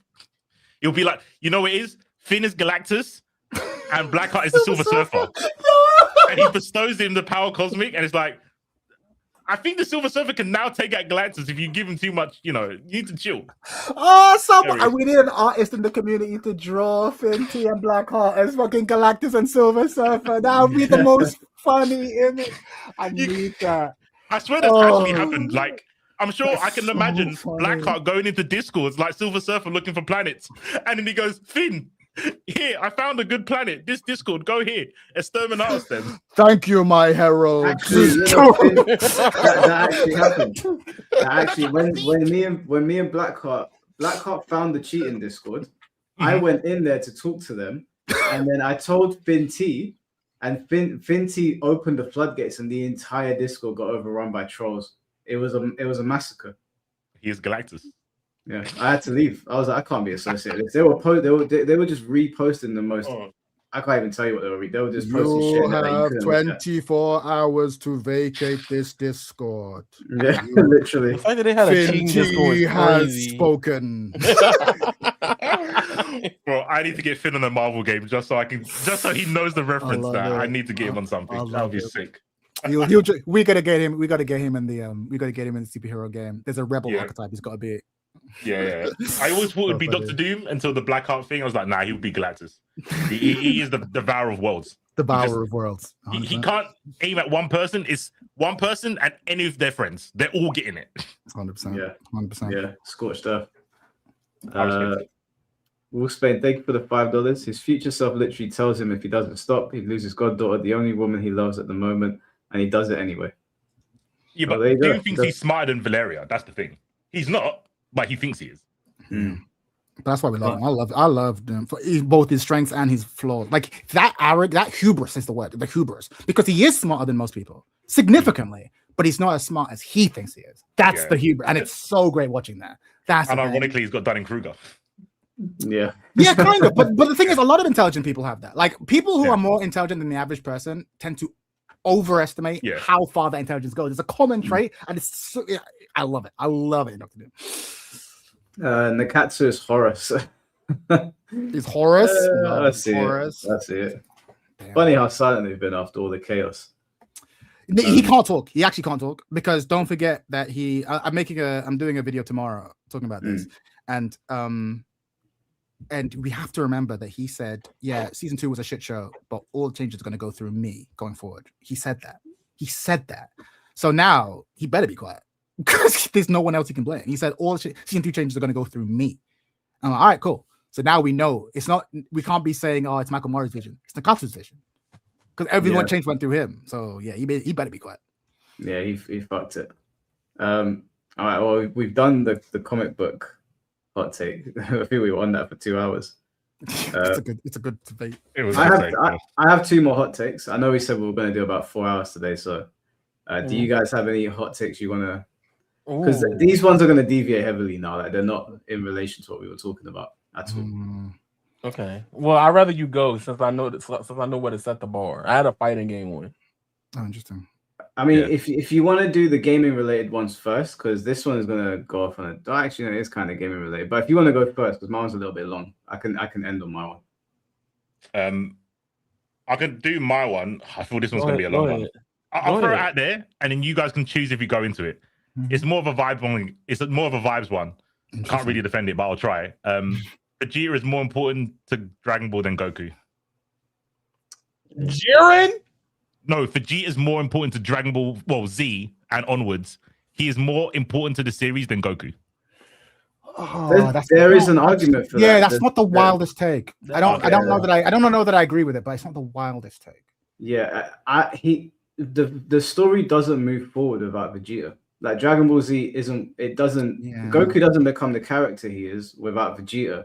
And a lot of the most exciting parts throughout Z is kind of because of Vegeta, either because he was being stupid or because he had to be there in order for it to happen. Yeah.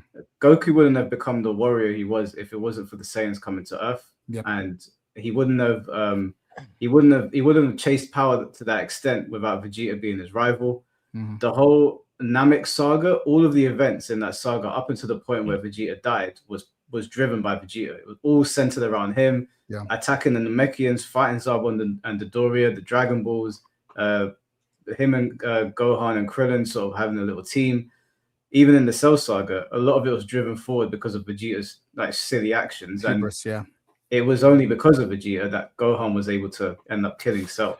Yeah, I would argue that Dragon Balls, this is a hot take, but I'm not going to argue it because no one's going to agree with me. I love Gohan. He's my favorite character in Dragon Ball Z. And I think that Dragon Ball Z was about Gohan up to the end of the Cell arc. Like, I feel like he went on a major arc to become the hero, from son to hero. Yeah. And then after that, they kind of threw him away because it was like, well, the show's not over or the comic's not over. And then the only character who really continues to go on any sort of real journey is Vegeta. And so when you go, maybe it wasn't the intention from the start, but when you look like who was actually going on the biggest arc, it's Vegeta by far. So it's not a bad take at all. No, it was previously Piccolo, I'd say. Piccolo, probably wasn't. You can tell that there are numerous ways he could have gone. Yeah. Like, Vegeta from I want to destroy the planet to have a wife and kid who I'd do anything to defend. That's the biggest arc in Dragon. There's no actually a bigger arc in Dragon Ball Z than that. So it's not I wouldn't say he's more important than Goku because it is the Goku show. But Dragon Ball Z just can't be what it was without Vegeta. Like you can remove certain characters from Dragon Ball Z and they will change because everybody played an important role. But if you remove Vegeta, the whole story gets wiped. You have to start fresh. It's kind of like I know it's a weird analogy, but it's kind of like how Pirates of the Caribbean isn't about Jack Sparrow, but low-key it's about Jack Sparrow. Do you know what I mean? Like he actually isn't a protagonist in most of those films. He's like the wild card that comes in, but you get rid of him, you don't have a movie. Like low-key is a bit like that. Like it's not about he drives the story forward. Yeah, he nudges all the key players into interesting things. He makes interesting things happen, whether it's a good thing or a bad thing, like fucking letting Cell complete. He's constantly nudging. Yeah, not a bad take at all. I'll take that. Lukewarm. Yaya, did you have a take you want to read out? I have. All right. I'm gonna tell you the fighting game one. Fighting game was lame compared to what you just said. That's what I was like. But I was like, most people don't actually want balance. They just want their characters broken. That's not a hot take. I don't think that's a hot take. I think that you're probably right about that. The only thing I debate is most. Because there's definitely motherfuckers out here who are like, they say they want balance, but they really means I want my character to be the best in the game. But is that most? It might be. I don't know if it's most. I don't know.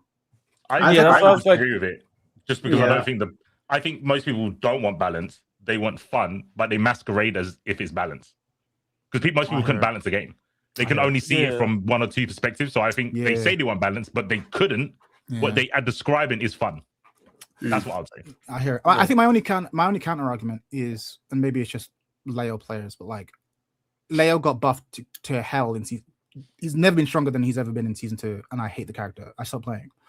And in season 3, the same thing happened. And Ayo Richu, who is maybe the premier Leo on planet Earth, is not a fan of just how much better the character has gotten. I think this happens a lot. A lot of players who truly care about the game, when your character gets buffed to high heaven, you kind of be like, well, I'm not winning anymore. The character's winning.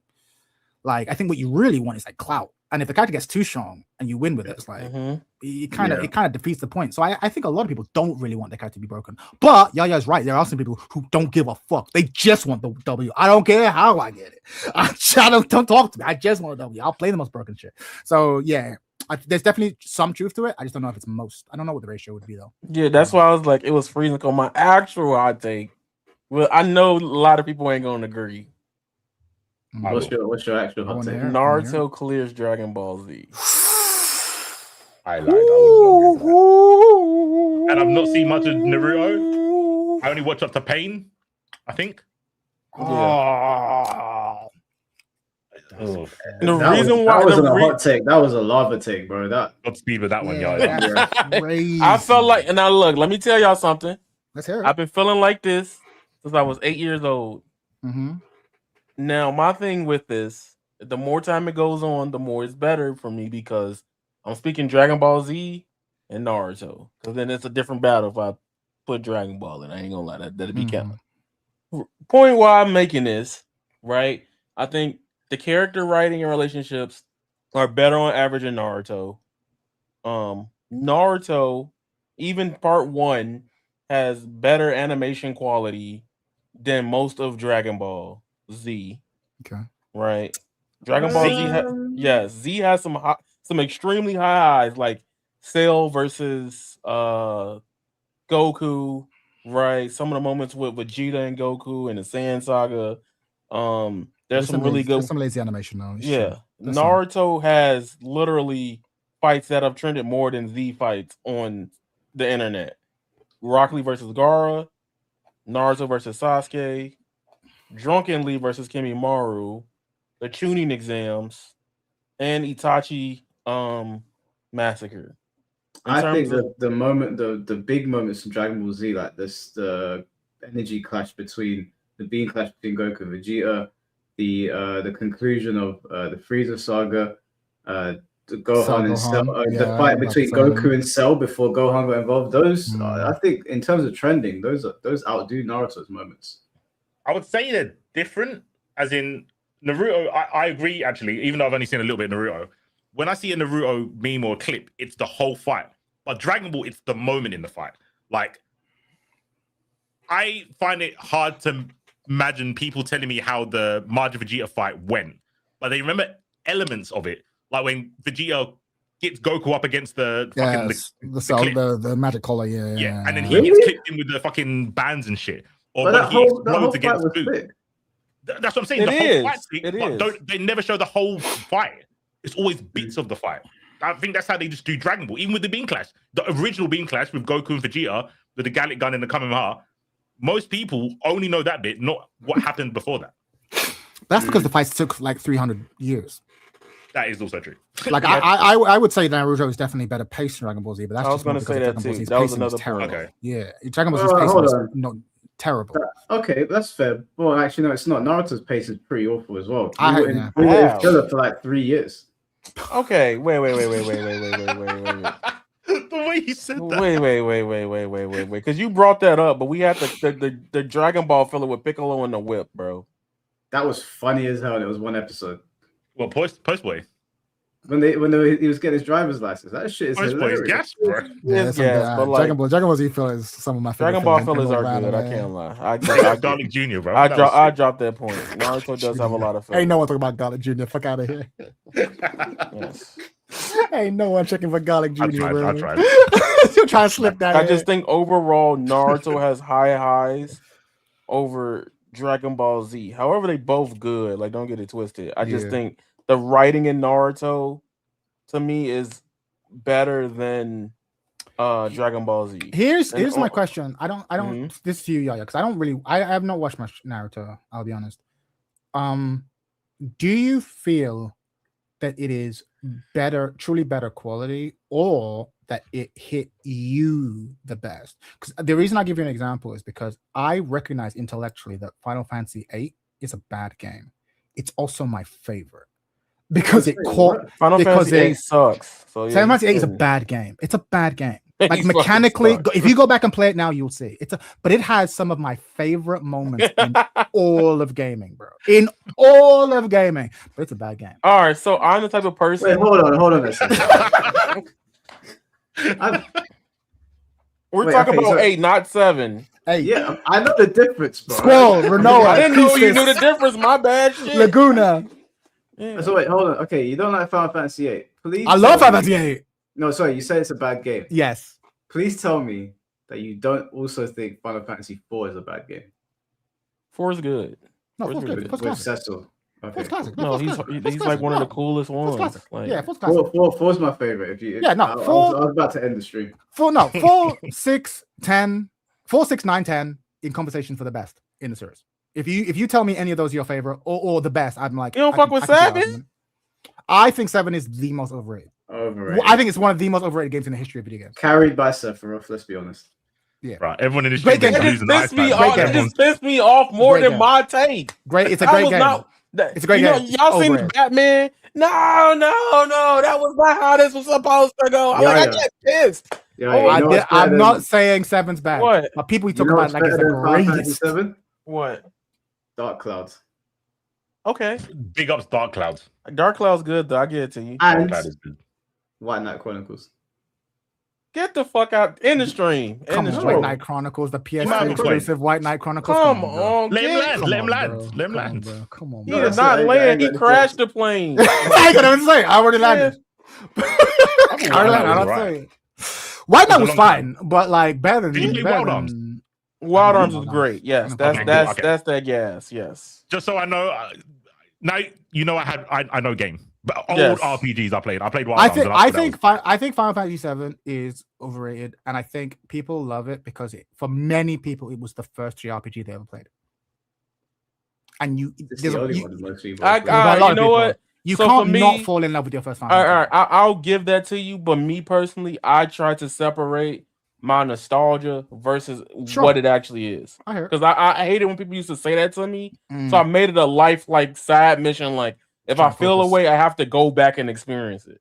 Yeah. That's why I got a PC so I could emulate all the old shit. 7's a great game. Don't get twisted. If anyone I can understand that. To me, I personally think 6 is the series best of Final Fantasy. Arguably. Okay, well, let me ask you guys this. I think original 7 is better than the remake. I've not played the remake. I've had no interest in the remake. But from what I've heard, it's like you almost don't compare them. It's not done yet. That's why I can't give it that yet. I used to be like, well, after I played Kingdom Hearts, I was like, yeah, just make cool RPGs like this. Like, just make them action RPGs. But I actually preferred the turn-based RPGs. Now that I've gotten older. Like, as I've gotten older, I really appreciate turn-based RPGs. Yeah, me too. To me, it doesn't matter to me. Like, for example, like last year, and I'll answer your question, Chad. Last year, Clear Obscure comes out, right? And if I had to be honest, people were asking me, especially just streaming, they were like, if you had to pick, which one would you pick? Clear Obscure versus Final Fantasy VII Rebirth Part 2. Right? Now, for me, if y'all don't know, a lot of y'all may disagree, and I can debunk everybody. I've debunked the biggest streamers on that shit. Let's go. Rebirth, to me, is like Kingdom Hearts 2 in 2025. Part 2 of that. It's that damn good. Right? You're saying it's a masterpiece. Yeah, I think it's damn near a masterpiece. Right? And mind you, I haven't had a time stick in the game, right? That long. I almost didn't go to combo break because I was playing that too much. I was like, bro, I ain't practiced for this shit. Wow. Like I was playing, I put 150 hours on the first playthrough of a game. That's rare outside of like the game, unless it's that long, like Persona or Dragon Quest 11. Yeah, I've not played it. I'll give it a shot. That's big praise. That's big praise. Okay, that sounds good. I gotta get around to it. Yeah, I think answering overall between Naruto and Dragon Ball Peak, it's kind of hard because am I counting Naruto and Shippuden? If I'm counting Part 1 versus DBZ, I think Part 1 Naruto is some of the greatest shit to ever come out of Shonen Jump. I mean, timeline wise, you would count Dragon Ball against Naruto because it's both the origin stories. Then you count Z against Shippuden, and then you count Super against Boruto. Oh, if I had to rate them like that, Shit. Dragon Ball clears Naruto. No, I'm giving it to. Shit, I gotta get to Dragon Ball. That's hard. That one, that's a tie one. The first one, because that's some high Tao Power. That's my go. I can't. I can't. Imagine you. I ain't gonna lie. I was so mad at Final. I was, why the fuck is he not in the game? I was so mad for like the first year. I was like, well, how is he not in the game? Because he's. But not, then he's like not part of the Z.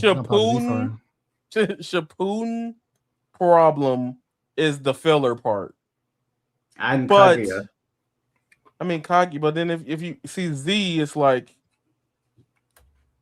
If anything, you will see people hate. I don't know, because Majin Buu Saga is like so peak but weird at the same time. Agreed. But I haven't rewatched it since Kai came out, so I can't give an answer. The original Buu run has a lot of dead weight in it. You forget. Yeah. The highs of that arc are incredible, but there's a lot of. That's why I'm like Vegito. Nothing. Like I can't waiting. Say that, but like some of the highs in Naruto, like the only part of like, man, that's a hard one.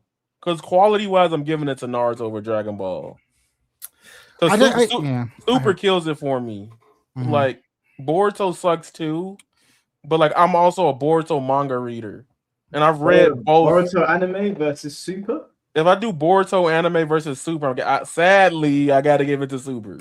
Right. But if I put the mangas against each other, Boruto manga fucking clears, bro. Okay, I've not seen it, but Goku Black is fucking gassed. Yeah, I love Goku Black, but I hate the end of the arc. It turns into Fairy Tale. Yo, man, they plot armored that shit. Like for what? Like it was literally the perfect arc. And then the Vegito shit happened, and then Trunks was like, my friends are my power, Sword of Hope, Splash! And it's established that Trunks is the problem then. I think Trunks is shit. I think he ruins all stories. Man's gonna have me listening to Funkist in a second. Man said, fuck you. Man even more than Zamasu being in the fucking sky. Fairy Tale. That's how it ends. It was so peak, and then they defused. And then I was like, did you guys ever play Xenoverse? Did you guys ever play Xenoverse? Yeah. I love that. There's this moment where, like, because obviously he's like time police, right, trying to keep things right. And there's a moment where he's like, "No, I'm going to save Gohan. I don't care." And you have to stop Trunks from trying to save Gohan. Xenoverse. If you're a Dragon Ball Z fan, you have to play Xenoverse because it's alternate universe stories. It's alternate universe stories. I'm a Vegeta fan.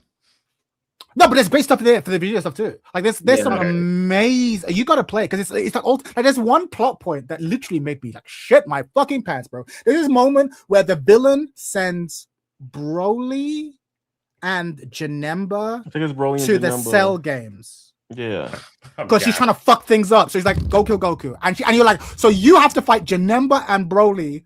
While the Cell games is happening in the background, because you can't. It's so good. As someone, because I heard it earlier, you were saying like we're constantly playing the same story over and over and over again. Xenoverse plays on this, and we're like, okay, we're gonna remix it, and you're trying to keep the story in line really hard, and people are trying to fuck it up. Oh, that's the time police thing. Yeah. Yeah, time police. It's so good. You didn't try, but there's a really emotional moment. I did not think I'd get emotional playing a fucking Dragon Ball Z again, but like, there's a moment where even though he's time police and he has to keep the timeline straight, he's like, I know what happens to Gohan, my hero. Right. I've got to save him, and you have to stop. You have to fight Trunks. You have to stop him from driving Gohan, and it's dialogue during the fight. And it's like, I get it, Trunks. That sounds sick. I think every Dragon Ball Z fan has to play Xenoverse 1 and 2. You have to, or at least watch the cutscenes online. It's so much fun. Bro, the problem is I get attacked with characters way too much. Yeah, they're still supporting it. I like. For GR, I can watch Android. I think Android's my favorite saga. Like Majin Vegeta is my favorite version of Vegeta. But the Android saga shapes, I think, so much about Vegeta. When he got his arm broke, that's my favorite moment. It's my favorite because I hate Vegeta. That was the realization when Vegeta changed totally, in my opinion. And then I think Broly's like the best villain they've ever done. So somebody brought up a point. Broly. Yeah, Broly sucked. Somebody made the point in the chat, and he said, "Does Dragon Ball have a better death than Jiraiya?" And that's where my biases come in. Yes, that's some peak shit. But then I could go with Vegeta. With the Final Atonement Final Atonement is peak. That Jiraiya's is right up there. Don't get me wrong. What's Final Atonement? When he does the thing with like the Final Flash Big Bang Attack or whatever. When he blows up. When he blows up against Majin Buu. And he says, Yeah. That's the Bulma. one. Yeah. yeah. It's a great moment. Yeah, it's a great that- Even you, Goku. Even you go. Yeah. Yeah, great. Yeah, that's a great moment. It's a great moment. Yeah, Bro, it's a I great remember moment. watching that as a kid. Like, what? Yeah, it's I powerful. remember watching that, powerful, yeah. and the narrator was like, and that ends the story of Vegeta, and I was like, Yeah, the narrator does a good job too. Bro, Dragon Ball Yeah. Z's peak, bro. yeah, he's Dragon like, Ball and Z's that's the peak. end of Vegeta. I was like, Yeah. I remember going to school and being like, bro, Vegeta's fucking dead. Like, Yeah. on that same night, I think like Shawn Michaels lost the world championship and Vegeta died, and I was sitting Oh there my like, God.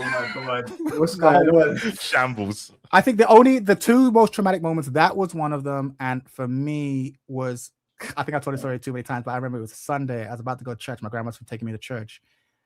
And I'm watching Power Rangers, as you do. And it's the episode where the Green Ranger shows up and fucks the boys up. And Yeah. I remember I was in church just like, I couldn't hear nothing. I was just like, Power Rangers got fucked up. Power Rangers got fucked up. I couldn't believe it, bro. If you were there, or if you were watching that shit back in the 90s, you ain't never seen Power Rangers get fucked up like that. It was crazy. But yeah, Do you know what? moments. You know what fucked me up when I was a kid? Because my mum used to like, she used to know someone that she could get tokusatsu stuff from, and I remember it vaguely. When Tackle was killed, when she sacrificed herself and she died.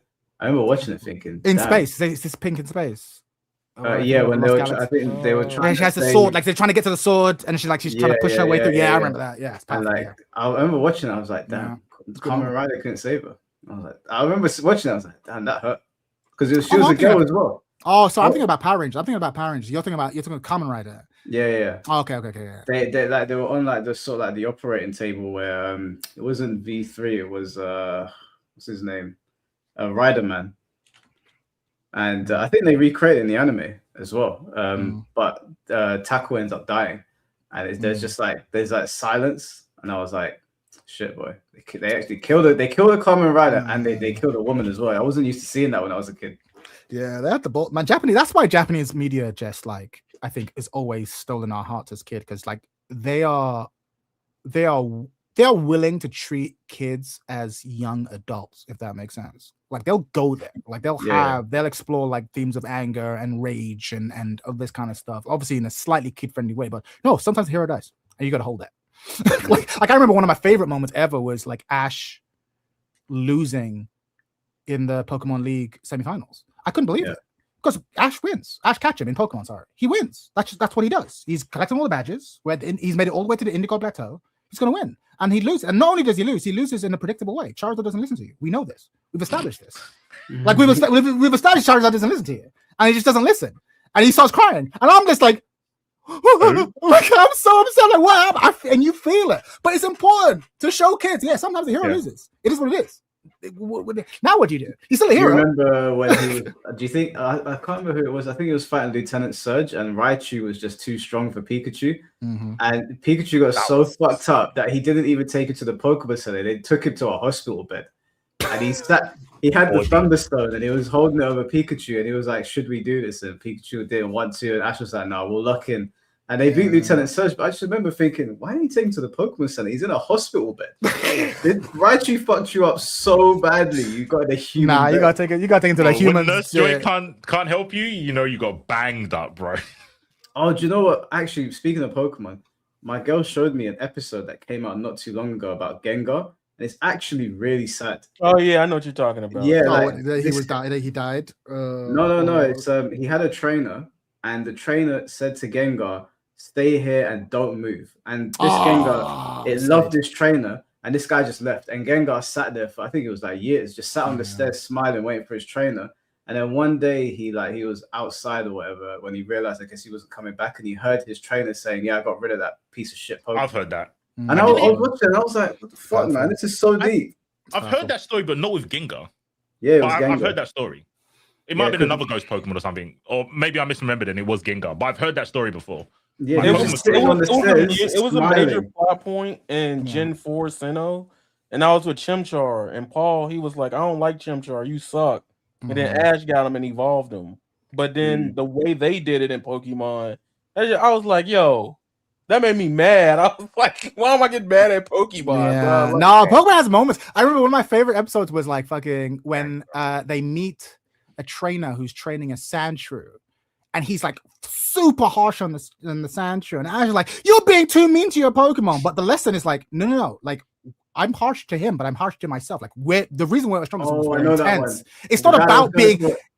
He's going for 100 wins. And yeah, I remember. I love that because the whole thing was like, oh no, you're mean because you're like you're really strict to your. But the lesson of the episode is like, no, sometimes you gotta be strict. Like excellence often requires you to be like tough on the people you care about most. It's a really good. Pokemon had some lessons, bro. Pokemon had some lessons. Have any of you seen Pokepia? The new Pokemon game? No, I've only seen gameplay bits of it. The story's meant to be fucking sick. That's why I want to play it. The story's dark and it's emotional. I've heard about it. Like, it's like all the humans are gone from the planet. There was some sort of like global disaster, and all the humans have left for another planet, and they've left all their Pokemon on Earth. They were all they left them in the PCs, but the Pokemon managed to get out, and the Pokemon have realized the humans are not coming back. And the character you play as is a Ditto, and the Ditto transforms into his trainer that was killed in the like global disaster or went away, and you can talk to the Pokemon. It's the first time you can actually speak to them because you're a Pokemon as well. You're a Pokemon, yeah. And bro, there's so many sad stories there. Like, because I'm watching my girl play it. One of the Pikachus is called Pikachu, and she's lost all of her electricity trying to save other Pokemon. So it's a white Pikachu that it can't keep its ears up because it hasn't got its powers anymore. Oh my! Wow. There's a Snorlax. There's a Snorlax that waited for its trainer. He was waiting for his trainer to come back because he thought, our trainers will come back, and he just waited in one spot and moss grew on him.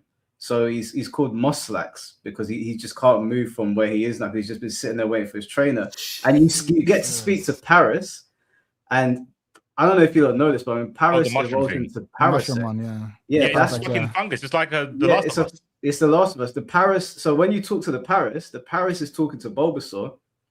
And because they've both got stuff on the back of them, they're like, oh, when we evolve, we're going to look like big and beautiful. And Paris says to him, I can't wait to evolve to see what I become. And everyone knows what's going to happen. Like the thing's going to take over him because the Parasect is not Paris. It's the fungus that's taking over. It's the fungus, yeah. And they make that point in the game. And I'm like, I gotta play this game, man. This actually sounds like a lot of fun. I have to lock in, bro. My channel's about to become a Pokemon channel. I'm not gonna champion. I might have to become a Pokemon streamer. My homies was slandering the Switch 2 for a minute. They saw Pokopia. It's a chill game, but like the stuff that there's some lore with Charizard in there that made me put the game down. Like I was like, I'd rather play Resident Evil 9 right now. Damn, that's crazy. Because like it's so great. Like I don't know. For people that don't know, if y'all don't know about Pokopia, the team that made Dragon Quest builders are the ones that did this game. So like, interesting. Okay. I didn't think about it. They were gonna let them slide with Pokemon being dark. That game has a lot of dark shit too. So when I got it, I was like. And I was playing because I'm not an Animal Crossing person. That's why I didn't want to play it. I'm like, that's why I don't want to play, but I like watching it. Like, I watch it like it's a chill thing. But seeing all my homies buy Switch 2s and play, and then like, yo, this is probably one of the highest games this year too. We're all going to be cozy streamers. Look at this. Look at this. Just look at this. Yeah, this is in Pokepia. This is something you can create in the game. Yes.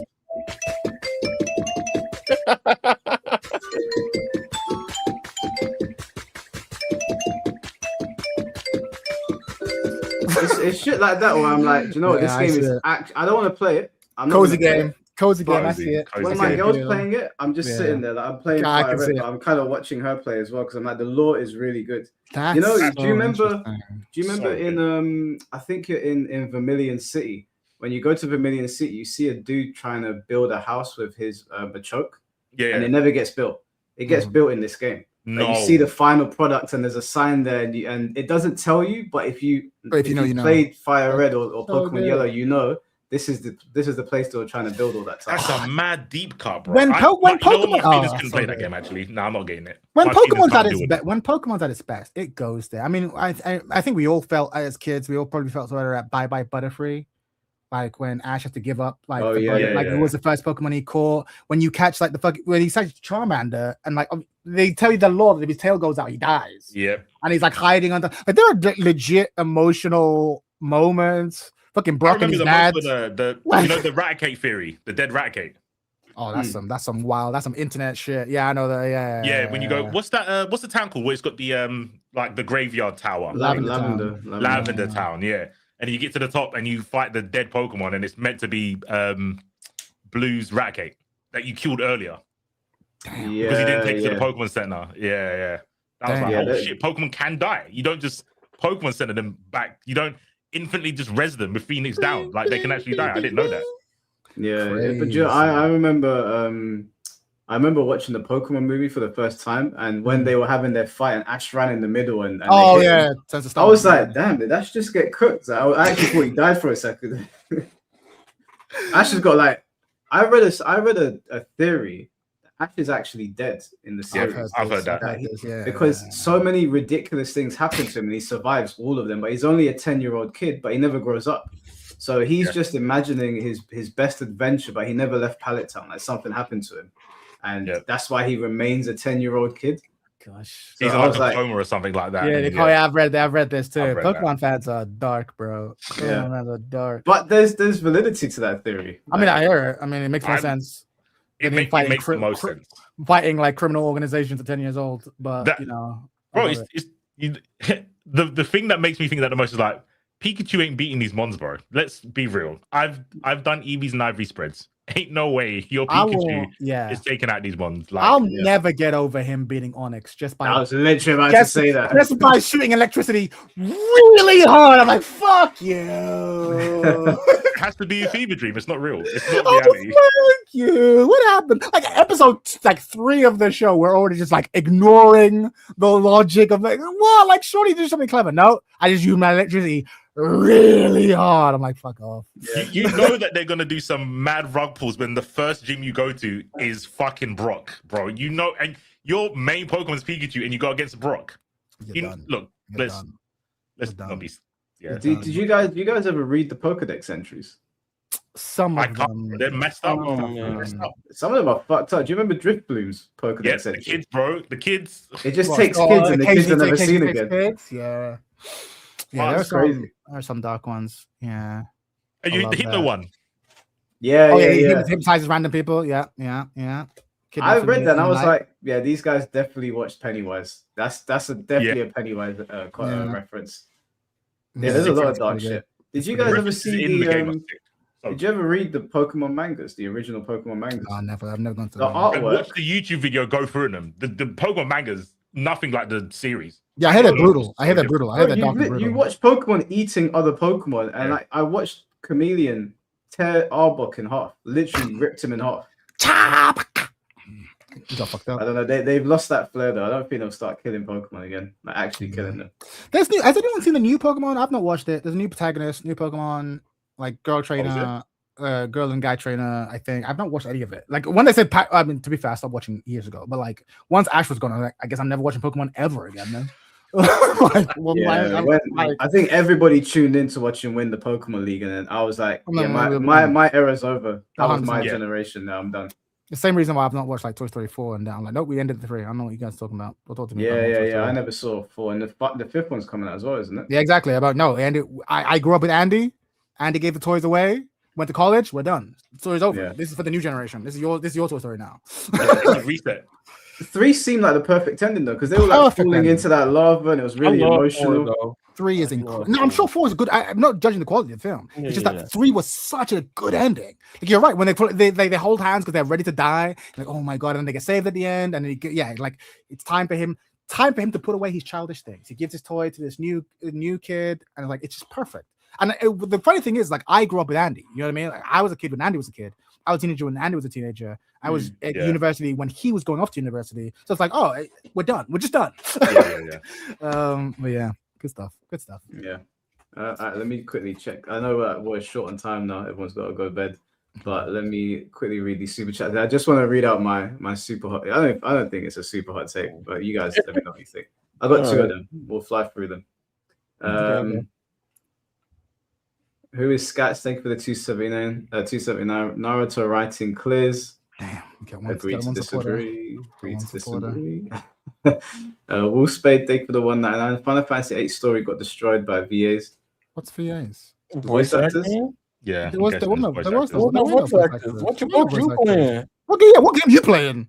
Do you know what? Voice actors. He actually made me question whether I played Final Fantasy VIII just now. No, there were no voice actors. I'm like trying to remember what Zeldink sounded like. I'm like, they never had a voice. And even if it is voice acted, just switch it to another language. We weebs. You got a weeb profile picture. Isn't that God Eater with multi-language? I'm not doing this, bro. I'm not doing this. But I love the Battle of the Gardens is one of my favorite moments in all the video games. If you know, you know. It was just so good.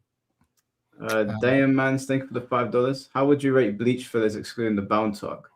Well, the Bound Talk is so atrocious. Why we gonna exclude the Bound? Why we gonna exclude the Bound Talk? Put that in there. So fucking bad that it drags everything down. But if you were to exclude it, Bleach has pretty good fillers. But the Bound arc is awful. It's genuinely one of the worst anime arcs in all of Shonen, and it doesn't have a payoff. You suffer through the entire thing, and there's no payoff at the end. The villain turns to sand as they're running for the clash. He's just like, do you know what? Fuck it. I want to die. And I was like, what? I just sat through this and you didn't even fight Ichigo. It was so shit. Damn, hate to see it. What I think happens, they actually ran out of budget and they couldn't animate the fight, so they literally just had to draw him out of existence. That's pretty funny.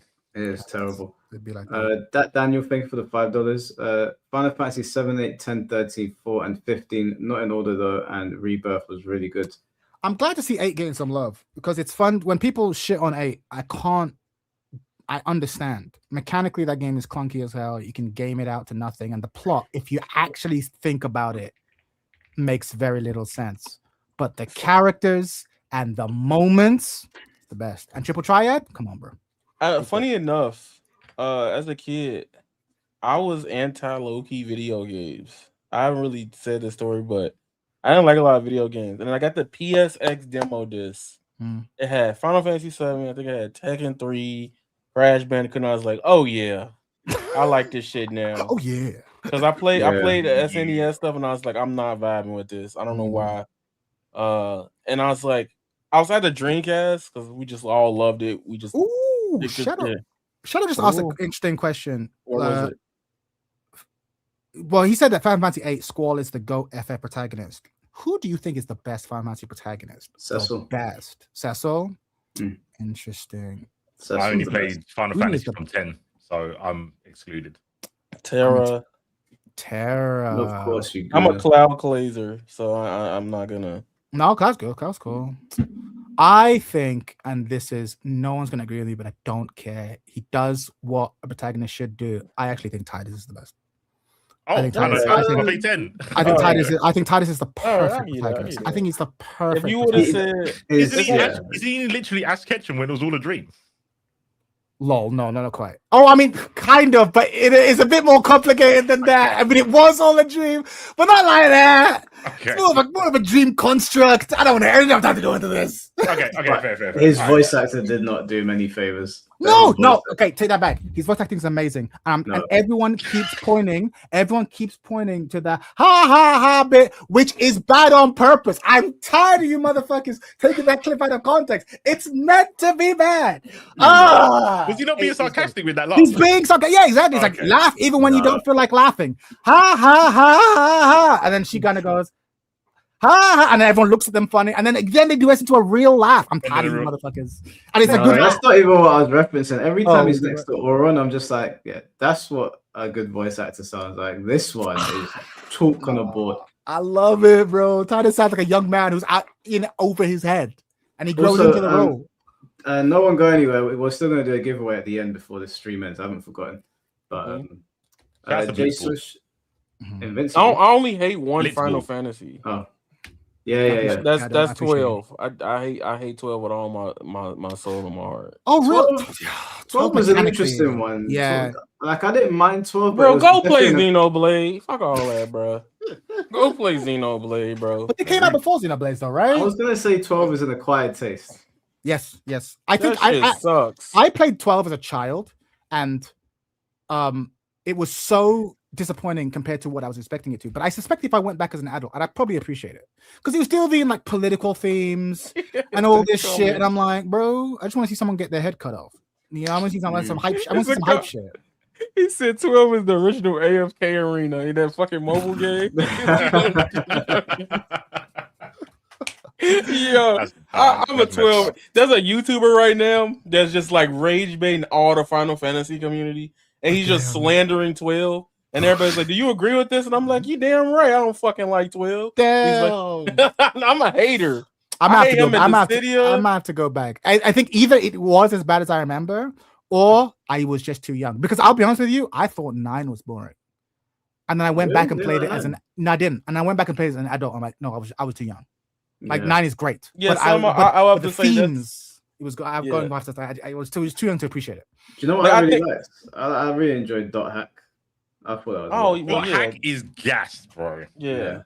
I've still got my copy. I've still got the first PS2 copy. Like I didn't know what it was. I had no idea. I just started playing. I was like, oh, I'm in a game. Funny enough, I never played those games. I never played the PS2 games, but I've played Recode and I've played Versus. Right? Because some guy in my local, when I used to play Smash, he would just always be like, "Y'all won't play me in Versus though." Like the one person. And I was like, "All right, let me try it, bro." And I was like, "Holy shit!"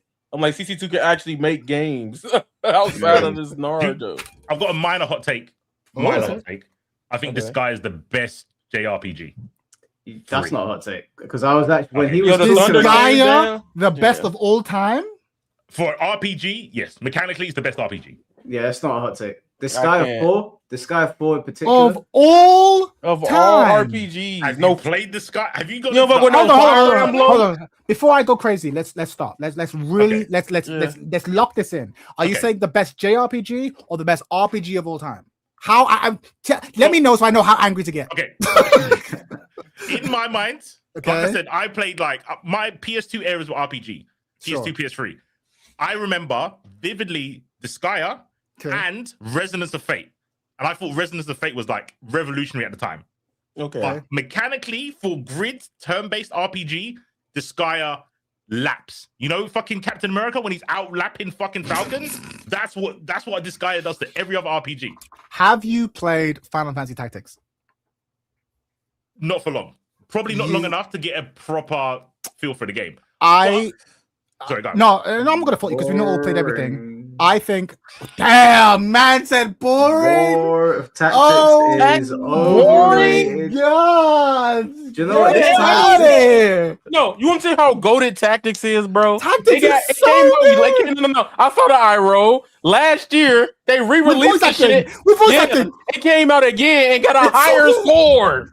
That's how raw that shit is. That game the remake got a higher score. Yes, because they added voice acting to every single line. Yes. Look at this guy's camera. It's crashing out, bro, because I said that. I'm crashing out. You killing me right now, man. No, but C4, I would add Tactics to your wish list. I think you might feel differently. At the very least, you'll enjoy it because mechanically it's doing a lot of what this guy does, and I think the story is incredible. One of the best Final Fantasies ever made, ever. So I normally don't care about stories. Like Disgaea, I vaguely remember the stories. What? It's the mechanics. It's the fact that it's endless. Stop. It's addictive. Stop. Right. Wait, you play? So you said addictive. you play RPGs and you don't care about stories? Yes, I'm a mechanical person. That's why I left. This is why I don't play RPGs anymore and I play fighting games. Yeah, all mechanics, little story. Crazy. You don't care about, because for me, I need both. Like that's why I play RPGs. The only stories I care to remember are in any game, Kingdom Hearts and Devil May Cry. Whoa, those stories are dumb. That's crazy. Hold on, wait.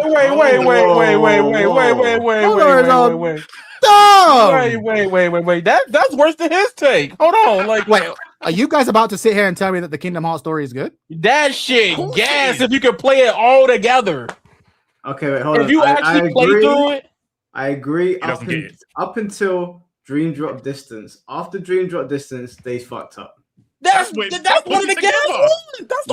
That's what I'm saying. After Dream Drop Distance, Dream Drop Distance is the last good one. But I disagree. Kingdom Hearts 3 is rubbish. Okay, whatever Kingdom Hearts 3 is mechanically is rubbish. Mechanically is rubbish. The story's rubbish as well, but the fucking endings are the story report at the end. Then that's not hype. No, it's not. It was a cop out.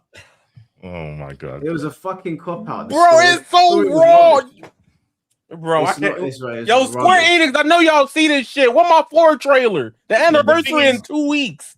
I'm gonna defend Mike. The game is so bad, it's hard to enjoy the story. I myself played halfway through 3, said this game ain't for me. Then I watched the cutscenes and I was like, the story is though. When you watch a story without playing a game, it's good. It is good. You just I don't know. I'm in the other boat. Kingdom Hearts story. After playing KH3, it's hard to go back to 2. Outside of that, I grew up with it. I'm really upset that I thought Chad was an intellectual. How can you not like the Kingdom Hearts story and be smart? I thought you would like it. Because I have a brain that works, man. No, don't do that bullshit. It's the most pretentious, wankery. Your friends are not your power. Your friends are not your power, bro. Bro, that theme has been done so much better in Infinite. Go play Persona if you want a story about friendship being power. Fuck Kingdom Hearts. Edgelord. Oh, that is Persona is the Edgelord game. What? What are you talking? You need the Velvet, bro. Come on now. You need to replay these, bro. Wait, are you saying Persona's not full of edgelords? Have you played Persona 4? Yes, it's the most sunny. And Persona living in Persona 4. Everything's great at your Junas. This is the Evo game you're talking about. You're the 4 fan. Adorable little Nanako.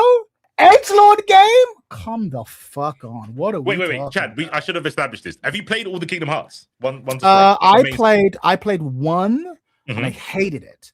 My friend told me, I hate that game from the beginning. And my friend said, try 2. I never owned 2. I'm not going to lie to you. I borrowed 2. And I'm like, this plays better. But, and the game's really fun until someone opens their fucking mouth. And then this becomes the most retarded shit. I know what happened to him. He got to the Tarzan stage on Kingdom Hearts and he said, fuck this. Everyone said, fuck this. Alice in Wonderland and Tarzan in Kingdom Hearts 1 is a nightmare. That's what everyone if y'all want to get right, go ahead and run up the Xenoblade. I'm telling you. I've not played any Xenoblade, but I've heard good things. I've not played it. How can you play Hollow Bastion and think it's a bad game? That's like how. I'll tell you what though. It has maybe the greatest video game theme of all time. Yeah. Oh, theme. I was gonna say soundtrack. I don't know about soundtrack. It has. I think. What's the Daily Beloved is one of the best video game themes of all time. Yeah. One of the best franchise themes of all time. I'll give it that. Right. But I just found the stories honestly, I just find it so pretentious. It just didn't do it. You know what it reminds me of? It's a very different thing, but it's kind of like how some people glaze Kojima. And they're like, oh, he's such a deep writer. He's so brilliant. And I'm like, this is sophomoric. This is dumb. But people be like, no, it's so deep. Don't you get it? It's about the government. It's about the military. I'm like, have you never read a book? I'm not gonna do this right now. I'm not. I can't do this. Like this is for people who don't. This is like Kojima is like. Kojima is the greatest of all time, bro. It's like for people who don't read books. It's stories for people who don't read books. You're crazy. It's stories for the literate. It's like Kojima slander. If I've never read a military story, it's like the most groundbreaking thing. What's the best military story, Chad? Oh, the best military story. Advance Wars, no troll. No, stop. Like, are you talking about in the video game or are you talking about? I'm talking about in the video game, bro. In a video game. The Valkyria Chronicles, the first one on PS3. On PS. What is wrong? Yeah. He said that with the straightest face, bro. He's Valkyria Chronicles. Over Metal Gear Solid. Have you played Valkyria Chronicles? Have you played Sons of Liberty? I have. I played the first Metal Gear Solid. I played Snake Eater. I didn't play 2, to be fair. I didn't play 2. And I tried playing 4, and I think I got to my 3rd 1 hour long cutscene. I was like, yeah, it's safe for me. That's as far as it's gone. I've not played the ones that came afterwards. You ain't played MGS4? I played 4. 4 with the PS3 one, right? I'll give you this though, Chad. I'm a Glazer 2 series. Even though I like Metal Gear, I'm a Glazer Kojima's 2 series. It's Zone of the Enders. Great game. And my obsession right now is Death Stranding. I'm about to platinum both of them games. I can't stand it. Bro, that game, I didn't play it, but you cannot make fucking Amazon deliveries look hype. I'm sorry. No, that's the clickbait. That's the clickbait. No, that's the clickbait. Because like listen Sorry. to me. If we're gonna sit here and we're gonna watch this because of Chad. Listen to me when I say this, yeah. Listen to me when I say this. If how do I put this? If Death Stranding was made by someone not called Kojima, that game would have got a 5 out of 10. It would have flopped commercially. It would have flopped. The way the industry sucks Kojima's dick needs to be studied. He's good. It actually needs to be. It actually needs to be. The people will put up with shit.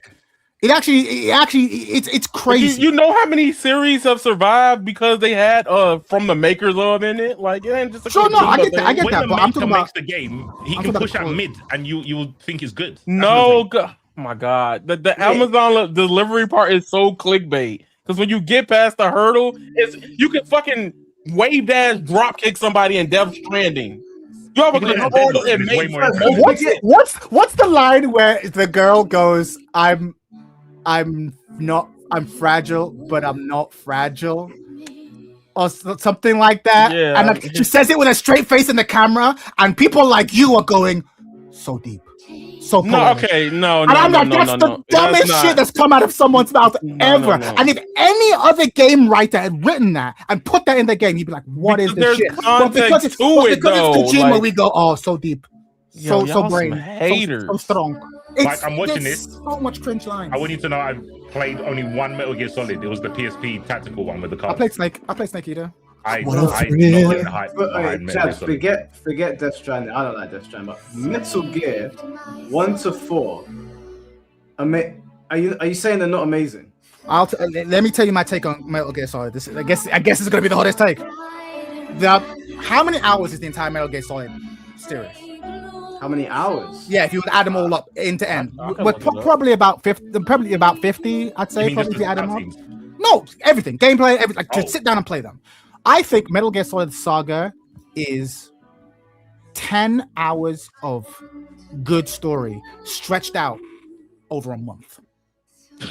No, because there are moments where you're like, this is clever, this is clever, this is clever. And then there's a bunch of shit. Like, at what point you're going to look me in the eyes and say, like, the rollerblading fat man in 2 is like, that's good. That's just good military fiction. That's just good military. You scoffed at Valkyria Chronicles. Right, yeah. But you have this rollerblading guy. Like, yeah, I don't know what to tell you. Man. It's just good military fiction. Chad, let me tell you why. Okay. Let me tell you why this doesn't work. Okay. You just said that all of these games combined are how many hours? Maybe about, I don't know. I don't know. I don't know the total length, but let's say it's maybe about 60 hours. Bro, one of the games is 60 hours. Yeah. 60 hours? How much of this game have you played? One did not take me like, what is like 10 hours tops? No, not one. I'm saying one of the games is 60 hours. Yeah. Which one? I played Snake Eater. Snake Eater. No, Phantom Pain is 45, 60 hours. Yeah. Yeah, but I told you I didn't finish. I didn't finish for. I went to like the 3rd hour-long cutscene. I'm not doing that. The first game, the first games based on Google are saying they're like 8 to 12 hours. And 8 to 12 hours. So 1, 2, and 3 is 8 to 12 hours. Guns of Patriot is 15 to 20 hours. That's also including 9 hours of cutscenes. Guns of Patriot is a masterpiece. Okay. It is a masterpiece. You need to go back and play it. I'm telling you, Chad. You do yourself a favor.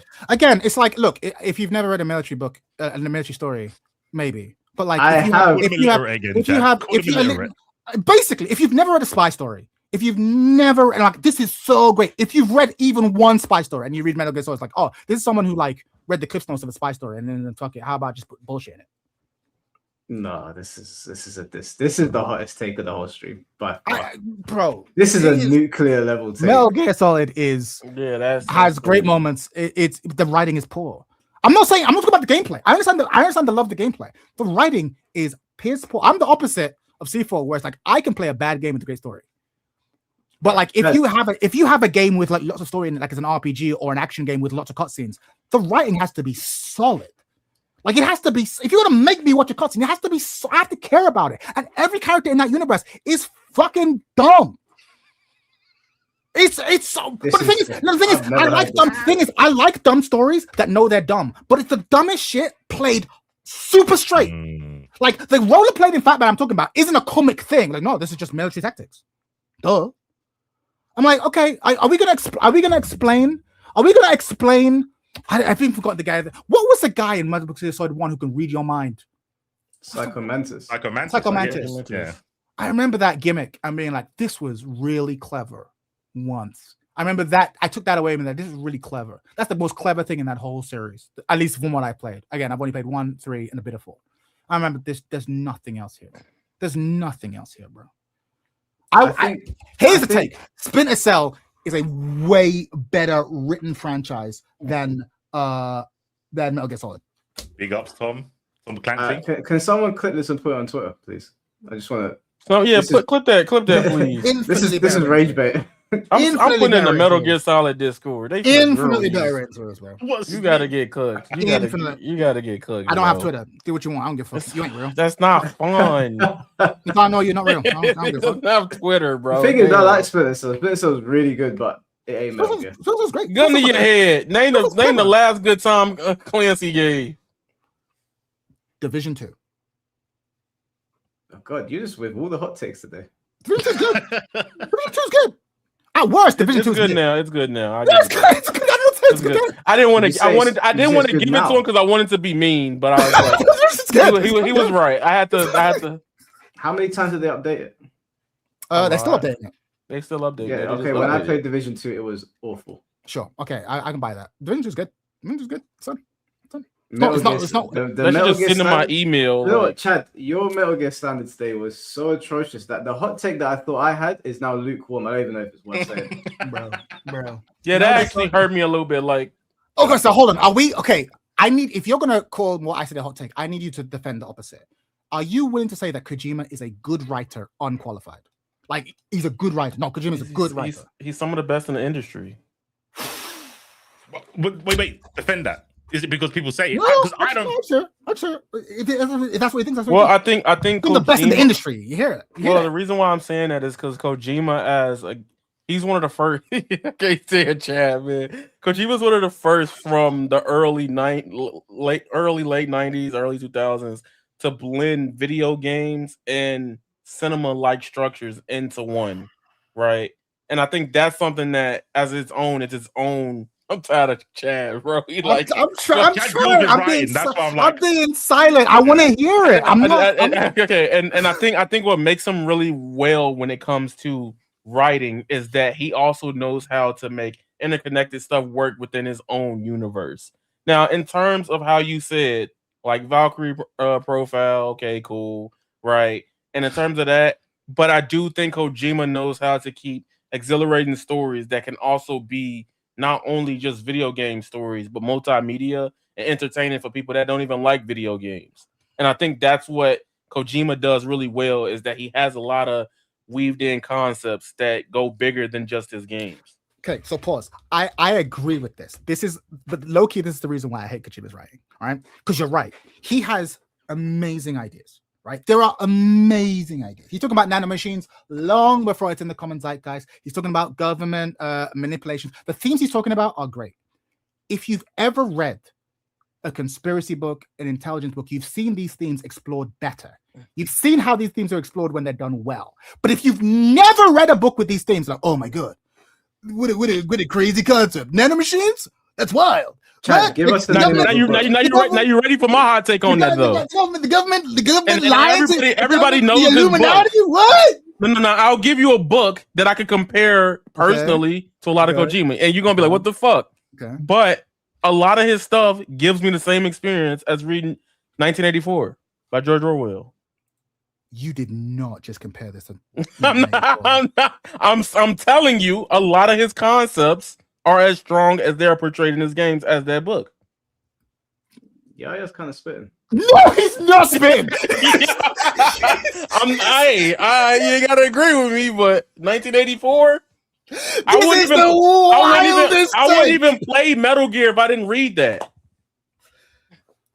Now, Chad, I need to know. Have you read 1984? What'd you say? Have you? I know you know the story. But have you read? Because there's a lot of books I know the story of, and I can appreciate them. I was forced to read it in elementary school.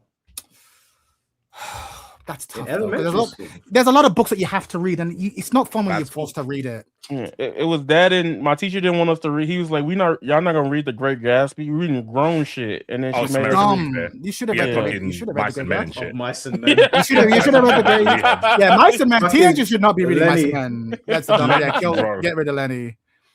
That's so. Yaya The just fact likes that- anything. the No, I fact- don't. Like the if fact I that really you put it in 1984 is wild, and I appreciate having the confidence to say that on stream. no, I get I that. have the confidence because I could never say something like that on stream. No, I because take that to my grave, personally. I take that to my grave. I'd soon say that to my I mean, grave. if you want to argue if it's better, I'm not gonna say that. That I'm not gonna do. The fact that it's even in the conversation is crazy. But I'm saying, what war stories have you read or spy stories where you're saying these are much better written? Have you got? I any would, for me personally, there's different flavors of it, right? Because you can read. I've only ever read one Ian Fleming book. I'll be honest. Most of the Bond I know is from like the movies, right? But Ian Fleming's Bond is more interesting if you want like outlandish spy stories. My favorite spy story is actually The Spy Who Came In From the Cold. It's super interesting, Cold War thriller, super interesting. My favorite spy story is probably a book called Catch 22, like the original Catch 22, and it's just about the craziness of war and how the people, everyone involved in war is crazy. It's just a question of how, right? Like you can have, like there are books that go into great themes, but what Kojima does is more sci-fi, if I'm being honest, than military, and that's cool too. There's a lot of great sci-fi, but like so much of I don't know how to express this, but like there are a lot of times where if it's the first time you've seen a theme explored, you fall in love with it because like, wow, this idea is so crazy because you feel like it came from him. But if you've seen the idea, but if you're not like, no, I can see where he got this idea from, and it was done better where he sold it from. But he was perhaps the first person to put it in a video game. So he communicated all these ideas and themes to a generation of people who otherwise might never have actually explored these themes. But if you've read even one book, you'd be like, this is like the Fisher-Price version of the theme you're exploring. Could you say again? I'm not on board with either one of you. I'm just taking Chad's like at face value. You know, Sure. refer to the expert.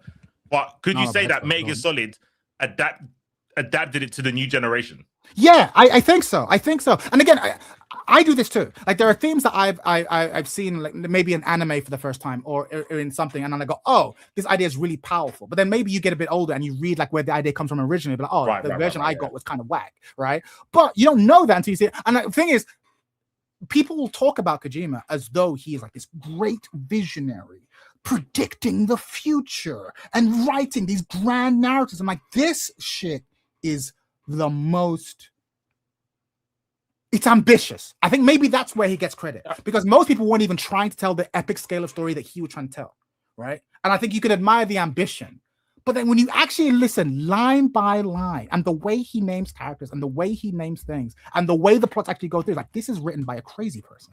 It's written by a crazy person.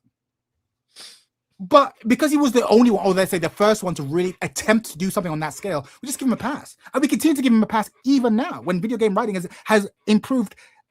I can't believe some of those things I hear coming at characters now in Death Stranding. I've not played it. I'm not talking about the gameplay, right? So maybe the gameplay is amazing, but I'll watch these cutscenes and I'm like, this is the dumbest shit. Like there's no subtext.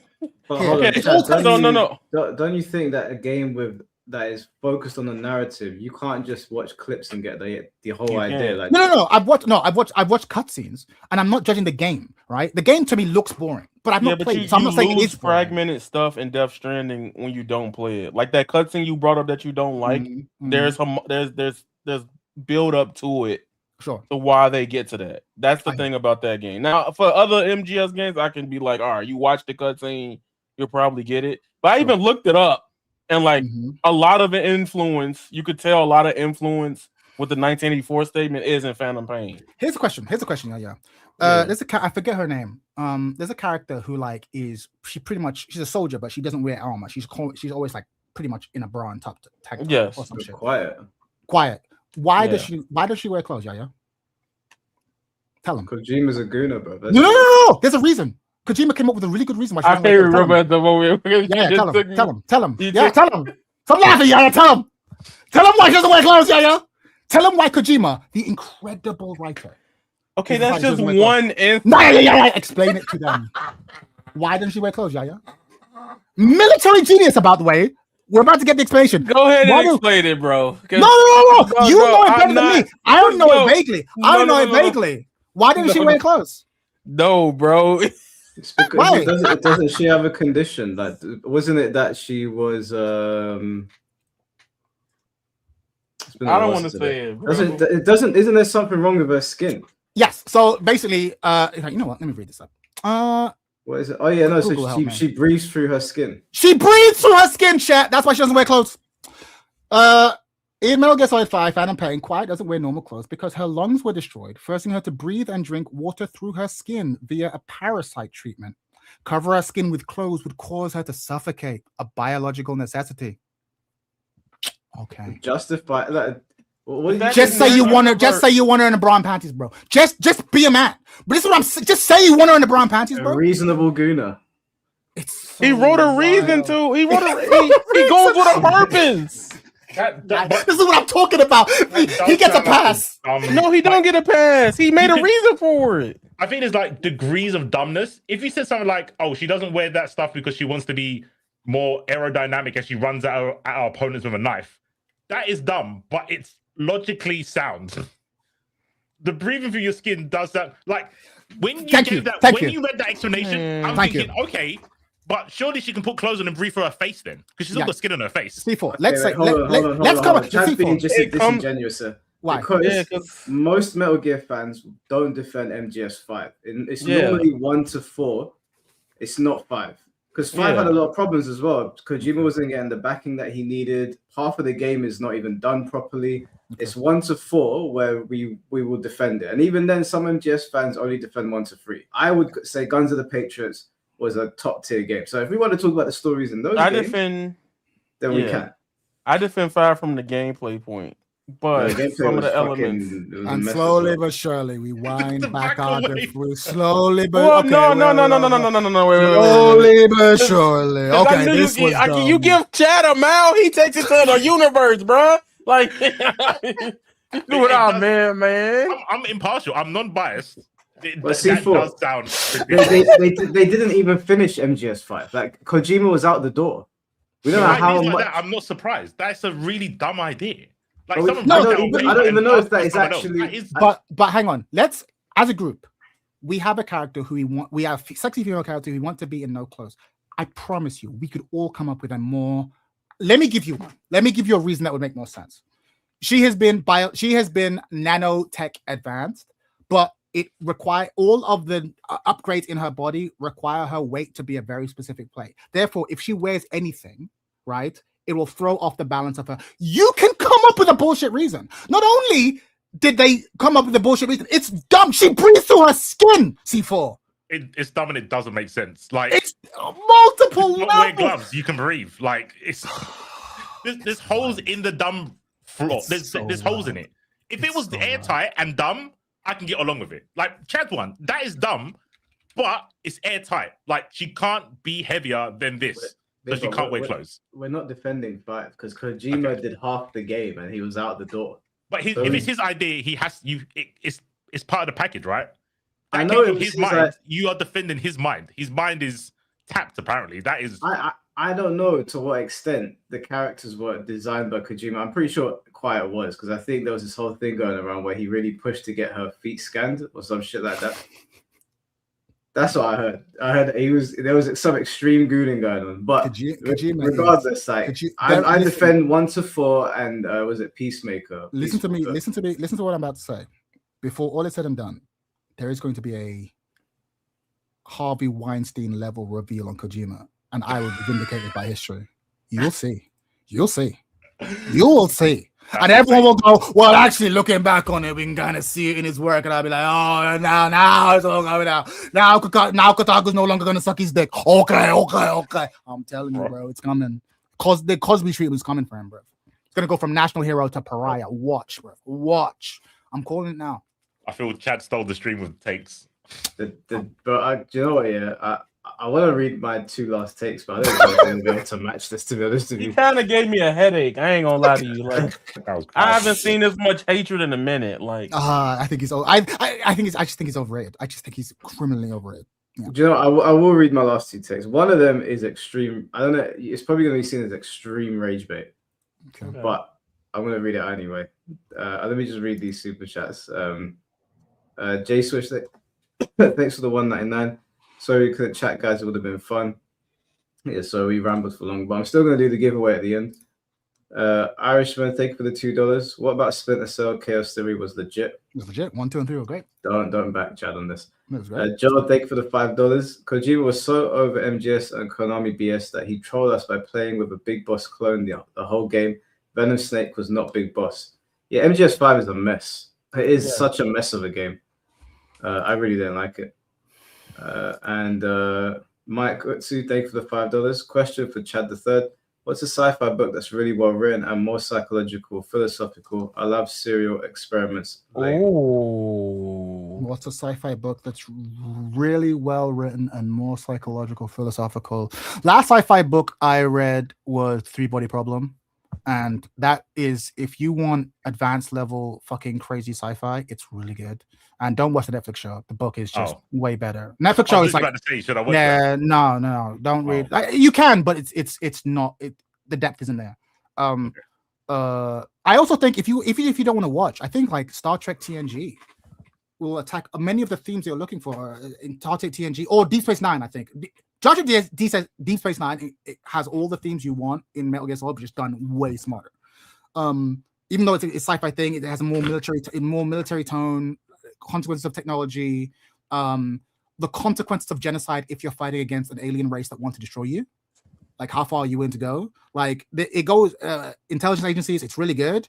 If you in terms of like sci-fi books though, Isaac Asimov, like there's a lot of great stuff. There's cyberpunk books you can be reading. There's a lot. If you all audiobooks, because even though I'm saying books, you can get the audiobook version. I know it can be hard to sit down and read. There's audiobook stories that you want. I'm telling you, if you're a Metal Gear Solid fan, listen to me if I say this. If you're a Metal Gear Solid fan, I promise you. Start looking into just audiobooks of military sci-fi. I promise you would be amazing. You'd be like, oh yeah, this is way better. This is like way better. Because it's the same themes, just done by a competent writer. I'm telling you. But if you've never explored that genre, then Metal Gear Solid is like the peak. It's peak. All right, I'll hold you to that. I will. If you give me some names, I'll give you some names. I'll give you some names. I'll give you some names. I promise you would. Because I'm not. Because the themes he's trucking in are fascinating. I see why people fall in love with it. I do. He just doesn't pull it. But yeah. Oh, before you reach your next one, I gotta say this because there was a comment that tilted me. It's like Yaya likes every fucking thing. Okay, ho, I got you. Okay, ho. I'm gonna list off everything I actually think is fucking garbage. Y'all ready? This is gonna rapid speed run. Maybe some hot takes that's gonna piss some of y'all off, and I can tell you why if you ask. So you better super chat or something. Just letting y'all know. First of all, Chainsaw Man, dog shit. Sonic Heroes is complete dog shit. Agreed. I hate most From Software games. Dog shit. If it's not Sekiro, Bloodborne, and potentially Armored Core, it's ass to me. I hate Uncrustables. Trick Cereal is dog shit. Akame ga Kill, Darling in the Franxx, and 7 Deadly Sins are abominations of anime, and you will never know ball. Brawlhalla, Mortal Kombat 11, Pokemon Sun and Moon, the OG one, and Promised Neverland Season 2 are all fucking garbage. That's not what I'd say. Promised Neverland Season 2 is quite possibly the worst thing I've ever seen in my life. Yeah. That anime is rage bait. That's actual rage bait personified. They time skipped everything. There was no point watching it. You start the anime after season 1, which was peak, and it's really, really hard to get into. It's really slow and boring. And then when it's supposed to get to the good part, they time skip it, and then the end the anime. The credits literally roll, and you're sitting there like, what just happened? It's terrible. Awful anyway. But some of those were, so that list. I'm actually, just to let y'all know, I don't care if I get shit for it, but I'm actually making a video on why I hate From Software games. I think they're overglazed games to the core. This is my boy Surgeon that hates the Batman series, by the way. Oh, so yeah, we would be boxing. He hates From Software, but low key, they're gonna come for you when I don't give a fuck. I'm ready. But secretly, not publicly, because I never do it publicly, but secretly, I'll be with you. Publicly, I mean, that's perfectly fair. I don't have to. There's a lot of people like that. But if you're talking about overrated, I think you might be right with the From Software. Okay, so my problem with From Software games before we go on, I got time now. All right, my food is coming in like an hour. That lady. The real hot takes are coming out now. So here we go. So my problem with From Software games, I will admit, they are good products. You can buy them, have fun, do whatever you want to do. First things first, I don't care about if they hard. I play everything on the hardest fucking difficulty. Okay, that's not my problem. And I like Armored Core the most because of the movement. Sekiro, cool. Bloodborne, cool. I fucking hate Elden Ring. I hate all of the Dark Souls. I hate Demon Souls. And I have 45 plus hours in those games. My problem with those games is I don't like the slow, methodical pace of Souls games, right? I don't like the run, roll, stuff like that. But you have builds to help mitigate you having to deal with stuff like that in the game. My thing is, I'll say I'm boomer in this. I'm more so in the case of the Devil May Cry, action games, things like that. Even some Souls likes I like overall more than what FromSoft does. Like there's Lies of P, there's Strangers of Paradise, Neo. I like those because they take that soul element, but they add a different flair and the pace is way better. My problem with From Software games is they slow as shit. Yeah, you don't want to get action games that feel heavy. Yes. Deliberate. Well, I get that. That makes sense. That's a preference thing. That tracks. That's not that much of a hot take. Yeah, I hear. But you can respect the game design, right? Yeah, I respect the game design, like the bosses and stuff like that. Cool. I just don't find them fun to play at all. No, I hear. Like Stellar Blade. Okay, and I talk about this. Y'all know me as the Gooner person. Whatever. Stellar Blade. I did not want to play Stellar Blade because of the gooning. If y'all saw what it originally was, it was a Devil May Cry game, but they opted to make it a Souls-like because they're like it's gonna sell better. Right. Stellar Blade. Stellar Blade. I thought it was more like Metal Gear Revengeance. That's something else. Yeah, well, same thing, pretty much. Character action, hack and slash, however you want to look at that. But when the game came out, when they started showing off gameplay, it turned into this like Souls-like thing, and I was turned off by it. I played the demo, and I'm like, okay, this is kind of cool. And I was like, I might give it a chance, might buy it. I bought it, and I played the first. I was like, this shit is boring as fuck. I don't know why I spent my money on this. But then, as the game progressed, what that game does, it progressively turns up more anime. And the skill tree and how things can combo, you get access to different like moves. It's kind of like Lady Sekiro. And what Sekiro does really good is number one, the theme, that era, that I shield that era, I'm not gonna lie to you. And plus the stagger and parry system of those games feel very satisfying. Where if something feels slow, the enemies attack you rapidly, like, all right, you're just gonna stand there? No, you have to react to it. So yeah, did you ever play random poll, but do you ever play Mass Effect? Yes, I have. That is beautiful. Okay. Masterful. I'm not trying to stop. If you ask me over that, yes, I would say Mass Effect. The ending was so bad they had to retcon it. No, retcon it just had to. We don't talk about Andromeda. Oh yeah, we don't talk about Andromeda. There's only been 3 Mass Effect games. Here's my question.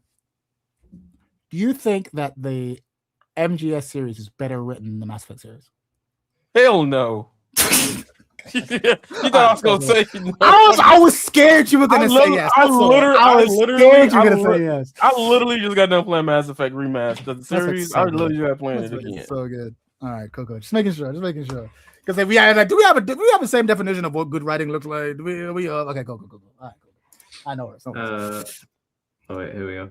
Lord Sure, thank you for the $5. Yaya, those hot takes were on point. I had fun with MK11 though. MK11 was trash. MK11, I found to be the most frustrating game to me. Which ones is 11?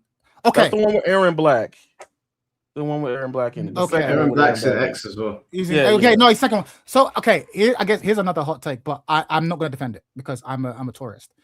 All the MK fans hate MK11 Sindel. When they made her evil, like she was collaborating with they butchered the story. Yeah. I love that Sindel. That's my favorite Sindel. Wait, hold on. You just got onto Kojima about writing. I'm a tourist. No, we're not accepting that. You just got to Kojima about writing, and that's the writing you want to defend, the bastardization of Sindel. I love it. She's way more interesting. Being like, oh no, you killed my husband. Secretly, no, I killed my husband and gave you my kingdom because my husband was weak. He was going to lead our kingdom to ruin. Shao Kahn was going to lead us into the promised land. I signed up with him. I like strength. I like that sort of vicious Black Widow Sindel. I think she's super interesting. Doesn't like Injustice Superman, by the way. But okay. Yeah, but Sindel, you're right. No, I understand. This is the thing. I was about to defend it. Yeah, I was about to defend it. No, because the thing is, I don't have. That's why I said I don't defend it too hard because I didn't grow up with the Mortal Kombat characters, so I don't. My heart's not in it. So it's similar. It's similar to what I said when you were like, if someone said that their favorite Superman was Injustice Superman, but then you don't like Superman because there's no way you grew up and loved Superman and then saw Injustice Superman. Right. It's the switch up that made you. Yeah. Whereas, like for me, I have like a superficial understanding of what Sindel was before. Yeah. And then and I look at the new Sindel. I'm like, she seems more interesting. But if I grew up with old Sindel, I could totally understand why I'd be pissed. But I like new Sindel. I think I honestly thought Sindel was always a baddie. Yeah, she makes more sense. Yeah, I don't know. She acts and looks like a bad character. Yeah, with the white hair. Yeah, the idea of like, oh, I'm actually innocent. I'm a victim of my fate. I'm like, oh no, I like the idea. No, I'm a bad bitch. I like that Sindel. But Joe, thank you for the $5. We can criticize Kojima's philosophy on MGS to today's standards, but nothing in gaming at the time compared to its writing at that level. I disagree. I think in gaming, he's not wrong. He's not wrong in gaming. He's absolutely wrong. Did you, Mike? You said you played Final Fantasy 6. Yeah, but Final Fantasy 6 is one game. MGS is a long-standing series. We didn't have anything that had a long-running story. We had Final Fantasy, multiple instances of individual stories. We had Shin Megami Tensei that was doing really deep stories at the time. To be fair, we didn't have much else other than that. I ain't got nothing to say about Shin Megami Tensei. All I'm saying is that even at the time, this bar of like, it was good for game writing. I'm like, okay, but that's not what people say. People don't say it was good for game writing. People say it was good writing, period. That's why I lose my shit. I'm like, no, there are games that were good writing, period. Final Fantasy 6 writing was good, period. Period, point blank. Fucking, what's the other time travel? Chrono Trigger. Good writing. Period, point blank. Yeah, you don't have to you don't have to be like for a video game. Like, no, shut up. Good writing. All right. Like I know this comes later, but like Silent Hill 2. Yeah, really good storytelling. Right? We had good game stories with good writing. But wasn't Silent Hill 2 much? There was much later. Yeah. You're right. Much later. You're right. It's almost like a completely different genre era, even though it's all on the PS1. Yeah, we had Siren and Fatal Frame. They were pretty good as well, but they came later. Yeah, we had good writing. And so people know this is the peak of the genre. Like, no, it's the most ambitious. That's not saying to being good though. Guys of Arcadia, you can point to them if you look. We had good writing. But yeah, that's it. Old God of War over DMC. Which DMC? Because now I'll cook you. I will cook you myself. Which one? The old God of Wars are really good. I actually prefer them to the new ones, but over DMC? Hell no. Hell no. Now, if you're saying DMC 1, okay. Yeah, like news at 11. But like 3, 4, 5, like if you're doing that. What about 2? Shut the hell up, Mike, man. This 2 slander is not 2 is ass. No, do you know what? That actually leads into my prompt. That actually leads into my prompt. Okay. I don't think most people have played Devil May Cry 2. I think they jump on a bandwagon. And also, with regards to that, Studio Ghibli films are extremely overrated, and most people haven't even watched them. They just say that so they're accepted by their peers. You're like Dragon Ball fans that claim to have watched Dragon Ball. You haven't actually seen Dragon Ball, just like you haven't seen Howl's Moving Castle. Mike, what system you get? What system have I got? But do you own a copy of Devil May Cry 2? Sorry, did I miss the? I only heard Studio Ghibli overrated. I need you to turn the game on. I need you to sit down. Make you a sandwich. This is important. This is important to playing that game properly. And I want you to go in the game. You pick Lucia. You know what? Fuck it. I'll make it even better for you. I played it on stream. Whatever. You weren't playing it right. What you need to do is you make a sandwich in one hand, right? and you Control hold the M. square button. I don't know what it is over there in the UK, but whatever the ebony ivory button is, that's all you need to play that game. That's it. You don't need to do nothing else. Just hold square. Back to my eat the fucking prompts. sandwich. That prompt is ass. Do you know what people that claim to like Studio Ghibli films are? There was a guy in school. He used to like say to me, we used to talk about a film we watched. Like my mum let me stay up late to watch Terminator 2 once. And I'd go into school and be like, oh, I saw Terminator 2. And they'd be like, yeah, I watched it too. Most people that claim to be Studio Ghibli fans that like their films will cite Princess Mononoke. They'll cite Howl's Moving Castle. But they ain't seen the films. Because when I asked them what's going on in the film, they won't answer me. And do you know how I know they haven't seen the film? I caught so many people in a lie. I haven't seen most of them. I've seen Howl's Moving Castle and Princess Mononoke, and there was another one. But I don't even remember much about them. Do you know how I catch them out? You just say, do you remember that scene? I love that scene in the classic, the classic. And they go, yeah, dickhead, you ain't seen it. That's not in there. That is true. There's definitely a lot of poser works. It's true. It's true. Because people claim to have seen more than they have. Everyone's probably seen one or two, and they'll be like, I love the whole suite. It's like, you don't really like the whole suite. I've seen some obscure ones, but like I'd be lying if I said I was even paying full attention. Yeah. I'm not a big fan of Studio Ghibli, but I think so many people are posers. Opposers. That tracks. No, they're definitely they're LARPers. Yeah. I've that. seen one. It's been so long. I'll be honest. I've seen a lot of them, but I can't remember them. It's been so long. Like Princess Mononoke. Princess Mononoke is one of my favorite films of all time. time. I could look at it and be like, all right, that's from Ponyo, or that's from Princess Mononoke, or Howl's Moving Castle, but I can't remember them like the detail fully. Like I was thinking about going back to them soon, but. No, Princess Mononoke is the Ghibli one and EMC. Yeah, so the last take. This is my last take. This is this one might piss people off. I don't think it'll piss off my chat, but I think someone's probably going to clip it, and I'm going to get in trouble for it. Now, I want to say before I say this, if you take it personally, don't take it personally, anyone. Okay, just remember, don't turn the stream off either when I say this, because we are going to do a giveaway after. If it's not about you, it's not about you. If it's not about you, it's not about you. If the shoe fits, wear it, bitch. Yep.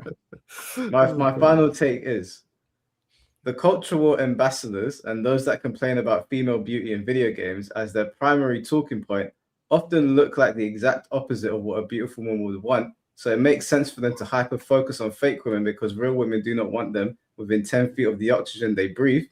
The reason they fight so dearly for these pixelated boobies is not to push back against censorship, but simply because these beautiful women cannot say no to them. Wabazo.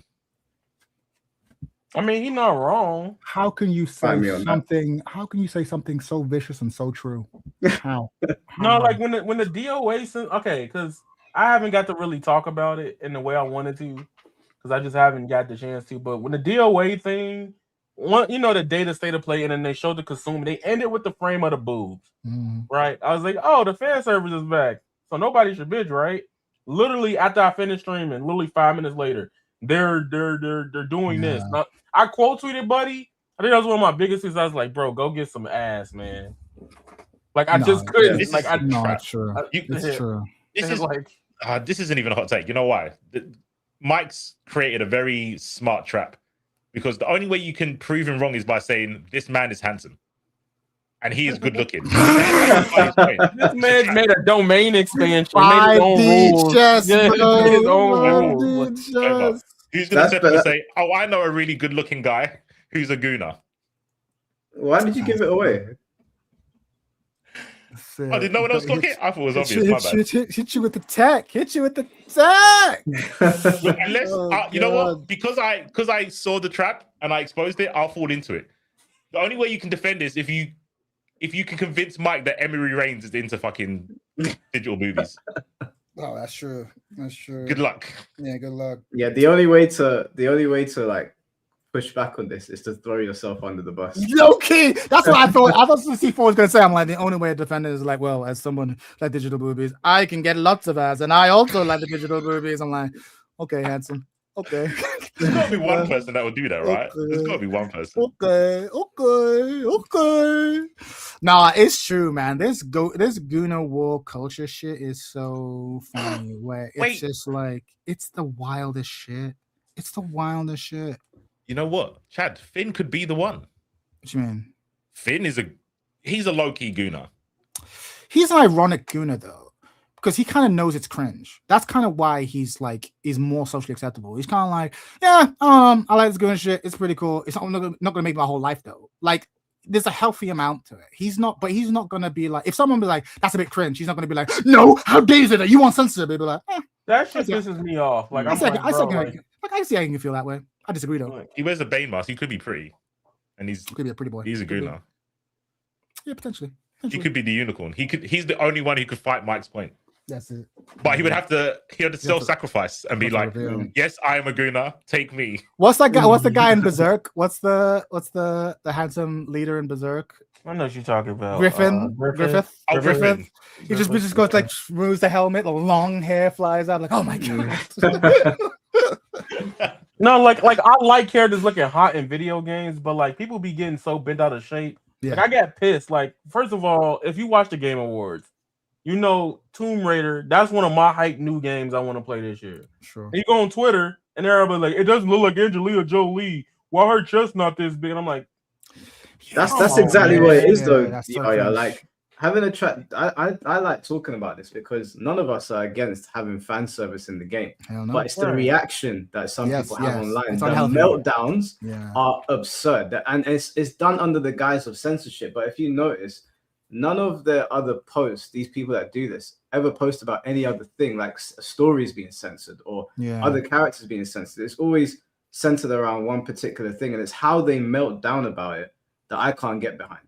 I can get behind if we are like, I don't know, who's like known for their, like Matsumoto, right? Matsumoto is known for having big boobs. If they randomly disappeared, I could be like, oh, why did you change that? That was her thing. But what I'm not going to do is go online and start going absolutely apeshit over it, because that's weird. And they do it under the guise of censorship, but really, it's not that they care about censorship as a whole. You know what it reminds me of? And this is a mean thing to say. I saw this post and it was a meme, and I shouldn't say this because I work in education, but like there was this meme where it was like they were like, we need to bring back bullies because they kept this kind of behavior in check. And I was like, I can't publicly agree with that, but I also can't disagree with that. No, because like bring back shame. I don't care how it's mechanized, but bring back shame. Because you're right, it's super. It's like I kind of go like, how do you not feel embarrassed doing this? Yeah, like, that's the part I'm lost by. I'm like, there's so many other things have to have gone wrong in your life for you to like get on the internet and like have this fight, for you to spend time on this. Like, okay, it's one thing to be like, oh man, they've made this character's boobs smaller. I prefer the design when her boobs were bigger. That should be the end of it. You know what I mean? Maybe you make a post being like, oh, I think she looks better in the old version. And you don't go into specifics because you don't want to look like a creep. Okay, fine. But like the way people be like, no, her bust size has got to be black. And if it's not doing this, I'm like, are you hearing yourself right now? There's no shame. No shame. Y'all need Jesus.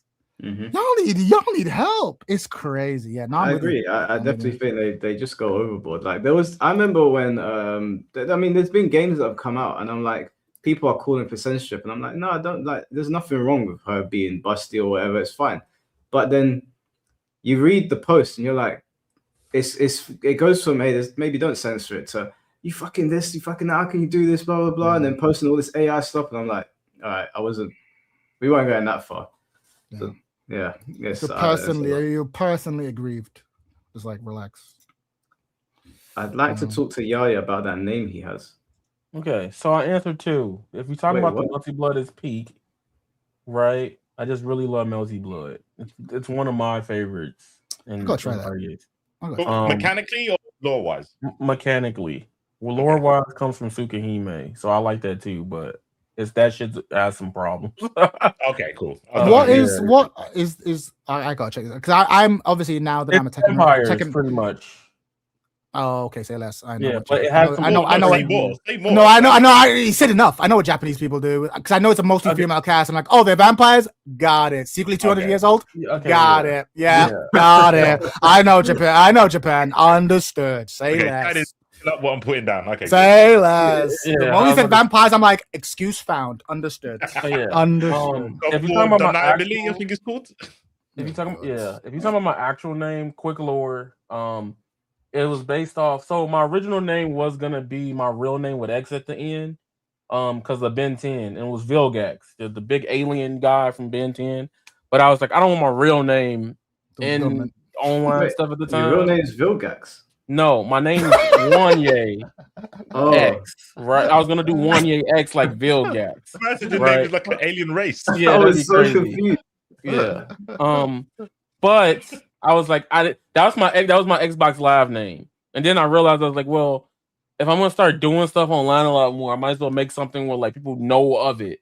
So Avatar is my favorite shit of all time. I don't care what you can slander it, but I love Korra and I love Last Airbender equally.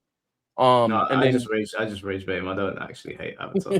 I know I saw that shit. I was like, fuck you, man. Like, but I kind of want to watch it just to dislike it, but that's a level of petty I can't do. But literally, Yaya was my little brother's first words trying to say my name, Wanye. So he said Yaya, and I was like, oh, I like that. And then all the rap songs around that time was like yeah, and I just like fuck it. Like I just put it together. Then found out the dictionary. I looked up Avatar, and I made the YouTube channel, and I was like, Avatar means the creation of oneself. And I was like, wait, that's kind of hard because people won't know that. Plus, sword art was a big thing that I thought was cool at the time. So I just put it together. It was Avatar and Yaya and bam. I love it. That's a good origin story. Yeah, it's a great origin story. Avatar. So you guys, C4, Mike, you've not watched. Oh no, Mike, you've watched it. C4, you've not watched any Avatar. I haven't watched it. You not watched it? It's really good. I watched the first couple of episodes and got bored. So it does start slow, but it only takes maybe about 4 episodes. It's not like, oh, you got to watch the first 100 episodes. Like you can watch as a fan of Avatar, and I've watched Avatar so many times. Like I do yearly rewatches in the Discord Avatar. I will say book 1 can be very slow. That is one of my. It's very slow. Yeah. But it's amazing though. It doesn't take long to get good. It's just like because at first okay, introduce the water village and blah blah. Once they've left the village, like, okay, now we're cooking. Give it a shot. Yeah, I remember it's Finty's without a Bane mask. Yeah, he covered it up, but there's a picture where you can see his face. Really? Yeah. Oh yeah. Originally he was posting his face. If you go back to my older podcasts where he's been on here, he's had it without the Bane. Okay, so what we're saying is not a bad looking lad. Not a bad looking lad. So he is the unicorn. He could be the one to disprove Mike. Vinty looks like Eminem if he was in the Gestapo.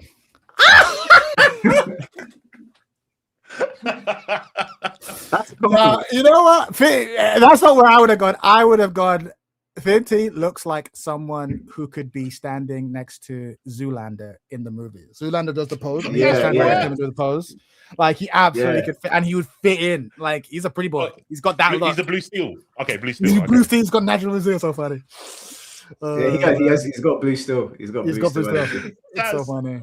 If you see the picture, you'll understand why I said that. You'll be like, oh, I see. Okay, I'm going to have to go look, bro. I don't want to look Finty, but I have to know what he looks like now. I'm pretty sure I said so, so I was like, Finny, your mother was like, yeah,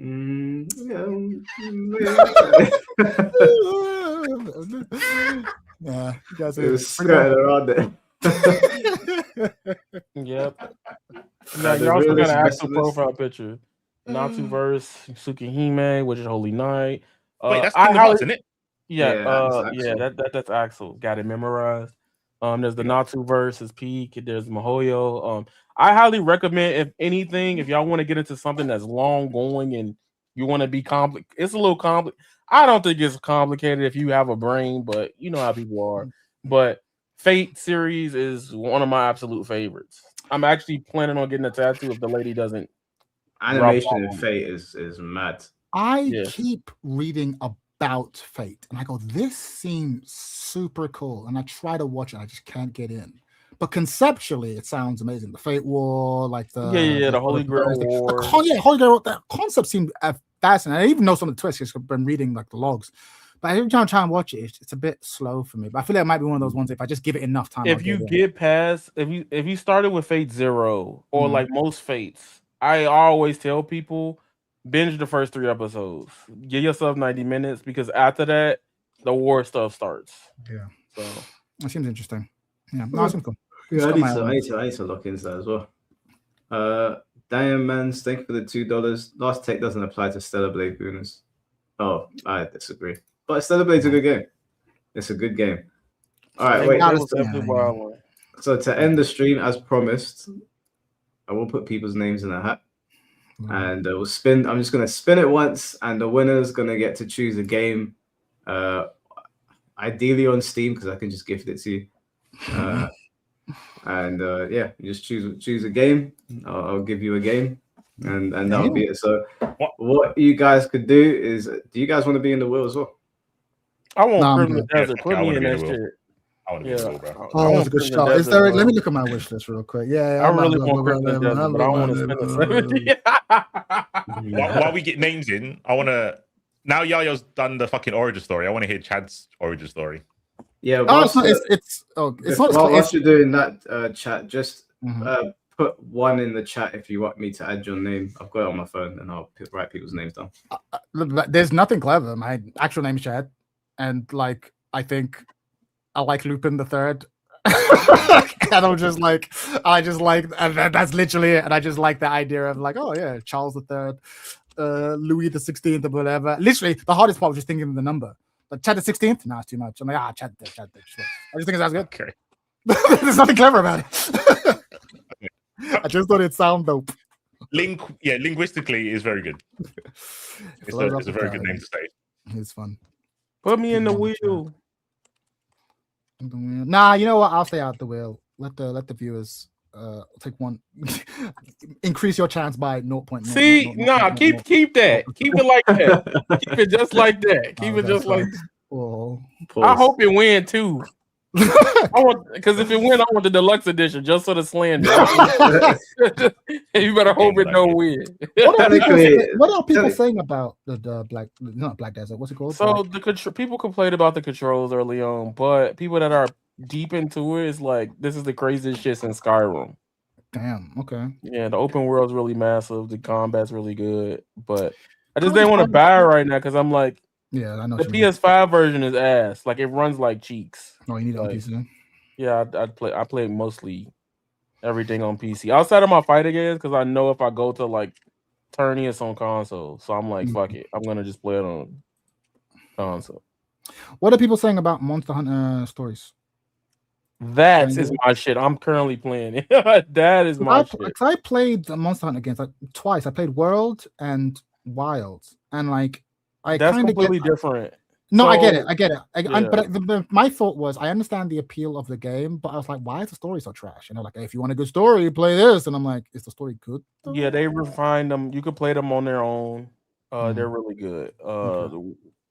They refined it. Capcom has been on a tear. Like it's kind of hard to like. Yeah, they're back to not want to like. I didn't bought like I am a Capcom creator, but I've bought these games because I just want my physicals anyway. And when you say you're a Capcom creator, do you mean that like you're actually like working with them, or? Well, when I say I'm a Capcom creator, that means like they have a Discord in the US, right? And you can work with them on content and stuff like that. That's cool.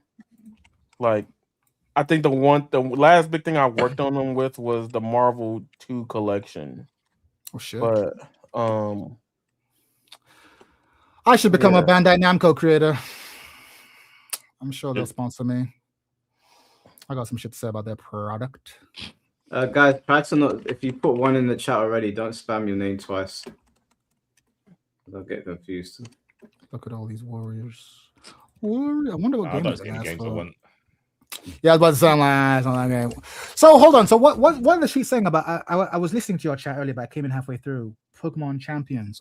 Are we about to become Pokemon trainers? I'm about to become Pokemon trainers. Because I don't have a Switch though. That's my thing. It's on mobile.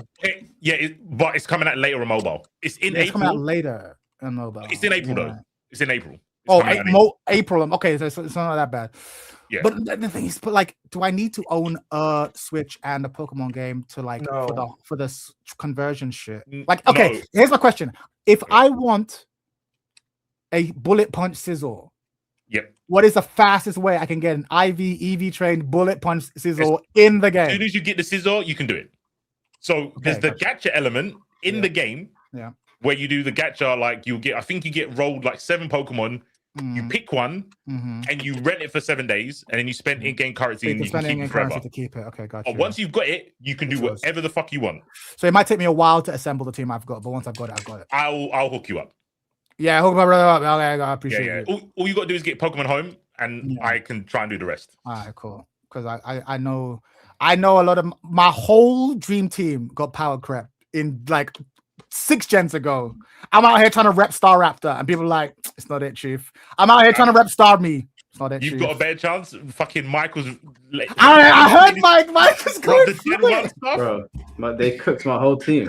It's not your fault, man. It happens to all of us. Your favorite. I was a Gen 4 was my gen. I was going crazy, and I can't believe Gengar's no longer OU. I never thought I'd see the day Gengar was an OU. What happened to this game? If Gengar's not OU, it's getting cooked. The power creep It's crazy.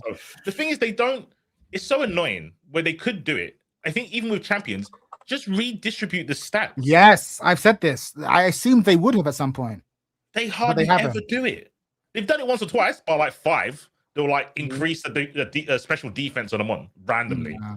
But yeah, most of the time, it's so stupid. And then you get stupid mons like Regieleki.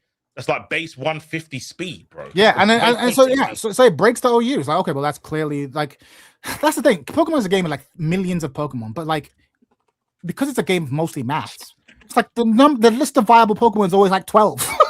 It's kind of like Tekken. That's what I mean, Loki. But that's kind of what I hate about Pokemon. Like you want to have like, oh, I'm gonna do this thing, but it's like no, but it's a game of maths. Like I don't care how much like Cacturn, you can't use them. I'm sorry.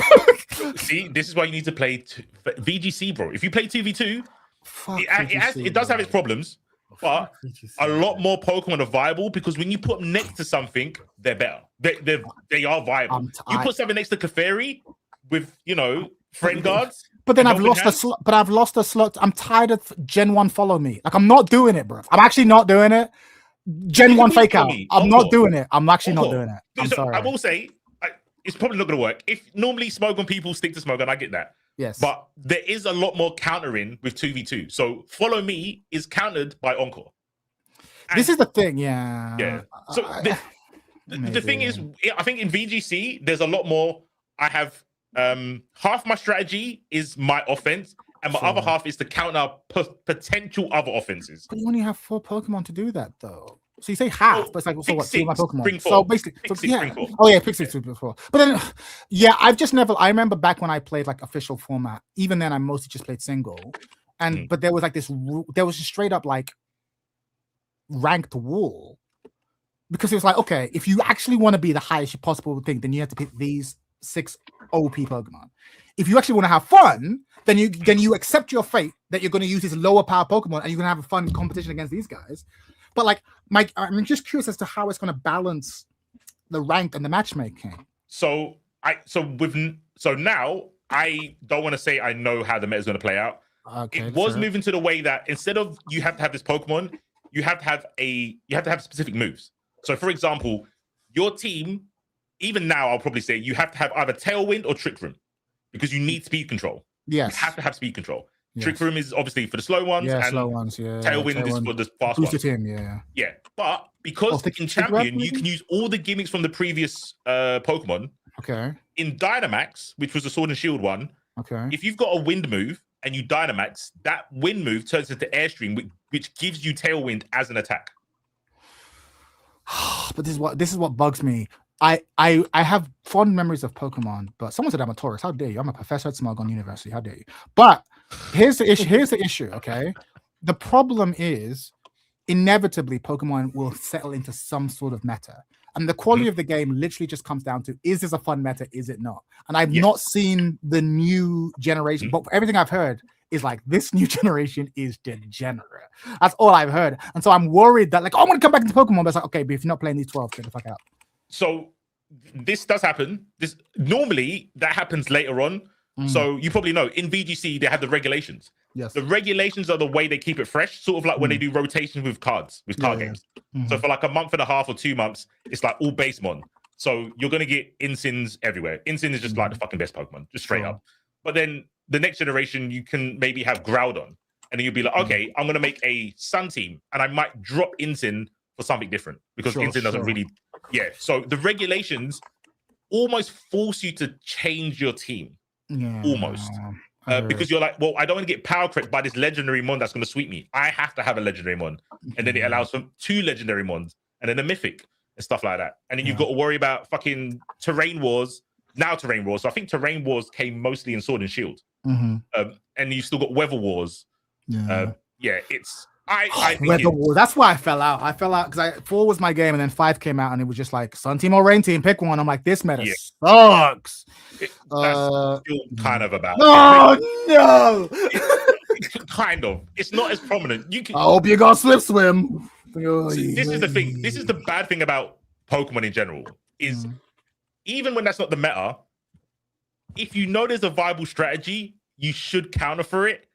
And that sucks because you either have a mon where you have an ability that has rainy day, or you have the move rainy day, and that's the slot you could use for something so much better. And that's going to be even more profound in a game where it's just 4v4 or 3v3, which is what with we're going to all have, the gimmicks. Which is all like the meta is going to be trash. The more I think about it, the more I'm like, I'm going to get it, but I'm going to play it for like a week and I want to go mental. It's going to be a shit show. And in your heart, lock in, Chad. Lock in. I think it will be. I think it will be so expansive. I think it will be good. I think there's going to be so many potential ways to win with multiple gimmicks. When there's one gimmick, I agree with you. I think it centralizes bottlenecks into one thing. When you can Dynamax or you can Terra, I think it's way more interesting. What's your favorite gimmick? I'm the defensive player, so I like Terra. I like changing my typing when I know you're going to try and hit me super effective. I like Gigantamaxes. I used to like Scolipede. The Scolipede one's so raw. It's the giant bullet. I've never played Terra, but like Terra seems like the best. Terra seems broken. Like, oh, I'm going to use my sizzle. It's times 4 week to bug. Psych! I'm a water type now. What do you mean? It's dirty. Or like I'm just gonna psych, I'm a fighting type now. And so now I'm gonna do stab boosted superpower. I did Swords Dance last turn. What do you mean? Yeah. What do you mean? It's about to be so lit. Terra is fucked up. That's why I like Terra.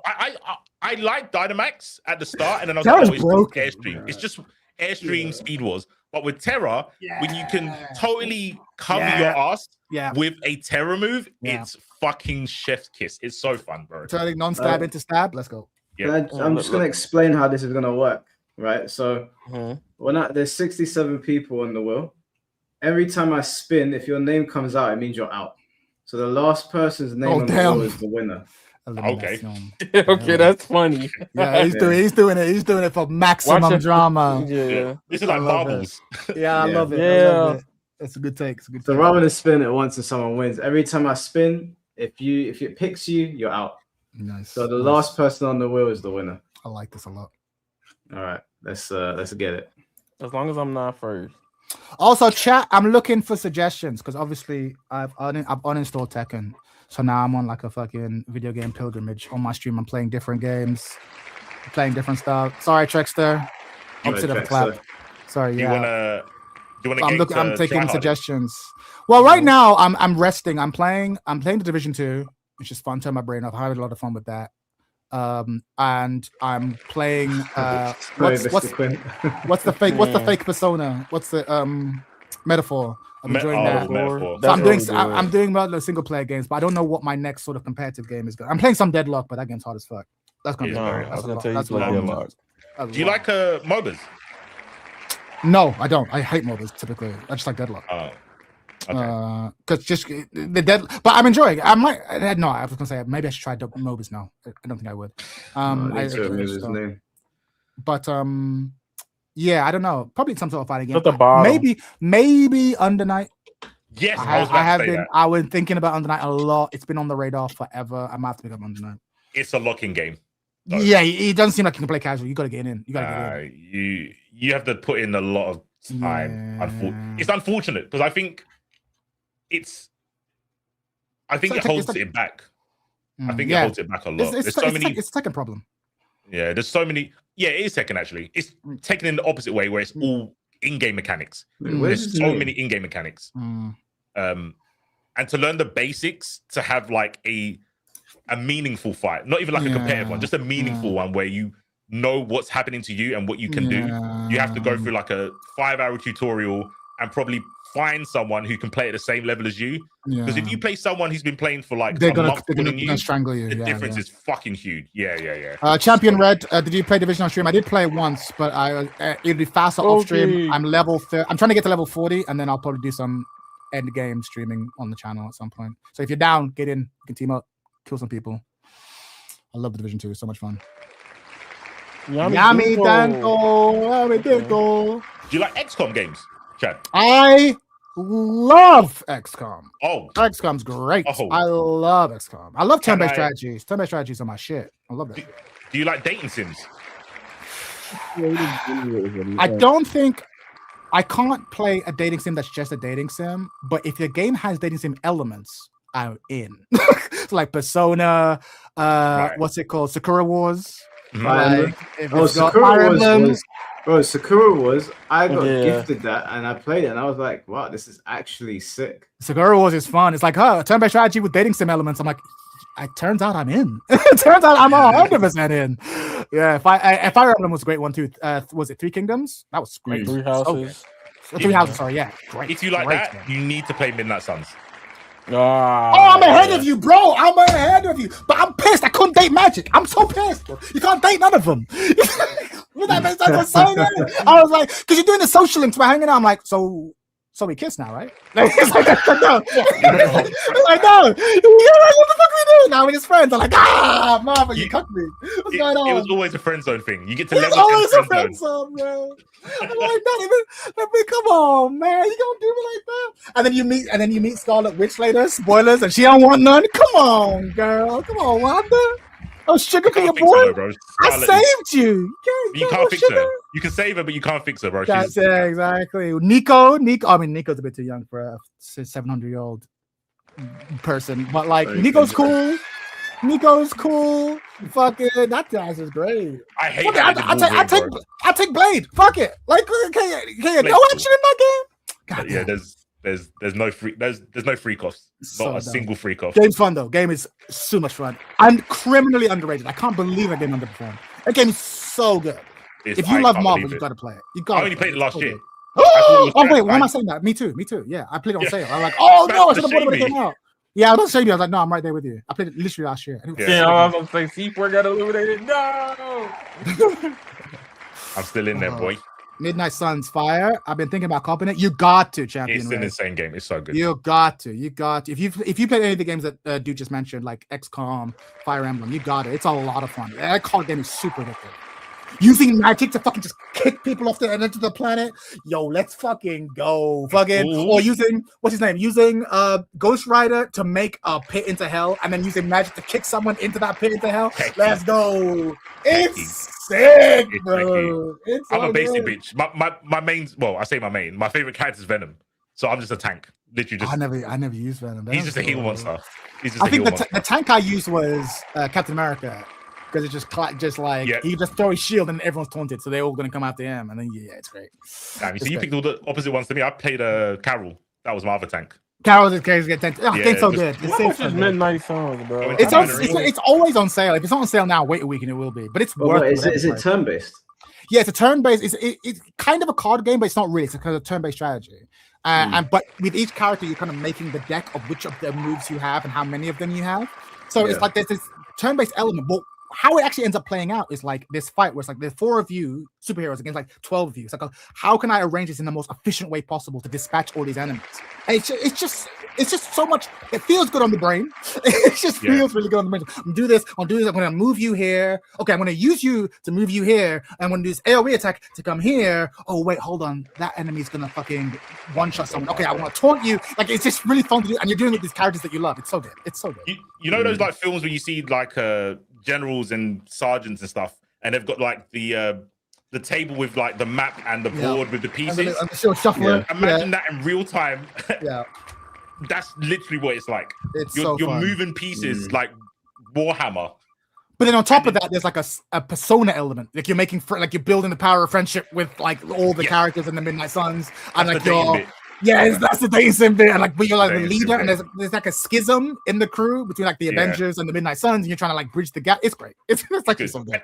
And it benefits because if you've read comics, you kind of get a leg up.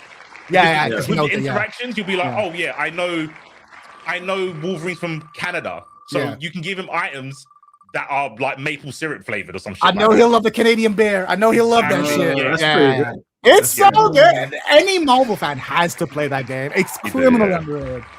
No, my thing is like I haven't gamed that much in this year. Like I've played one game. It's just been Bleach, and I'm like, now I'm not playing Tekken. I'm like, where am I going to fill up my time? And because I'm dedicating my time to Pokemon, I'm like, I'm going all in on Pokemon. I hear it. No, I might be with. I need to do something because it's not going to be Tekken. Come BGC. My next stream is like I said, tomorrow is me just being like, these are my final views on Tekken. This is really? it. I was like, look, this is what I'm thinking. I was like, you're so lucky. Sold, bro. You're basically like, these are my thoughts. This is what I'm thinking. The wheel of fate is not turning. Chad, try VF again. I play VF. I play on and off. I always play. I'll jump in. I'll jump in and get fucked up by Tricky. I think right now, for me, at least content-wise, like, because I've been annoyed. Like, the My Hero situation has pissed me off. Like, what a letdown, man. What a letdown. Yeah, the game is good, but we can't stream the tournaments because they keep copyright claiming us. Really? The music done by Yuya Takahashi, the actual guy that does Yusei Run.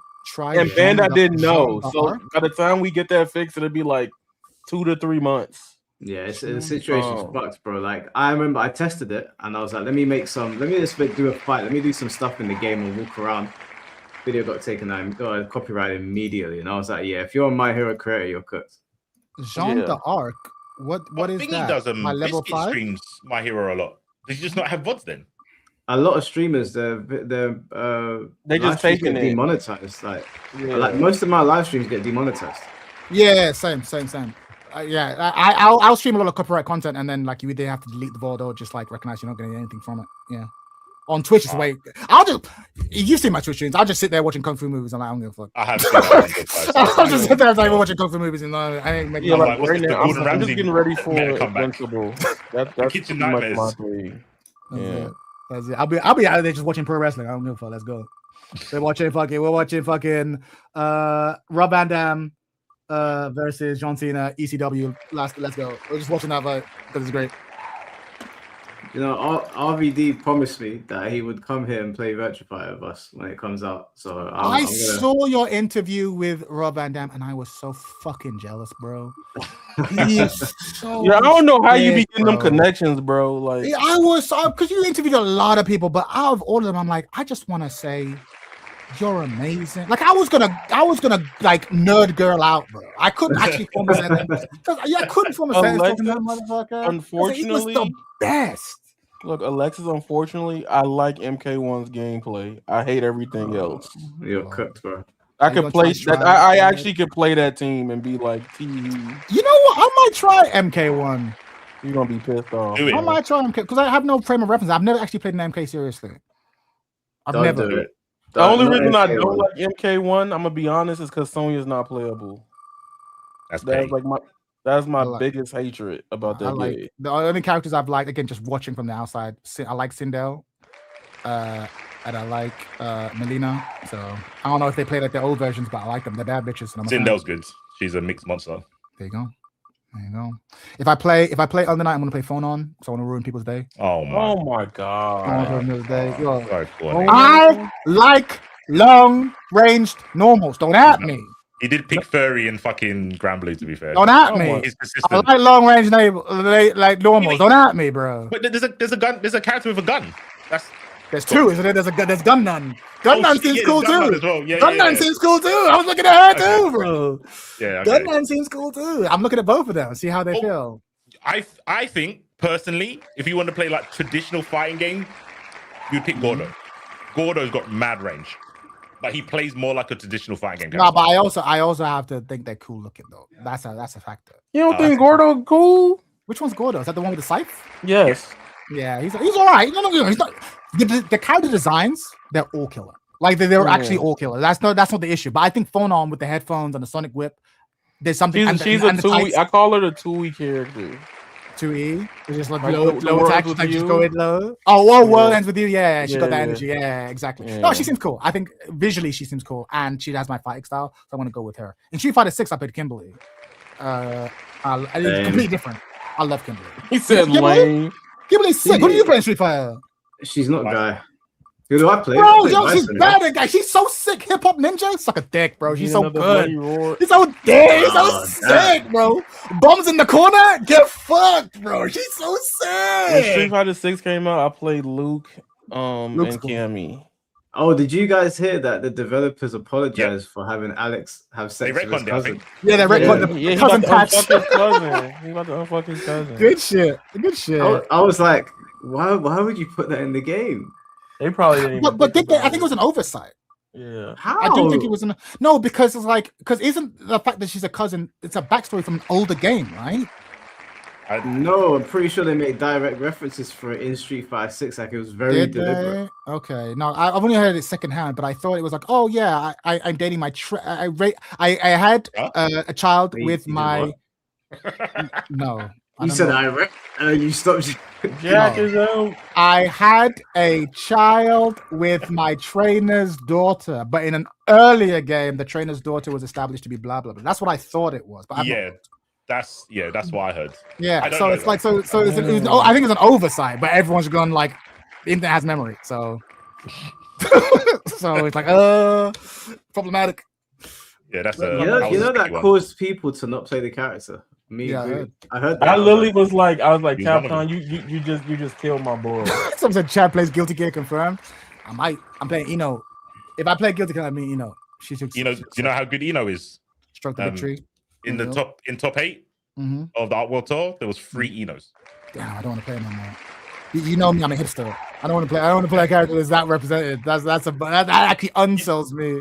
The worst thing about it though, those 3 Enos are the only Eno players. Oh fuck! But the characters. So yeah, you would be the 4th Eno player in the world. Let's go. But the other 3 Eno players are so good they so get the top 8 Art World Tour. I fucking love it, man. She just seems crazy. Stroke the Big Tree, Chemical Love, great move names, great character design. I'm in. Bro, she has the craziest fucking voice lines. She's my bottom bitch, bro. She is.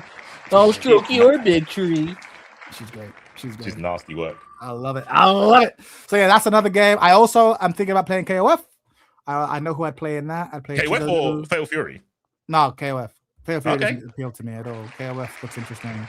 I'd want to play Chizuru, Vice and Mature. Damn. Oh my! Buddy. Hold on, dude. Are you actually a Gooner?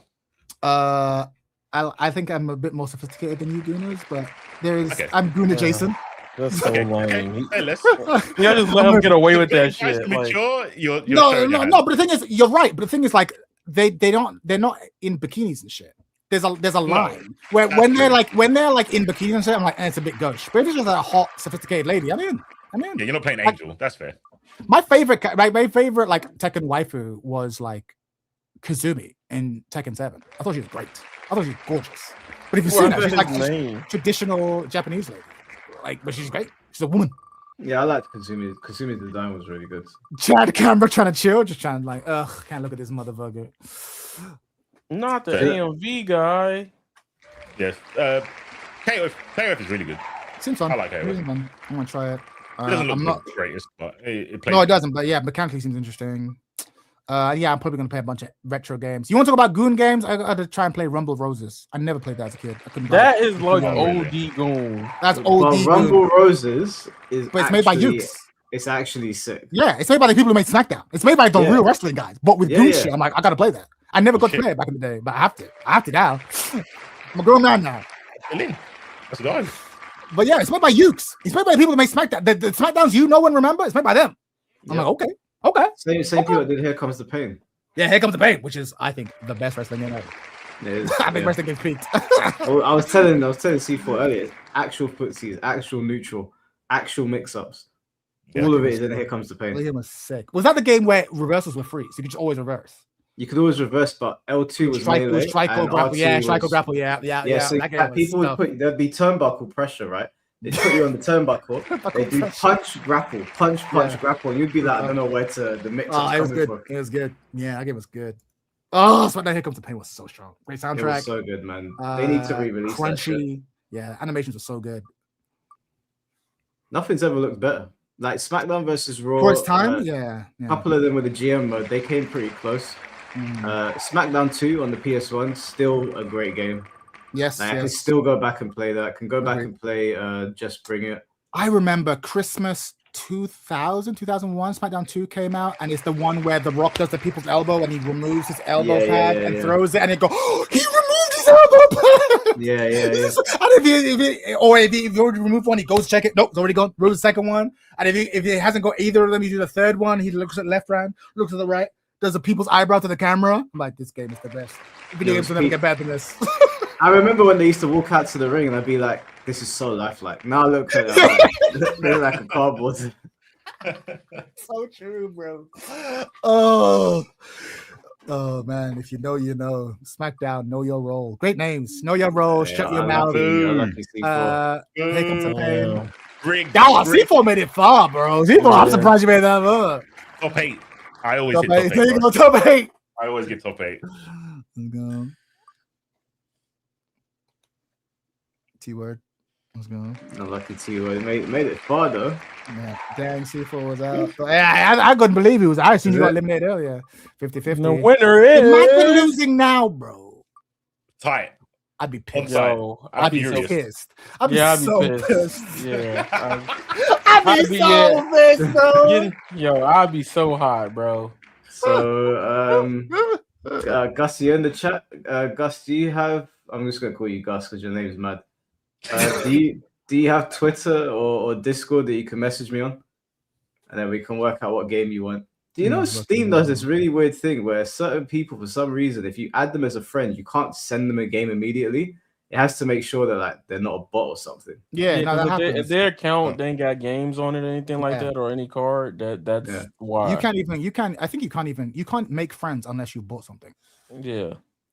That's why you can't make friends unless you bought a game. It literally has to be one game, but you have to just buy it like the training cards for like 20 cents. Yeah.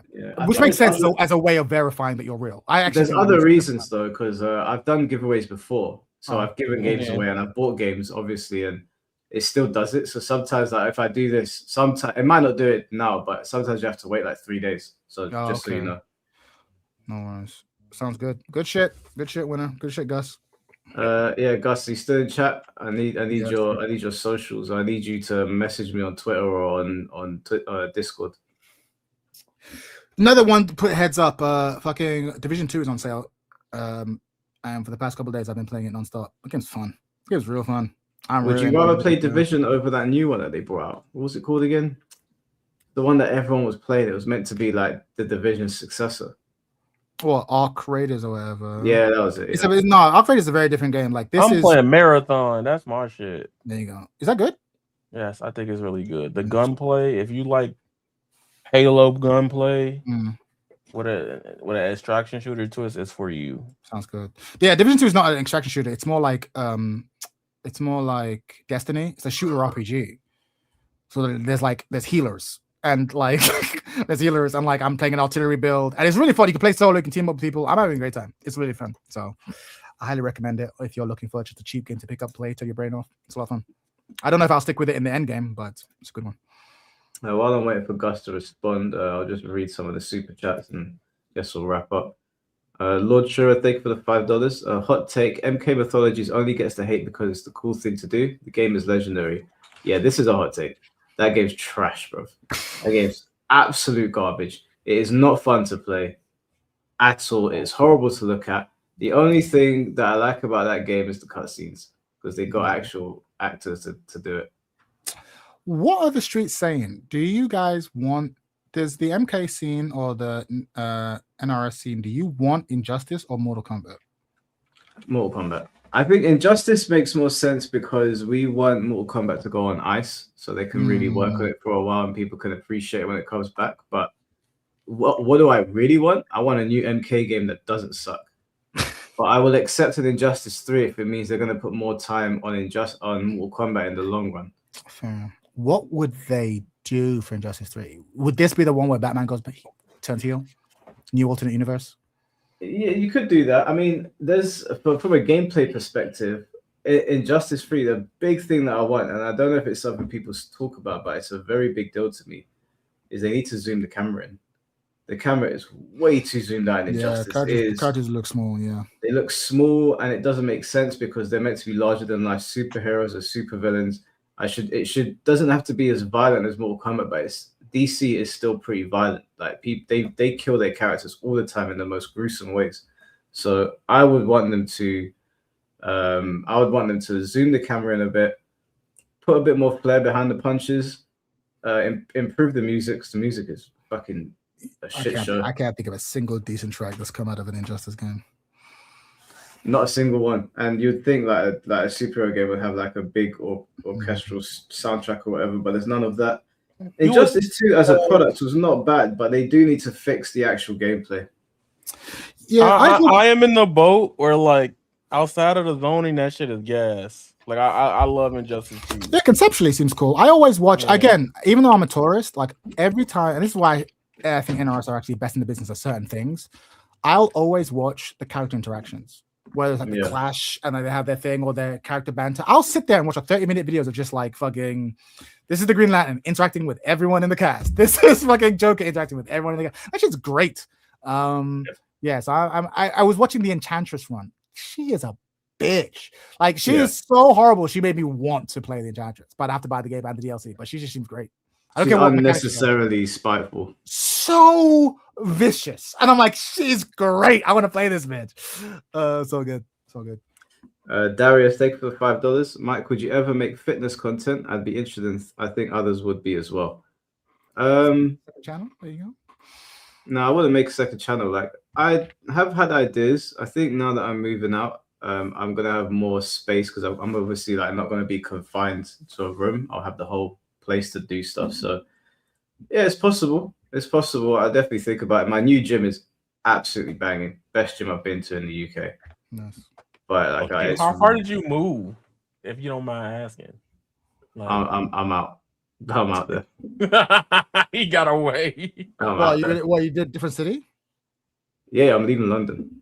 Oh shit! You're making the move. Good for you. Today's my last day. That's why we streamed. This is the last day I'm going to be in my bedroom. Yeah, no, I knew you were leaving. I knew you were leaving your place. I didn't know if you were leaving the city too. Good shit. Get out of London. Everyone's gonna get out of London. London's not it. If you can get out, if you can't, find a way. Yeah, today's my last day. Everyone's been asking what area I'm from as well. Like, what hood are you from? And I haven't told anyone because obviously I didn't want people to know where I live. But if you guys remind me, I'll let you know when I get. They don't want to know that you out here living in you're living in Chelsea. We know you're in the big money areas. We know, bro. To the Gus, you need to message me on Discord. I put my Discord name in the chat. Send me a direct message so that I can.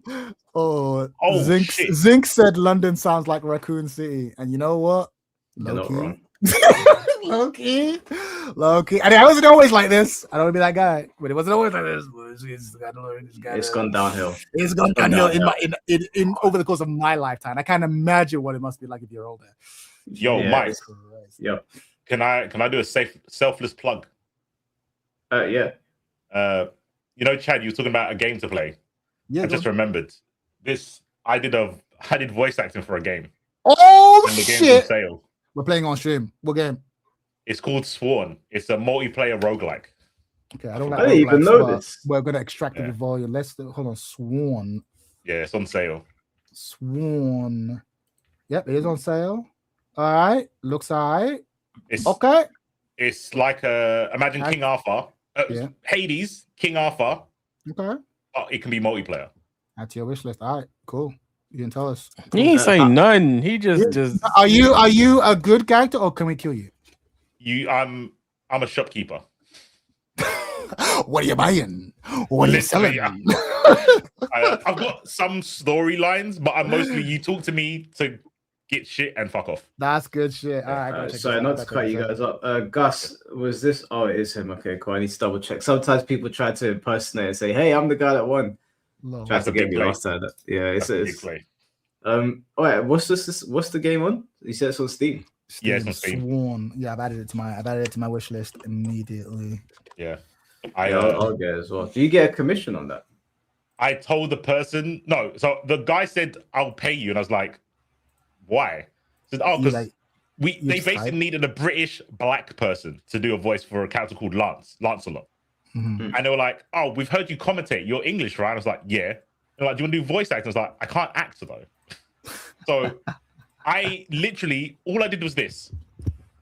So Arthur of the Round Table. I just made my decimal go down by like 2. I love it. Ooh. So I said, "Don't pay me," and he gave me like $40 or something, and I said, "I don't want anything else because it wasn't that good." Ooh, that was say it again. Mufasa. Nah, you know what you should do? You should Mufasa. Oh, giving G6 a run for his money. You know what you should do? If you don't want to get paid, you should tell them, buy me a stack of Pokemon cards. You might pull a God card, bro. You never know. That's the play. I could ask. I'm hoping this was like 6 months ago. I did it. I'm hoping that they'll update it and then need more lines of me. Yeah, you next time you're gonna be a major villain. It's gonna be sick. Yeah.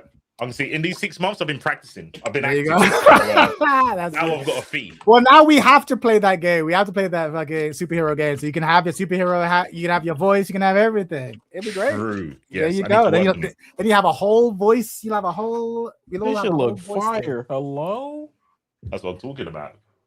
Mike Utsu, thank you for the $5. Not sure if it's a hot take, but Joker and Austin's recent tier list had Alyssa top 5 in A tier. I agree, not S tier. I don't know. I mean, I don't know, man. I haven't played season 3 since that last time I streamed it. I have no idea.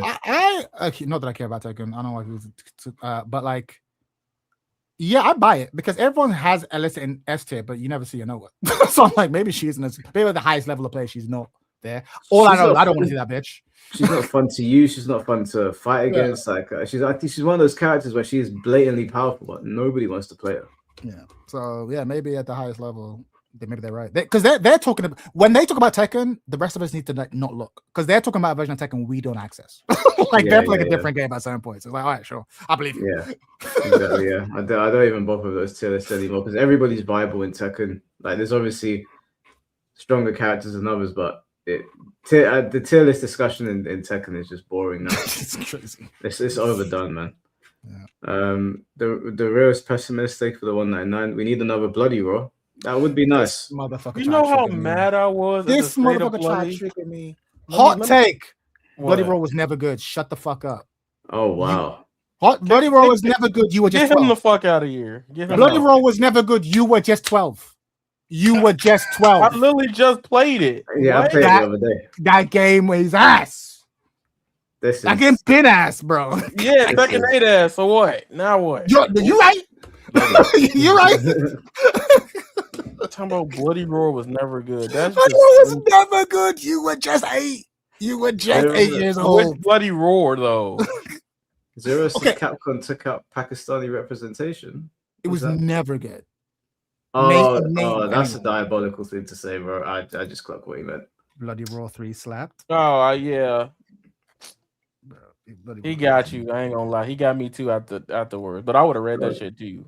I was confused. If it's not Primal Fury, I can understand the slander.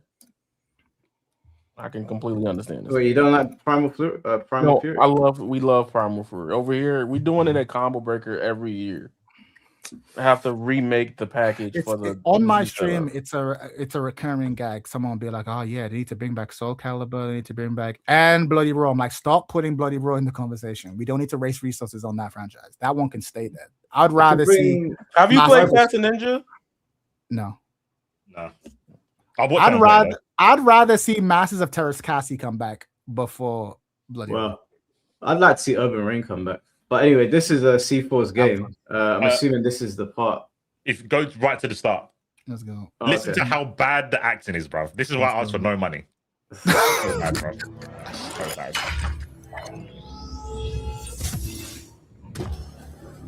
Arthur was vanquished, the Grail was found, yet still corruption consumed you. That is sick, bro. What do you mean? What do you mean? Yeah, like, It was solid. It was solid. It was that's solid. a no. There's no It was solid. acting. I It was just solid. read the It was line. solid. Yeah, you know, you made it sound like it was going to be like the most atrocious thing. It was solid. It was solid. I'm a fan. I mean, you were sharp people. What are sharp people? That's your supposed to that's a do? debut performance. I'll take it. I think you're being way too harsh to yourself. Arthur was vanquished, the Grail was found, yet still corruption consumed you. Come, speak with me. I believe that together we may yet cleanse this blight. Oh, Man, well, My That brother in is- Christ, we have all heard bad voice. I think That that's was- not on the list. That's that- not on the list. That's That's actually not on the pretty list. good. I think that's solid. I think Nah. that's solid work. I think that's a 7 out of You 10. downplay yourself too much, Yeah, man. you're Like, being too bro, harsh. The debut all I performance, do- way too harsh. Way too harsh. All I do is hear people talk about anime dubbed and stuff, and I'm like, I can't do either. I No, can't. okay. If you're trying to compare yourself to like Bloom, if you're trying to get like the best of the best, okay, yeah, you're not there. But that's a solid read. It's a solid Okay. read. I think you're being way too harsh. It's a yourself. It's a solid shopkeeper. read. It, good read. it ain't like you the devil make like Resident Evil 4 merchant. Like, what are you buying? Like, What are you know, buying? What are you selling? Even though it sounded corny, I thought at least he put No, on it's the great. It's part. I iconic. just, Yeah, Yeah, that no, actually it was, is. it was It's memorable. iconic. We remember it. That's how we're talking about it now. Yeah. What are you buying? What are you selling? 20. Thank you for the $5. On Lord Shura super chat, there's many goods and bads of the game. But imagine if MK Mythologies was an arcade game. Imagine if it was. mythologies. Why would that Oh. change? Why would that change anything? It's classic one. Twin, I believe that you believe that. You just leave it at that. Just like, I believe that you believe it. Bro, MK Mythologies is rubbish. Okay, let's be for real. That is a hilariously bad game. It is carried by its cutscenes and the fact that the main character is Sub-Zero. If it was MK Mythologies and the main character was Darius, the game would be in the bin and no one would ever talk about it again. Oh god. I remember I was watching I think it was Aries play that on stream and it was just like, oh, I don't know why he's doing this. It's fine, torture. It's actual torture. The cutscenes are good, but that's about it. Yeah. Shao Bonk, thanks for the $5. W content, Mike. Appreciate all the work you've been putting in. So I have stuff to watch at work. You've been crushing it, bro. I appreciate that, man. I've been having a lot of fun. And then this is it, bro. This is the end of me being in this room. It's good shit. Good Loads shit, of man. memories in here. I'm glad you're getting out the city. Yep. Follow Amen. me, set Yeah. me free. Trust me, and we will escape from the city. Whoa, Adventure 2? that is my favorite video game. Of all Adventure time, by the 2? way. I have great memories of that game. Follow me, set me free. Steven from Django didn't show up today. Oh, bro, this guy. I don't know if you guys saw the chat yesterday when Toby was here. This guy, Steven from Django, he had a picture of Samuel Jackson's character from Django, and he was just saying the most uncool ruckus shit I've ever heard. You guys were having your debate, and I was trying my best not to laugh. That's why I grabbed my Gengar and I put my face in the Gengar. That's what you do. And because it was a picture of Samuel Jackson, like his wide eye just staring into the display, it was too much. Oh, shit. I didn't want to distract from it, but yeah, no, that was funny. Motherfucker's bot. Yeah, shout out to you. I could only watch a tiniest bit of you and Tope, and I actually came in at the worst possible time when you were talking about the Ling Xiaoyu outfit, and I was like, are we really gonna have to explain the concept of sexual signaling to a grown man? And then someone in the chat was like, yes, we are, chat. And I'm like, I'm out. I can't do this. Okay, it's been a long day. It's been a long day. In Tope's defense, he said he was a virgin. No, I don't care. Like, even if you're even if you're a virgin, you understand how you understood sexual signaling before you ever had sex. You get what I'm saying? Because you had a desire to have sex. There were people whose clothes you wanted to remove, and there were outfits that made you go, "Ooh, that's really hot," and then other outfits were like, what it is." Yeah, like, maybe you, you're right. you don't need to have sex to understand Maybe sexual you're signaling. right. Okay, you really don't. Yeah, It's so he's crazy. got a point. Sonic Adventure 1 or 2. I know some Two. people will be edgy and say 1, but it's definitely No, it's two. I slapped the shit out of somebody and said you won. Yes, No, I'm Two playing, is. but- Don't get me wrong. 2's not a perfect game, but it's really good. But let me say this: Sonic 06 gets a bad rap. No, that is the hottest take of the whole thing. You say the best till last. That's crazy. You are not about to send up 6. No, think about it. You can, if you play multiplayer mode and you pick silver, you walk for basically the whole of the stage. You can't really use your levitate because if you use the kinesis move. It traps Sonic. So the Sonic player just has to sit there and watch you. We're not doing this, Mike. Don't turn away now. People call me the contrarian, by the way. I'm the contrarian. 100%. That is the what? There's no way. How do you bring that up in the context of 2? I'm not even capping. I've completed it 3 times. Jesus. You're choice. You're the guy. Yeah, I really enjoyed it. Okay. There'll be some hot takes here. That has to be in contention for the hottest. That has to be, right? No, your Kojima one was pretty powerful. Nah, I'm not alone in my Kojima's being overrated.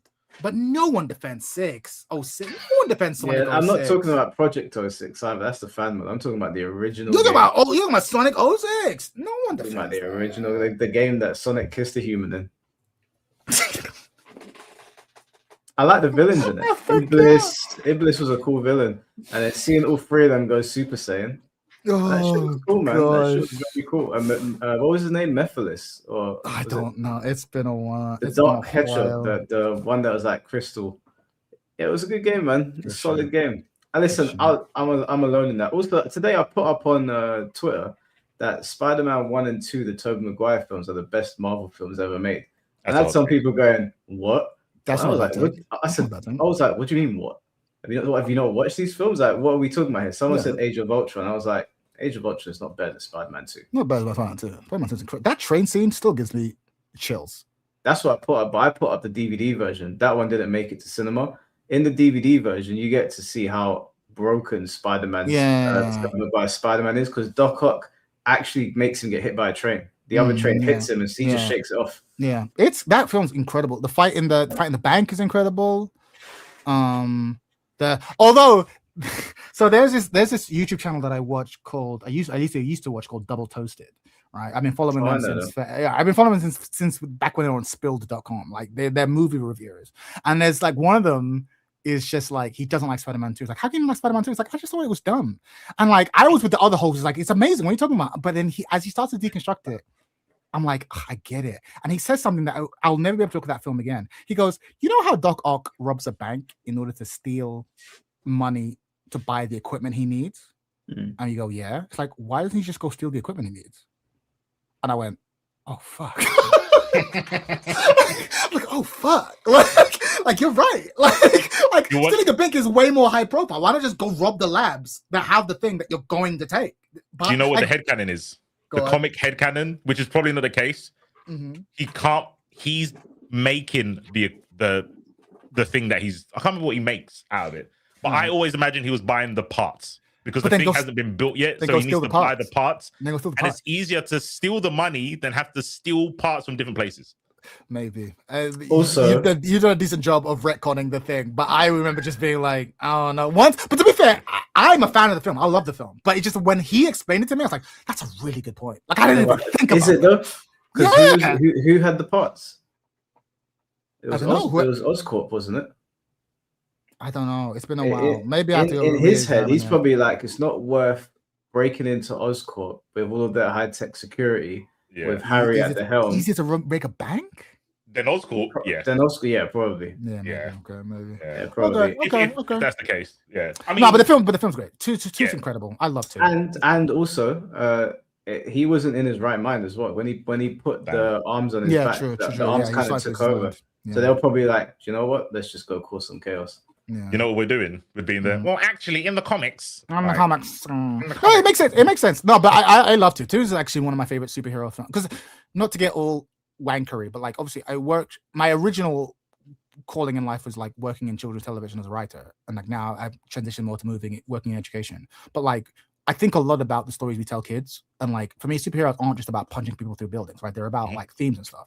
Yep. And like Spider-Man 2 is one of those films that makes you want to be a better person. Like it's really noble what he does. It's truly heroic in the classic sense. Like it's I think timeless. 2's so good. So you saying that it's like your favorite or one of your favorite Marvel films, like yeah, it absolutely belongs in the conversation. It's incredible. Yeah, 1 and 2. To top that. No, sorry, go on. I was gonna say Spider-Man. I think is the best superhero for kids. Oh, You could, you make the argument. Absolutely. Yeah, Because I think it's a- he was our guy when we were growing up. Yeah, because yeah, all it's the other super- superheroes were like they were adults and yeah, they were have their like shit together. seasoned. It's all great, but he's like, yeah, he doesn't he struggles to get the attention of the girl he likes. He's a bit socially awkward. Like he struggles to make rent. Like there is something about like he is in many ways struggling as a man, and yet he's the most noble of men. Like that. It's important to see that. It's super cool, and it's constantly. And the thing is, he's constantly like, my life would be. I'd be so much happier if I was just selfish, but I can't be selfish, and it just makes you want to be a noble person. Because like, if I just gave up, if I just went to watch Mary Jane, fuck what these other people. If I just went to watch Mary Jane, I'd be happier. But like, I can't because I'm Spider-Man. I have responsibility. I could talk about him all day. I love Peter Parker. Yeah, great shit. I need to find this thing for you. I don't know. I might have sent it to Mike before. There's a guy called Super Rami, and he does Jubilee style things with like cartoon characters. Oh yeah, I've seen that. He does a Jubilee with Spider-Man and 20 villains from like his arch. Bro, it's so good. They've done loads. They've done one with Vegeta. Okay. I can't remember. I think the Vegeta one was saying, no, yeah, he was people were defending the Freezer Force. And it was Vegeta versus like the Ginyu Force and all the other guys. That's pretty and good. they're saying, no, Frieza's giving us a job, blah, blah, blah. There's a Spider-Man one, and it's fucking sick. I gotta watch it. That sounds good. So good. I think I love Spider-Man so much. I also think Toby Maguire's Spider-Man is way better than the Spider-Mans that have come after. Yes, I think Andrew Garfield did a good job, and Tom Holland's doing a good job. But the Tobey Maguire Spider-Mans, they're so special. Those films are so special. Even though he's clearly too old for the role, there's just something about you know a Tobey Maguire. Do you know what I mean? He looks like an everyday guy. He's not hot. He's not ugly. He's not hot. He's just like a regular dude. Means well. More like Peter Parker. Yeah, he's so Peter Parker. Yeah, I agree. That's perfect. It's perfect. It's perfect in every way. Yeah, I remember when I watched Uncle Ben die in that film. I actually felt bad when he was standing over him crying. I was like, and when he went and beat the fuck out of that guy, I was like, yeah, I get it. Yeah. I get it. Superman in you came out, bro. Yeah, 100%. Kill my uncle and I've got powers now. But what does he do though? Unlike your Injustice Superman, what does he do? He whooped his ass. But does he kill him? He doesn't kill him. He doesn't kill him. He doesn't kill him. He came close though. He came close though. He came close, but he pulled back. That's what made him a hero. But that's a great hero. We fast forward to Spider-Man 3 and you take Sandman's face and smash it into a trade. Hey, look, he's made a sign. He can take it. He forgot. Spider-Man didn't know that. Ben said. Spider-Man knew it was made of sand. He didn't know that it was going to survive. But is this when he's like Venomed up though? Yeah. He's on drugs. It doesn't count. He's on pens. He's on symbiote, so it don't count. Symbiote pens. He's on symbiote pens. You know what? And the dance Spider-Man. Yeah, that's another take. Spider-Man 3 gets too much of a bad rap. Yeah. Spider-Man 3 is a good film. It's a good film. I agree. It's a good film. And I actually think they did a pretty good job of making Eddie Brock more interesting than most of the comics. Mm-hmm. Yep. Bro, Eddie Brock is not an interesting character most of the time. Yep. He's the vessel. He's the Venom vessel. Yeah. That's all he's mostly been.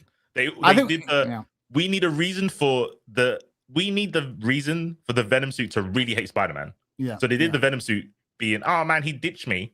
And then they needed the host to have a reason. And that's all Eddie Brock is. He was just a Spider-Man. Yeah, that's all it was. And it's not even that deep. It's like, oh, you both do the same job and he's a little bit better than you at it. Yeah. But in the films, he's got an actual backstory. I think the films are good. But I'm also a Venom simp, so I'm biased as fuck. But I think it's good. Yeah, Venom's a weird one. Venom, I think when Venom's done well, he's one of the best characters. But he had the problem that Wolverine got, where he became so popular they just started putting him in everything. Yeah, and he's like, it's oversaturated. But when he's done well, he's actually great. Same with Wolverine. I gave him a lot of hate, but actually, Wolverine, when he's done well, he's the best of what he does. I agree. It took Old Man Logan for me to go backwards and go, nah, Wolverine's actually pretty cool. Yeah, he is. He's got a lot of depth. He's not. But you were right to resent him in the 2000s though, because like they made an X-Men film, but they made it the Wolverine film. I'm like, no, like it's not about Logan. Like it's about the X-Men. And then he got his own cartoon. It's like Wolverine and the X-Men. I'm like, bitch, you're one of them. Like, what you mean, Wolverine and the X-Men? What you mean? Like, there was never Cyclops in the X-Men. Never! My point. Yo, justice for Scott Summers, bro. They better do him justice. The slander over the years has been insane. I didn't even put him in the fighting games no more. My guy. I think he's only now been announced for Rivals. Only now. He literally shoots. That's crazy. Talk to him, Chad. I don't think people. I'm not gonna say anything. That shoots beams is I'm not not in gonna the say anything. shooter I'm a hater. hero game. No. Yeah, but you need to remember the films made Scott look like he sits in the corner. Yeah, of the true. chair. They've Like done him dirty. they No, but ruined. yeah, they ruined it. Yeah, it. full Wolverine because they wanted to make Wolverine look cool, so they made Cyclops super square. Like, oh yeah. Bro, But Cyclops. do you know what movie actually I think is really, really good that I don't think it gets enough credit? And I think it's my favorite Marvel trailer as well, is Days of Future Past. Okay. I actually really enjoyed it. Is that Apocalypse? No, that's the one where they go back in where Wolverine goes back in time, no? Or am I crazy? Well, Yeah, they go back in time. It's the one where Magneto gives that big speech at the football stadium and all the Sentinels are there. I'm about to dip, y'all, because I gotta watch this show. No, in a bit, player. Always a pleasure. Yeah. I think I didn't like that just because of the way they made Wolverine go back in the past. When it's something to do with Kitty Pryde. Yeah, it's Kitty Pryde, but again, it has to be the Wolverine show. I was like, oh fuck my life. Yeah. No, that we could have done without that, but the actual film, like the way it was filmed and put together, was actually really good. Yeah. When are we gonna get a? I was gonna say when are we gonna get a good Gambit, but we kind of did in the Deadpool. So good. Right. Yeah, Gambit. It was funny, but it was funny. Yeah, basically, I know what you mean. I know exactly what you're gonna say. It's not the same. I want my Gambit and Rogue in a movie.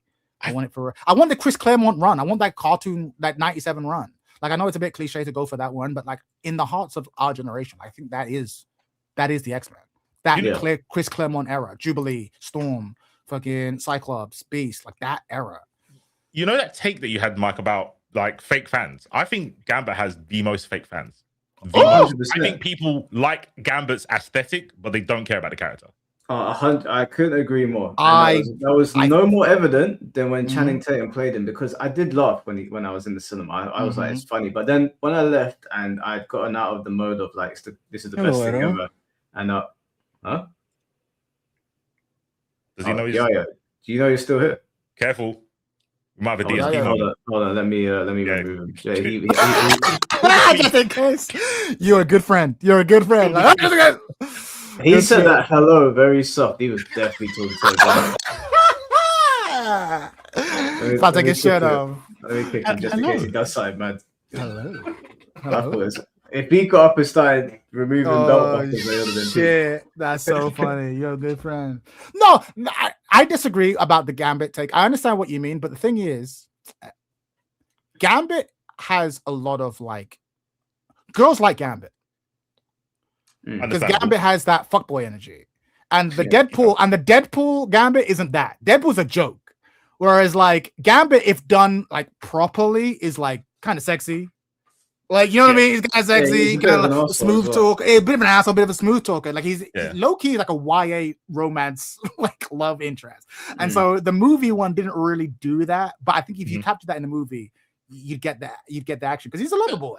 I get that. I just think when people say people want Gambit in everything, any Marvel game with any mutants, they're like, put Gambit in there. But I feel people just want Gambit because of the way he looks. He's like he's Dante. He's the Marvel Dante. He's got the trench coat. Yeah. But if you ask them anything about his backstory, they'll be like, fuck those, bro. I'm the guild of thieves. From a gameplay perspective, he's really cool to have mostly anywhere. But 100%. A lot of people are just like, he's not as popular as Wolverine, but he's popular enough for someone to be like, hey, put Gambit in. You know, like it's like, oh, you obviously know about X-Men, but not really. Like he's become so popular now that he's the one that people throw out. For me, it's I'm going. I was gonna say real quick, he could have married his cousin, and Gambit fans would not know. 100%. No, I'd be surprised if he didn't marry his cousin. He's from the Bayou. I'd be disappointed if he didn't. Isn't a major plot point that he's meant to get married to Belladonna? And then part of the other clan. They're probably related. They're from the same household. 100%. I'm sorry, Cher. Don't leave me, Remy. Oh, that shit's so good. Gavin's sick story, bro. And he's like half vampire and shit. Like he's a sick character, but watch that Bayou slander. It's not slander. I love the Bayou. I love that shit. Nah, he's a sick character. I remember when Wolverine got. I think I did a podcast with Chrome, and I was hating on Wolverine. I was like, don't put Wolverine in another game. He does the same thing. It's so boring. Blah blah blah. I'd rather have Beast because Beast could be Wolverine but a tank version, and he can climb walls or something. Sure. And in the token, they made him have armor, and I was like, yeah, he's made of fucking adamantium bones, bro. He shouldn't be moving fast. Yeah, the guy can barely swim. Why are you making him zip left and right and cross you up? He should be a tank with armor.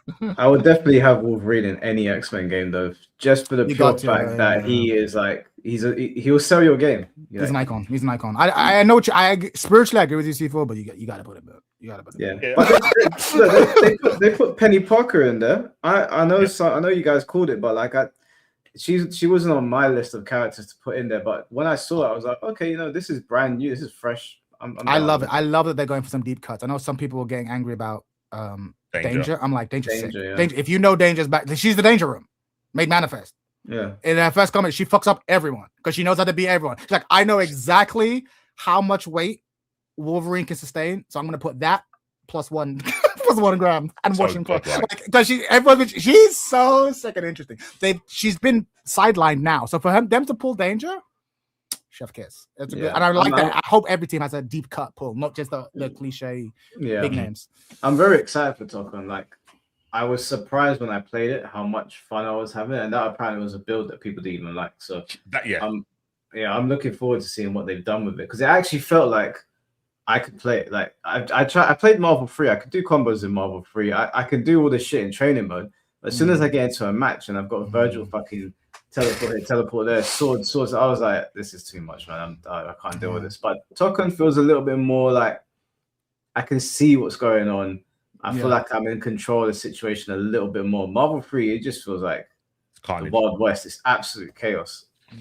That's why I like it, baby. It's Marvel, baby. Token is very playable. Yeah, Token seems very readable. I can see what, like you said, Mike. I can see what's happening. Which is crazy to think when it's a 4v4 and it's easier to track. Yeah, I say it's way easier to get in that than 2xKO. It seems it. Way even watching casually, I can see the decisions being made. Whereas in 2xKO, I'm like, there's a bunch of animations on screen. I don't know what's happening. All you do is you hit, and then the fucking screen moves a little bit, and it's the other character getting, and then you have to go back the other way. It's fucked. Like they did really smart things. Like when you tag, the assist can only hit mid, so you don't have to do the worry about high lows coming at different timings. Just like, they made it playable for everyone. I feel.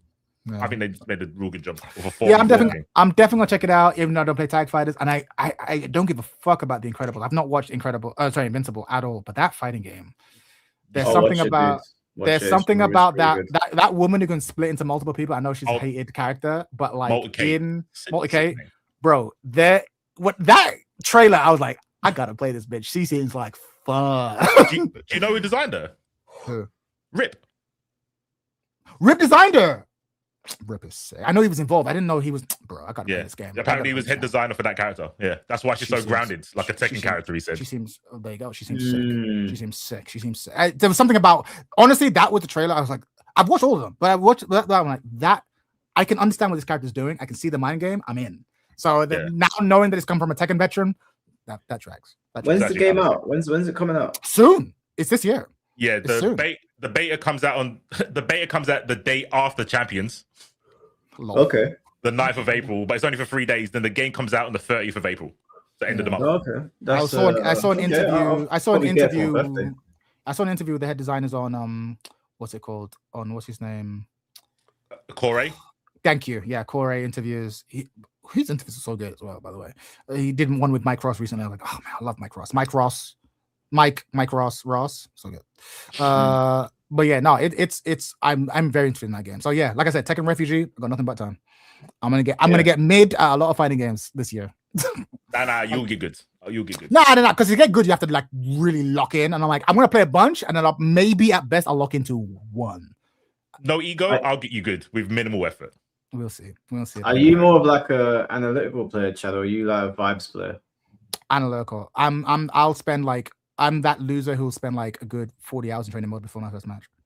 Because when I'm in the game, I want to not have to think about what my hands are doing, so I can just focus on the match. So I get all the muscle memory stuff out the way. 40 hours of just repeating this combo, sure. and then I can actually play the game. I'm gonna do another self plug, Chad, for Tokon and Invincible. The day it comes out, I'm doing maybe not 24 hours, probably like 20 or 18 hours training mode stream. I'm not gonna play a match for 18 hours. I'm with you. I'm right there with you. Yeah, I'm just gonna laugh. 100%. I mean, that's how I play fighting games. That's not for everyone. I'm not saying that's how you should. Especially a lot of people, if they try that, they'd lose their mind. But I have a lot of fun just in the lab being like, I can do this. What should I do when this happens? Got it. What should I do in this situation? Got it. And then I'll go into a match and get fucked up, but I at least know what needs to happen. I can't go into a match not knowing stuff. I feel so bad. I'm opposite to you guys. I just play on vibes. No, I hear it. And many of the best players like that. One of the main things I love about the genre. Like you'll get good before I do. Yeah, exactly. You'll develop instincts far faster than us. Do you know what I always picture it like you know when like, in an anime like someone's got like a thing where they memorize what you've done. Like you can only do it to them once. Yeah. So like when someone's got like a Sharingan where it's like, okay, you hit me with that, you're not hitting me with that particular move again. I feel like when I play fighting games, I do better just jumping in and like someone hits me with a move, I'm like, oh, okay, I see what happened there. That's your doomsday. You can only die. You can only die for the one. You get stronger each time, never the same way again. Yeah. But if I go into training mode, no word of a lie, I just sit there and I'm like, what I do? I don't know what to do. Like, I hear it. I get brain fog when I get hit training mode. I'm like, do I learn a B&B? And then I'll try and learn a B&B, and then you'll end up in the corner, and I'm like, oh, I've got max damage. And I'm like, but I'll never hit that starter. I'll never start a combo with that button. And I have to go back and, I do the same thing. For me, it's like I'll create one situation, and then I'm like, how do I create this over and over again? Like, for example, with Kimberly, I was like, when I have you in the corner, what is my bomb setup? Master that. Okay, cool. I need to study countless ways to create that situation that I've mastered. So I'm working backwards. I'm like, what's my win condition? How do I create my win condition? Like from this way, how do I create it from an anti-air? How do I create it if I hit you with a low sweep? How do I hit it if I hit you? Like everything just works back from that. That's kind of how I do it. But yeah, I love Kimberly. Kimberly was fun. I don't like Street Fighter 6. I love Kimberly because she's just like, if you're a lab monster, it's the best. I sometimes like watch people's combo videos and I'm like, how did they come up with that? Like, because I'll sit in training mode and I'll be like, don't know how to string anything together, but if you leave me in the neutral, I'll figure out how to open up my opponent. What's the best way to like approach the match? But when it comes down to like creating combos and setups, my mind just goes blank. So I go on YouTube. I'm like, okay, that did like 50 damage. I'll take your combo, apply it to my new game. Yeah, that makes sense. That's the real game. I think for me the issue is like, if I out neutral you, but you have a 50% combo and I don't, I lose, even if I win neutral more times than you. So I'm trying to, in some ways, it's like once I optimize the combo stuff, I have more RAM to focus on the actual game.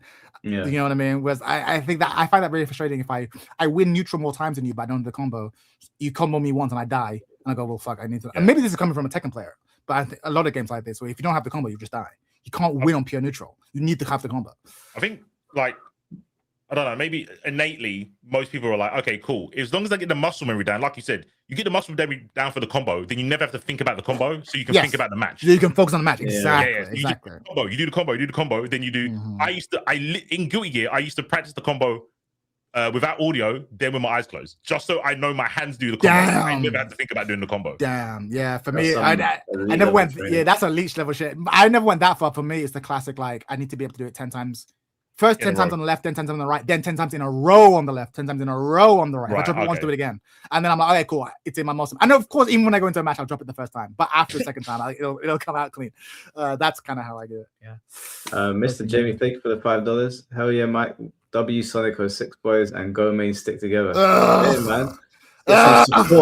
Get some support going. Liar. Hands on fire. Mike, thank you for the $2. You guys are gonna stream uni viewer matches one day.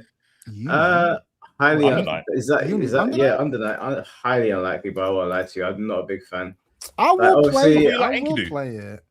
Yeah, he looks interesting, but I wish all fighting games the best. When I say that I'm not a big fan or whatever, I don't want them to fail.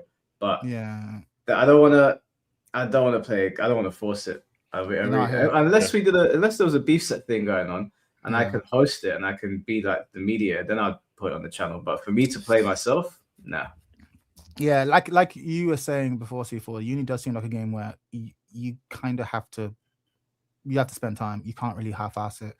But when you say you can't half-ass it, I was meaning to ask you this like half an hour ago. Is it one of those ones where you have to know what every other character can do, or you can't play? or is it a system thing? There's system knowledge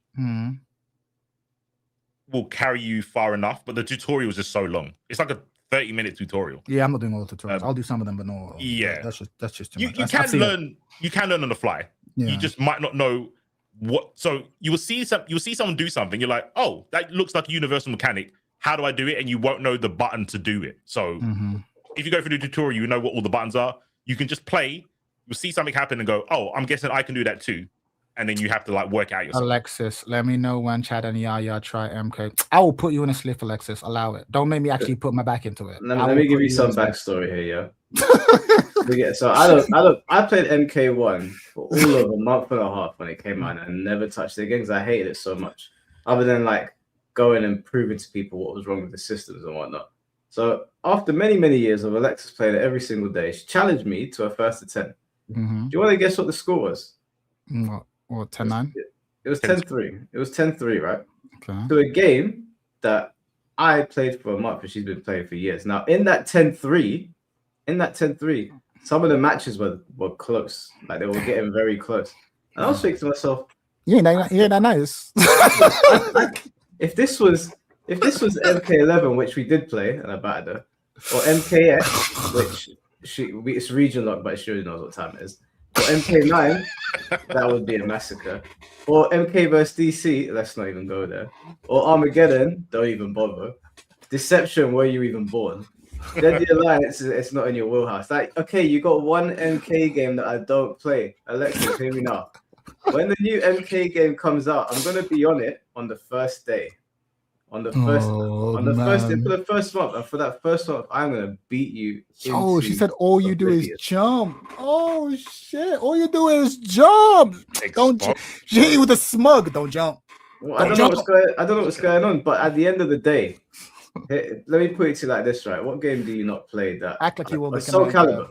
Soul Calibur. If we played 50 matches on Soul Calibur 5, you'd barely get around. I got 3 matches from you on a game that I ain't played in 2 years. I didn't even know what I was doing. I didn't even know what combos there were. I wasn't even winning on combos. I was winning on vibes. Damn. Your vibes. He said you ain't that nice. You ain't even that nice. You just can't lose the mic, bro. You just can't. He's got the best OS. I beat you on Tekken. I don't even lap, bro. And now you're a legacy player. Oh yeah, to be fair, I don't even play this game. OS is unbeatable. To be fair, I don't even like you actually can't beat that OS.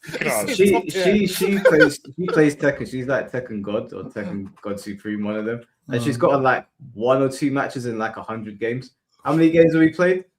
Didn't I beat you? So I was playing Alexis here, and I was talking to the stream chat. I wasn't even looking, and I was beating her. I wasn't even looking at the screen. I was talking to the stream chat. Alexis, here's what it sounds like to me. We need to come up with a fighting game gauntlet. It needs to be like Tekken, MK, Smash. Yeah. It needs to be like 5 games. It'd be like a point table to see who's the best. It sounds like where it needs to be. It's gotta be I'm down for that. I'm down for that. You're getting your PC sorted, right, Mike? Then you can do it. Once That's you're on it. PC, you get can play all that everything. shit. Play all that shit. Yeah. Hey, listen, there's still plenty of games we could play on PlayStation. We could run a gauntlet on plenty of fighting games. Also, Mike, you have a large following. Hear me now, chat. If any of you know about fucking online GGPO putting all I beg you, someone make Soul Calibur 2 have rollback that I can play online, please. Didn't Tekken Underground do that for? I know Tekken. They did that for Tekken 3. Yeah. Tekken 3. No, they've done it for Tekken Tag 1 now. Fuck, man. I'm like, someone, just Soul Calibur 2. I beg you.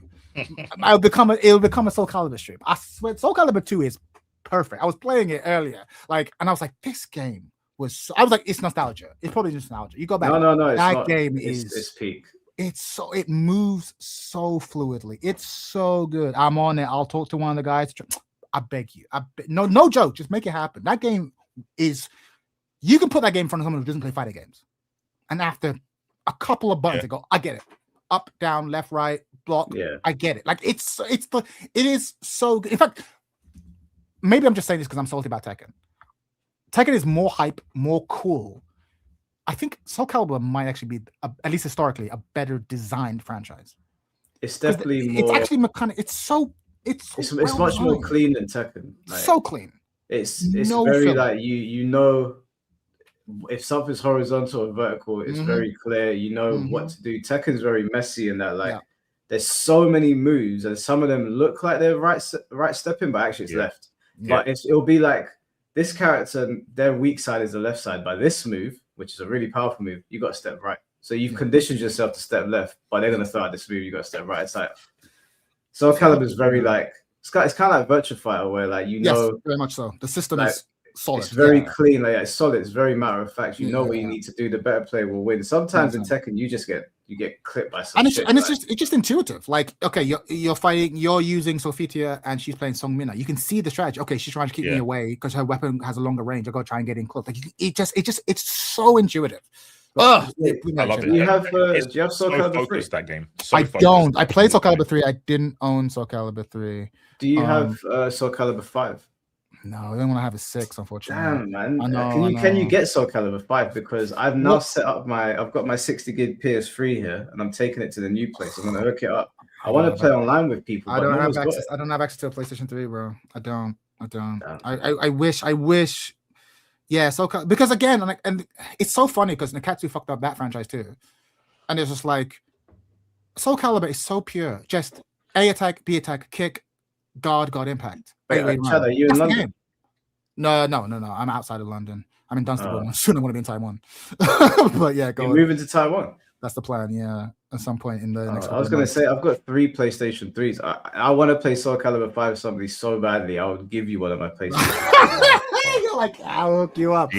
I'll see what I can do. I think I can make it work. I'll see what I can do. But Soul Calibur at its best, it's so pure. And the more again, I hate to say this, but C4 is right. Like Tekken players are brain rotted because when you step away from Tekken and you play other games, you be like, Tekken kind of fucked up in many key areas. Like Soul Calibur is so good, and if a new Soul Calibur 6, Soul Calibur 6 kind of it should have been. It should have been. It should have been. It entered Tekken 8 territory. But the thing is, why did it do that? It's because you had this good game, and then you just put on these extra mechanics on it. Yeah. It just kind of shit the bed. That's the thing. But if you just kept it pure, it's just A attack, B attack, kick, A-way run, guard, impact. That's the game. Soul Calibur 5. People don't like fundamentals, bro. People do not like fundamentals. But that's I don't know that. People don't stick to good games. Street Fighter 6 is the best thing at the moment, but it's not the best Street Fighter. 100%. No, I get that. The franchise moves forward, but I don't buy this, right? Because I refuse to believe that if Soul Calibur 6 had come out and it was pure Soul Calibur, it wouldn't have sold. I don't buy that. We just get these. I think the developers get this idea in their head. We have to keep adding new stuff, which I can understand. And then they add this new mechanic, and you reach this point where you have this bullshit. You have this beautiful thing, and then they try and improve it, and then they overcook it. Like, don't try to improve chess. We don't need chess 2. We actually don't need chess 2. We actually don't. I've had this conversation about chess and like fighting games. I think fighting games. I think Moonsalt said something about nothing new's happening. People won't buy it. I think he's right. People don't want to buy the same thing again. I think you're correct, but let me give you a hypothetical, right? A new Tekken game comes out, or a new whatever franchise game comes out, that's the same game mechanically, but it's graphically better, the story's been improved, and there's 2 new characters. People buy that game. I don't think they will. You will.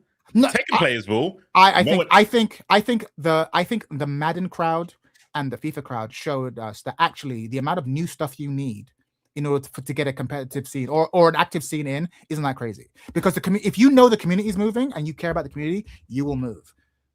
I don't think that's a fair comparison, only because I see what you're saying, but without Pro Evolution, there's no other choice. It's a monopoly. They have to buy FIFA. FIFA don't have to change.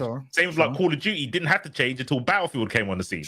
With fighting games, if Street Fighter doesn't do something new, people will play Guilty Gear.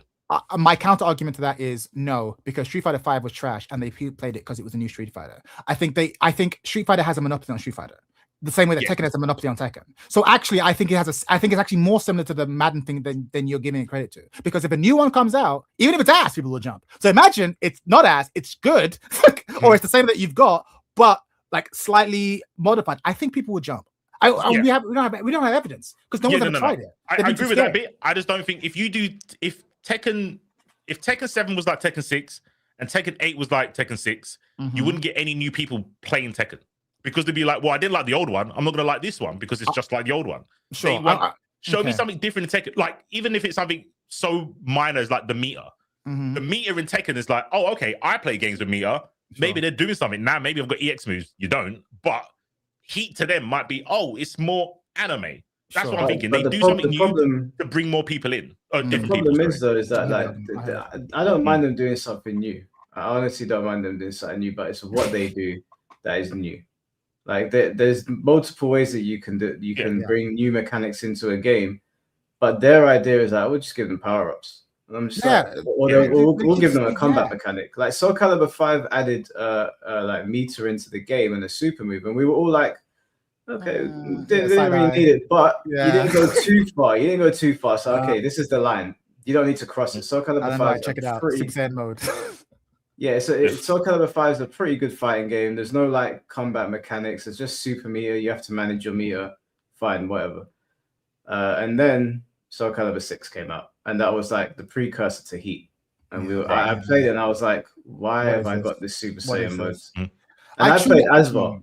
And I was abusing it, but I remember playing it and I was thinking to myself, I don't actually feel good about this. Because you had that Beyblade move. And I was going to say, like, chipped your guard heavily. You went flying, and there's ring outs in Soul Calibur. So I was just getting pure wins on ring outs. And everyone's like, what is this bullshit? I'm like, I'm sorry, bro. Like, I'm going to use the mechanic. I think if Tekken 7 had been Tekken 6 again, but with the new story mode and Akuma, it would have banged. Because I think a lot of Tekken 7 success was Tekken 5 being shit.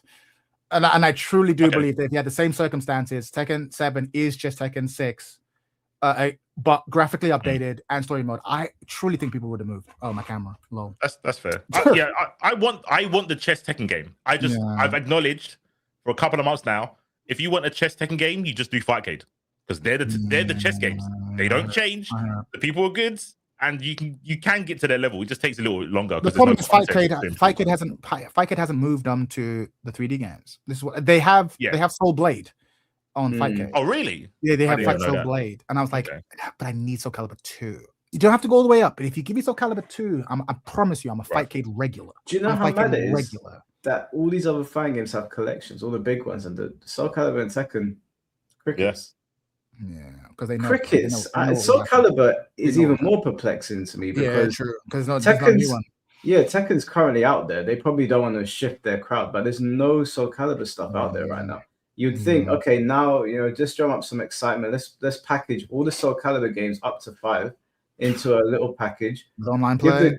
Give them some decent rollback and just leave them as they are. Like you ain't got to do much because Soul Calibur games were already complete packages. Yep, like Soul Calibur 3 absolutely were. Yeah, Soul Calibur 3, like what Tales of the Sword and all that stuff. They're solid packages, big fighting games. You don't need to do much to them.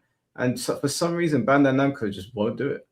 Yeah, I just don't get it. There was a tweet back that Harada did a while ago where he was talking about like it was a great tweet. I think what's his name? Maximilian covered it.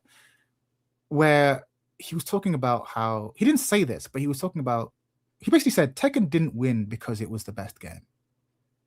He was like, there were a lot of things that have gone into Tekken's success, and a lot of it comes down to like luck. Damn, Mike, your camera froze. Is about like a lot of it. Oh, you're back. Like a lot of it comes down to luck and having people in the studio. People in like the development studio. Like supporting it, like there's a lot of factors that go into the success of Tekken. And hearing the director of Tekken being like, "I am not under the illusion that my franchise is the best because it was the best. A lot of stars aligned for us to be in charge." And he was talking about like Soul Calibur had a lot of great people, but it didn't have a me in the studio to fight for it. So when people were arguing over budgets, there were times where they didn't get their shine. And there's an alternate universe where that happened to us. Like it was really interesting hearing talk about the development studio, and it sounded like a man going not through a midlife crisis, but like reflecting on the past and being like, life makes a lot more sense now. Like I'm not arrogant enough to think that and the more I play other games, like you play Virtua Fighter, you play DOA, you see the way the 3D fighting games could have gone. You go like, Tekken is good in many ways, but it's good in many superficial ways. And it built a scene, mostly off the back of Tekken 3. And it snowballed from there. Yeah. And it's like, there's an alternate universe where actually And to be fair, Tekken was actually niche for a very long time. Tekken 7 was like a renaissance for like the popularity. So we forget 100%. That. We absolutely forget that. Yeah, it's interesting. But yeah, Soul Calibur, bring that shit back, bro. Yeah, man. Soul Calibur feels like because Tekken's currently out there. So we know DOA is coming back. We know Virtua Fight's coming back. Soul Calibur is really the only other big 3D fighting game now that we need to come back. Yeah. And then we'll be eaten. Hopefully, if they're all good. They need to be good, man. 3D fighting gamers are one of them choking needs to out be here. good. One of them needs to be good. They can all flop, but if at least one of them's good, we're all happy. But like, yeah, we'll see. It's very peak. I've been there, bro. Alexis, that games have been shit for a long time. I'm not putting on that stream. It's late now. I'm half asleep. Also, that is not a real link, guys. Lol. That's what he says. Now we know where the apartment money's coming from. You think it's from these streams? You crazy. You know, real money. All right, boys. Well, yeah, it's been a pleasure spending the last stream on in my room with you guys. I appreciate it very much. It's been a good one. Where are you gonna put the wrestling belt in the new room? It better be visible. That wrestling belt. It better be something. Well, the thing is, I've got the whole apartment now to put stuff, so you won't see a lot of the same stuff. I've set up the background. It's very JoJo's heavy. Nice. But we need the belt. I don't care where you put it. We need the belt. But you're gonna see a mix of my girl stuff in the back now. There's a lot of Pokemon stuff because she's a big Pokemon fan. There you go. That's all right. We love Pokemon here. Bit of Hello Kitty. I think that's about. She's a big Dragon Ball fan, Naruto fan, so it's more the same. But you might see a bit more Pokemon. I think she's got like One Piece Pokemon crossover stuff. So last question, final question. Finn T coming in there. I hate Pokemon. We know this about you. He's gonna. Final Pokemon, question. Final question. Who's your Pokemon? Who's your Ash Ketchum Pikachu? Your trainer. Who's your iconic? Like, this is my Pokemon. Mewtwo. Look at this guy. I run this thing. Yeah. God, Mewtwo. Non-legendary. Non-legendary. Yeah, it could be non-legendary. Yeah, it could be non-legendary. Yeah. Non-legendary. It would be Tyranitar. Nice. Because he reminds me of Godzilla. There you go. He is cool though. He is cool. He does good. Legendary good as well. He's a shit Pokemon comparatively, but I fucking love the design of Dusk Noir. I think that is fucking Dusk Noir. Dusk Noir is the big ghost with the fucking the mouth belly. It's sick. That shit's dope. I just like the idea of just me arm folded and like Dusk Noir behind me, just like. What's the stage 1 of Dusk Noir? Dusclops. Dusclops is hella competitive. Yeah, with the Eviolite because of its Eviolite, and you get Trick Room and all that shit. Dusclops is very Dusk Noir sucks ass. But mechanically he sucks, but he looks hold on, sick, bro. So are you saying that there are some Pokemon that you don't evolve? Yeah. Only because there's an item called Eviolite that if it's not the highest evolution, it boosts a bunch of your stats, like defensive stats. Yeah. So Dusclops is like, because it fits in that category, its defenses with Eviolite are sky high. It's higher than Dusk Noir. But higher than Dusk Noir, yeah, it's because of the boost. So did you say this is an item you put on your Pokemon? Yeah. So items are legal? Yeah, of course. They're part of that key part of the metagame. Like combining the right Pokemon. No, combine the right. No. Sorry, I'm not talking about items as in like that you like potion and that. Oh yeah. Holdable items. Yeah. Each Pokemon has holdable items. X-Defendant. No, that's consumable. It's more like there's an item, for example. No, they're not. X attack you. My Alakazam's holding it right now. It boosts his special attack. It doesn't do what you think it does, Mike. I promise you. It actually doesn't. It doesn't work. It does. Well, maybe they changed it. In Fire Red, it does. I can't remember that far back. Yeah, I can't think back. You couldn't hold items in the originals. Yeah, but Fire Red. No, this is Fire Red. Fire Red's updated from Yellow. X attack, as I understand it, is basically like you spray it on your Pokemon mid-battle and its stat will go up. Yeah. It's not a whole. Not in this. In Fire Red, I've got the special attack version on Alakazam because it boosts his special attack, and I've got the other one on Charizard. I'll take your word for it, but I'm pretty sure X attack is consumable. But I haven't gone play Fire Red. How much you don't want to bet? I'm not challenging you. I'm not playing Fire Red, okay? But you think he's just giving him he's boosting his speed. No. My Pokemon's holding TM for Earthquake. Trust me, he's sick. He's sick. Like, no, you gotta use it. No, he has Earthquake. It's like, wait, hold on. Everyone's saying it's a consumable. Hold on. It's a consumable, bro. It's a consumable. Hold on one sec. Actually, no, I'm getting my Actually, Switch. I got bamboozled by Mike's power. Yeah, this man's charisma got me quizzing myself. It's absolutely a consumable. You just use it. Did everyone see fucking Mike mind control, bro? He got 2 Pokemon heads going. Maybe you can hold it. Oh yeah. Maybe Fire Red's different. Maybe old generation. That's powerful. No, it's a consumable item, bro. It's a consumable, There's protein that you can take and it becomes a permanent stat buzz, and then there's like X attack, X accuracy, or whatever. There's boost it like a sword stance or whatever, or like growl attack. Like it's a stat boost, a temporary stat boost for that fight. Yep. All right, let's see. How much we bet? You gaslit us like that in real time, bro. Like, I'm actually more confident. I'm gonna bet a $5. I'll do the same. I'll bet a $5. If I'm wrong, I'm wrong. Hold on. So my Alakazam is holding X special, and my Charizard is holding X special attack. Charizard's holding. Wait, what is he holding? He's holding X attack.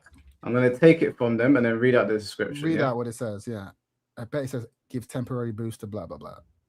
I don't think it says. It will say give, which means not hold. That means you use it in battle. Yeah, or when used from the bag. Blah blah blah. Yeah.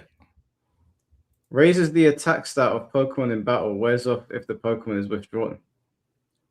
Yeah. Wears off. Yeah. So it's describing what we said. No, I can't. I can't. It says use. I'm pressing use. It can't do anything. In the battle, you have to be in a fight. Go into a battle and then use it.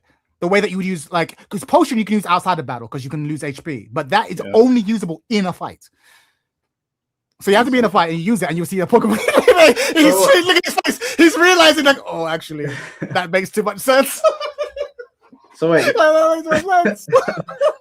You can see the moment he realized it. You can see the moment in his eyes, like, oh shit, that makes perfect sense, actually. Hold on. So you're hold on a second. I can't breathe, bro.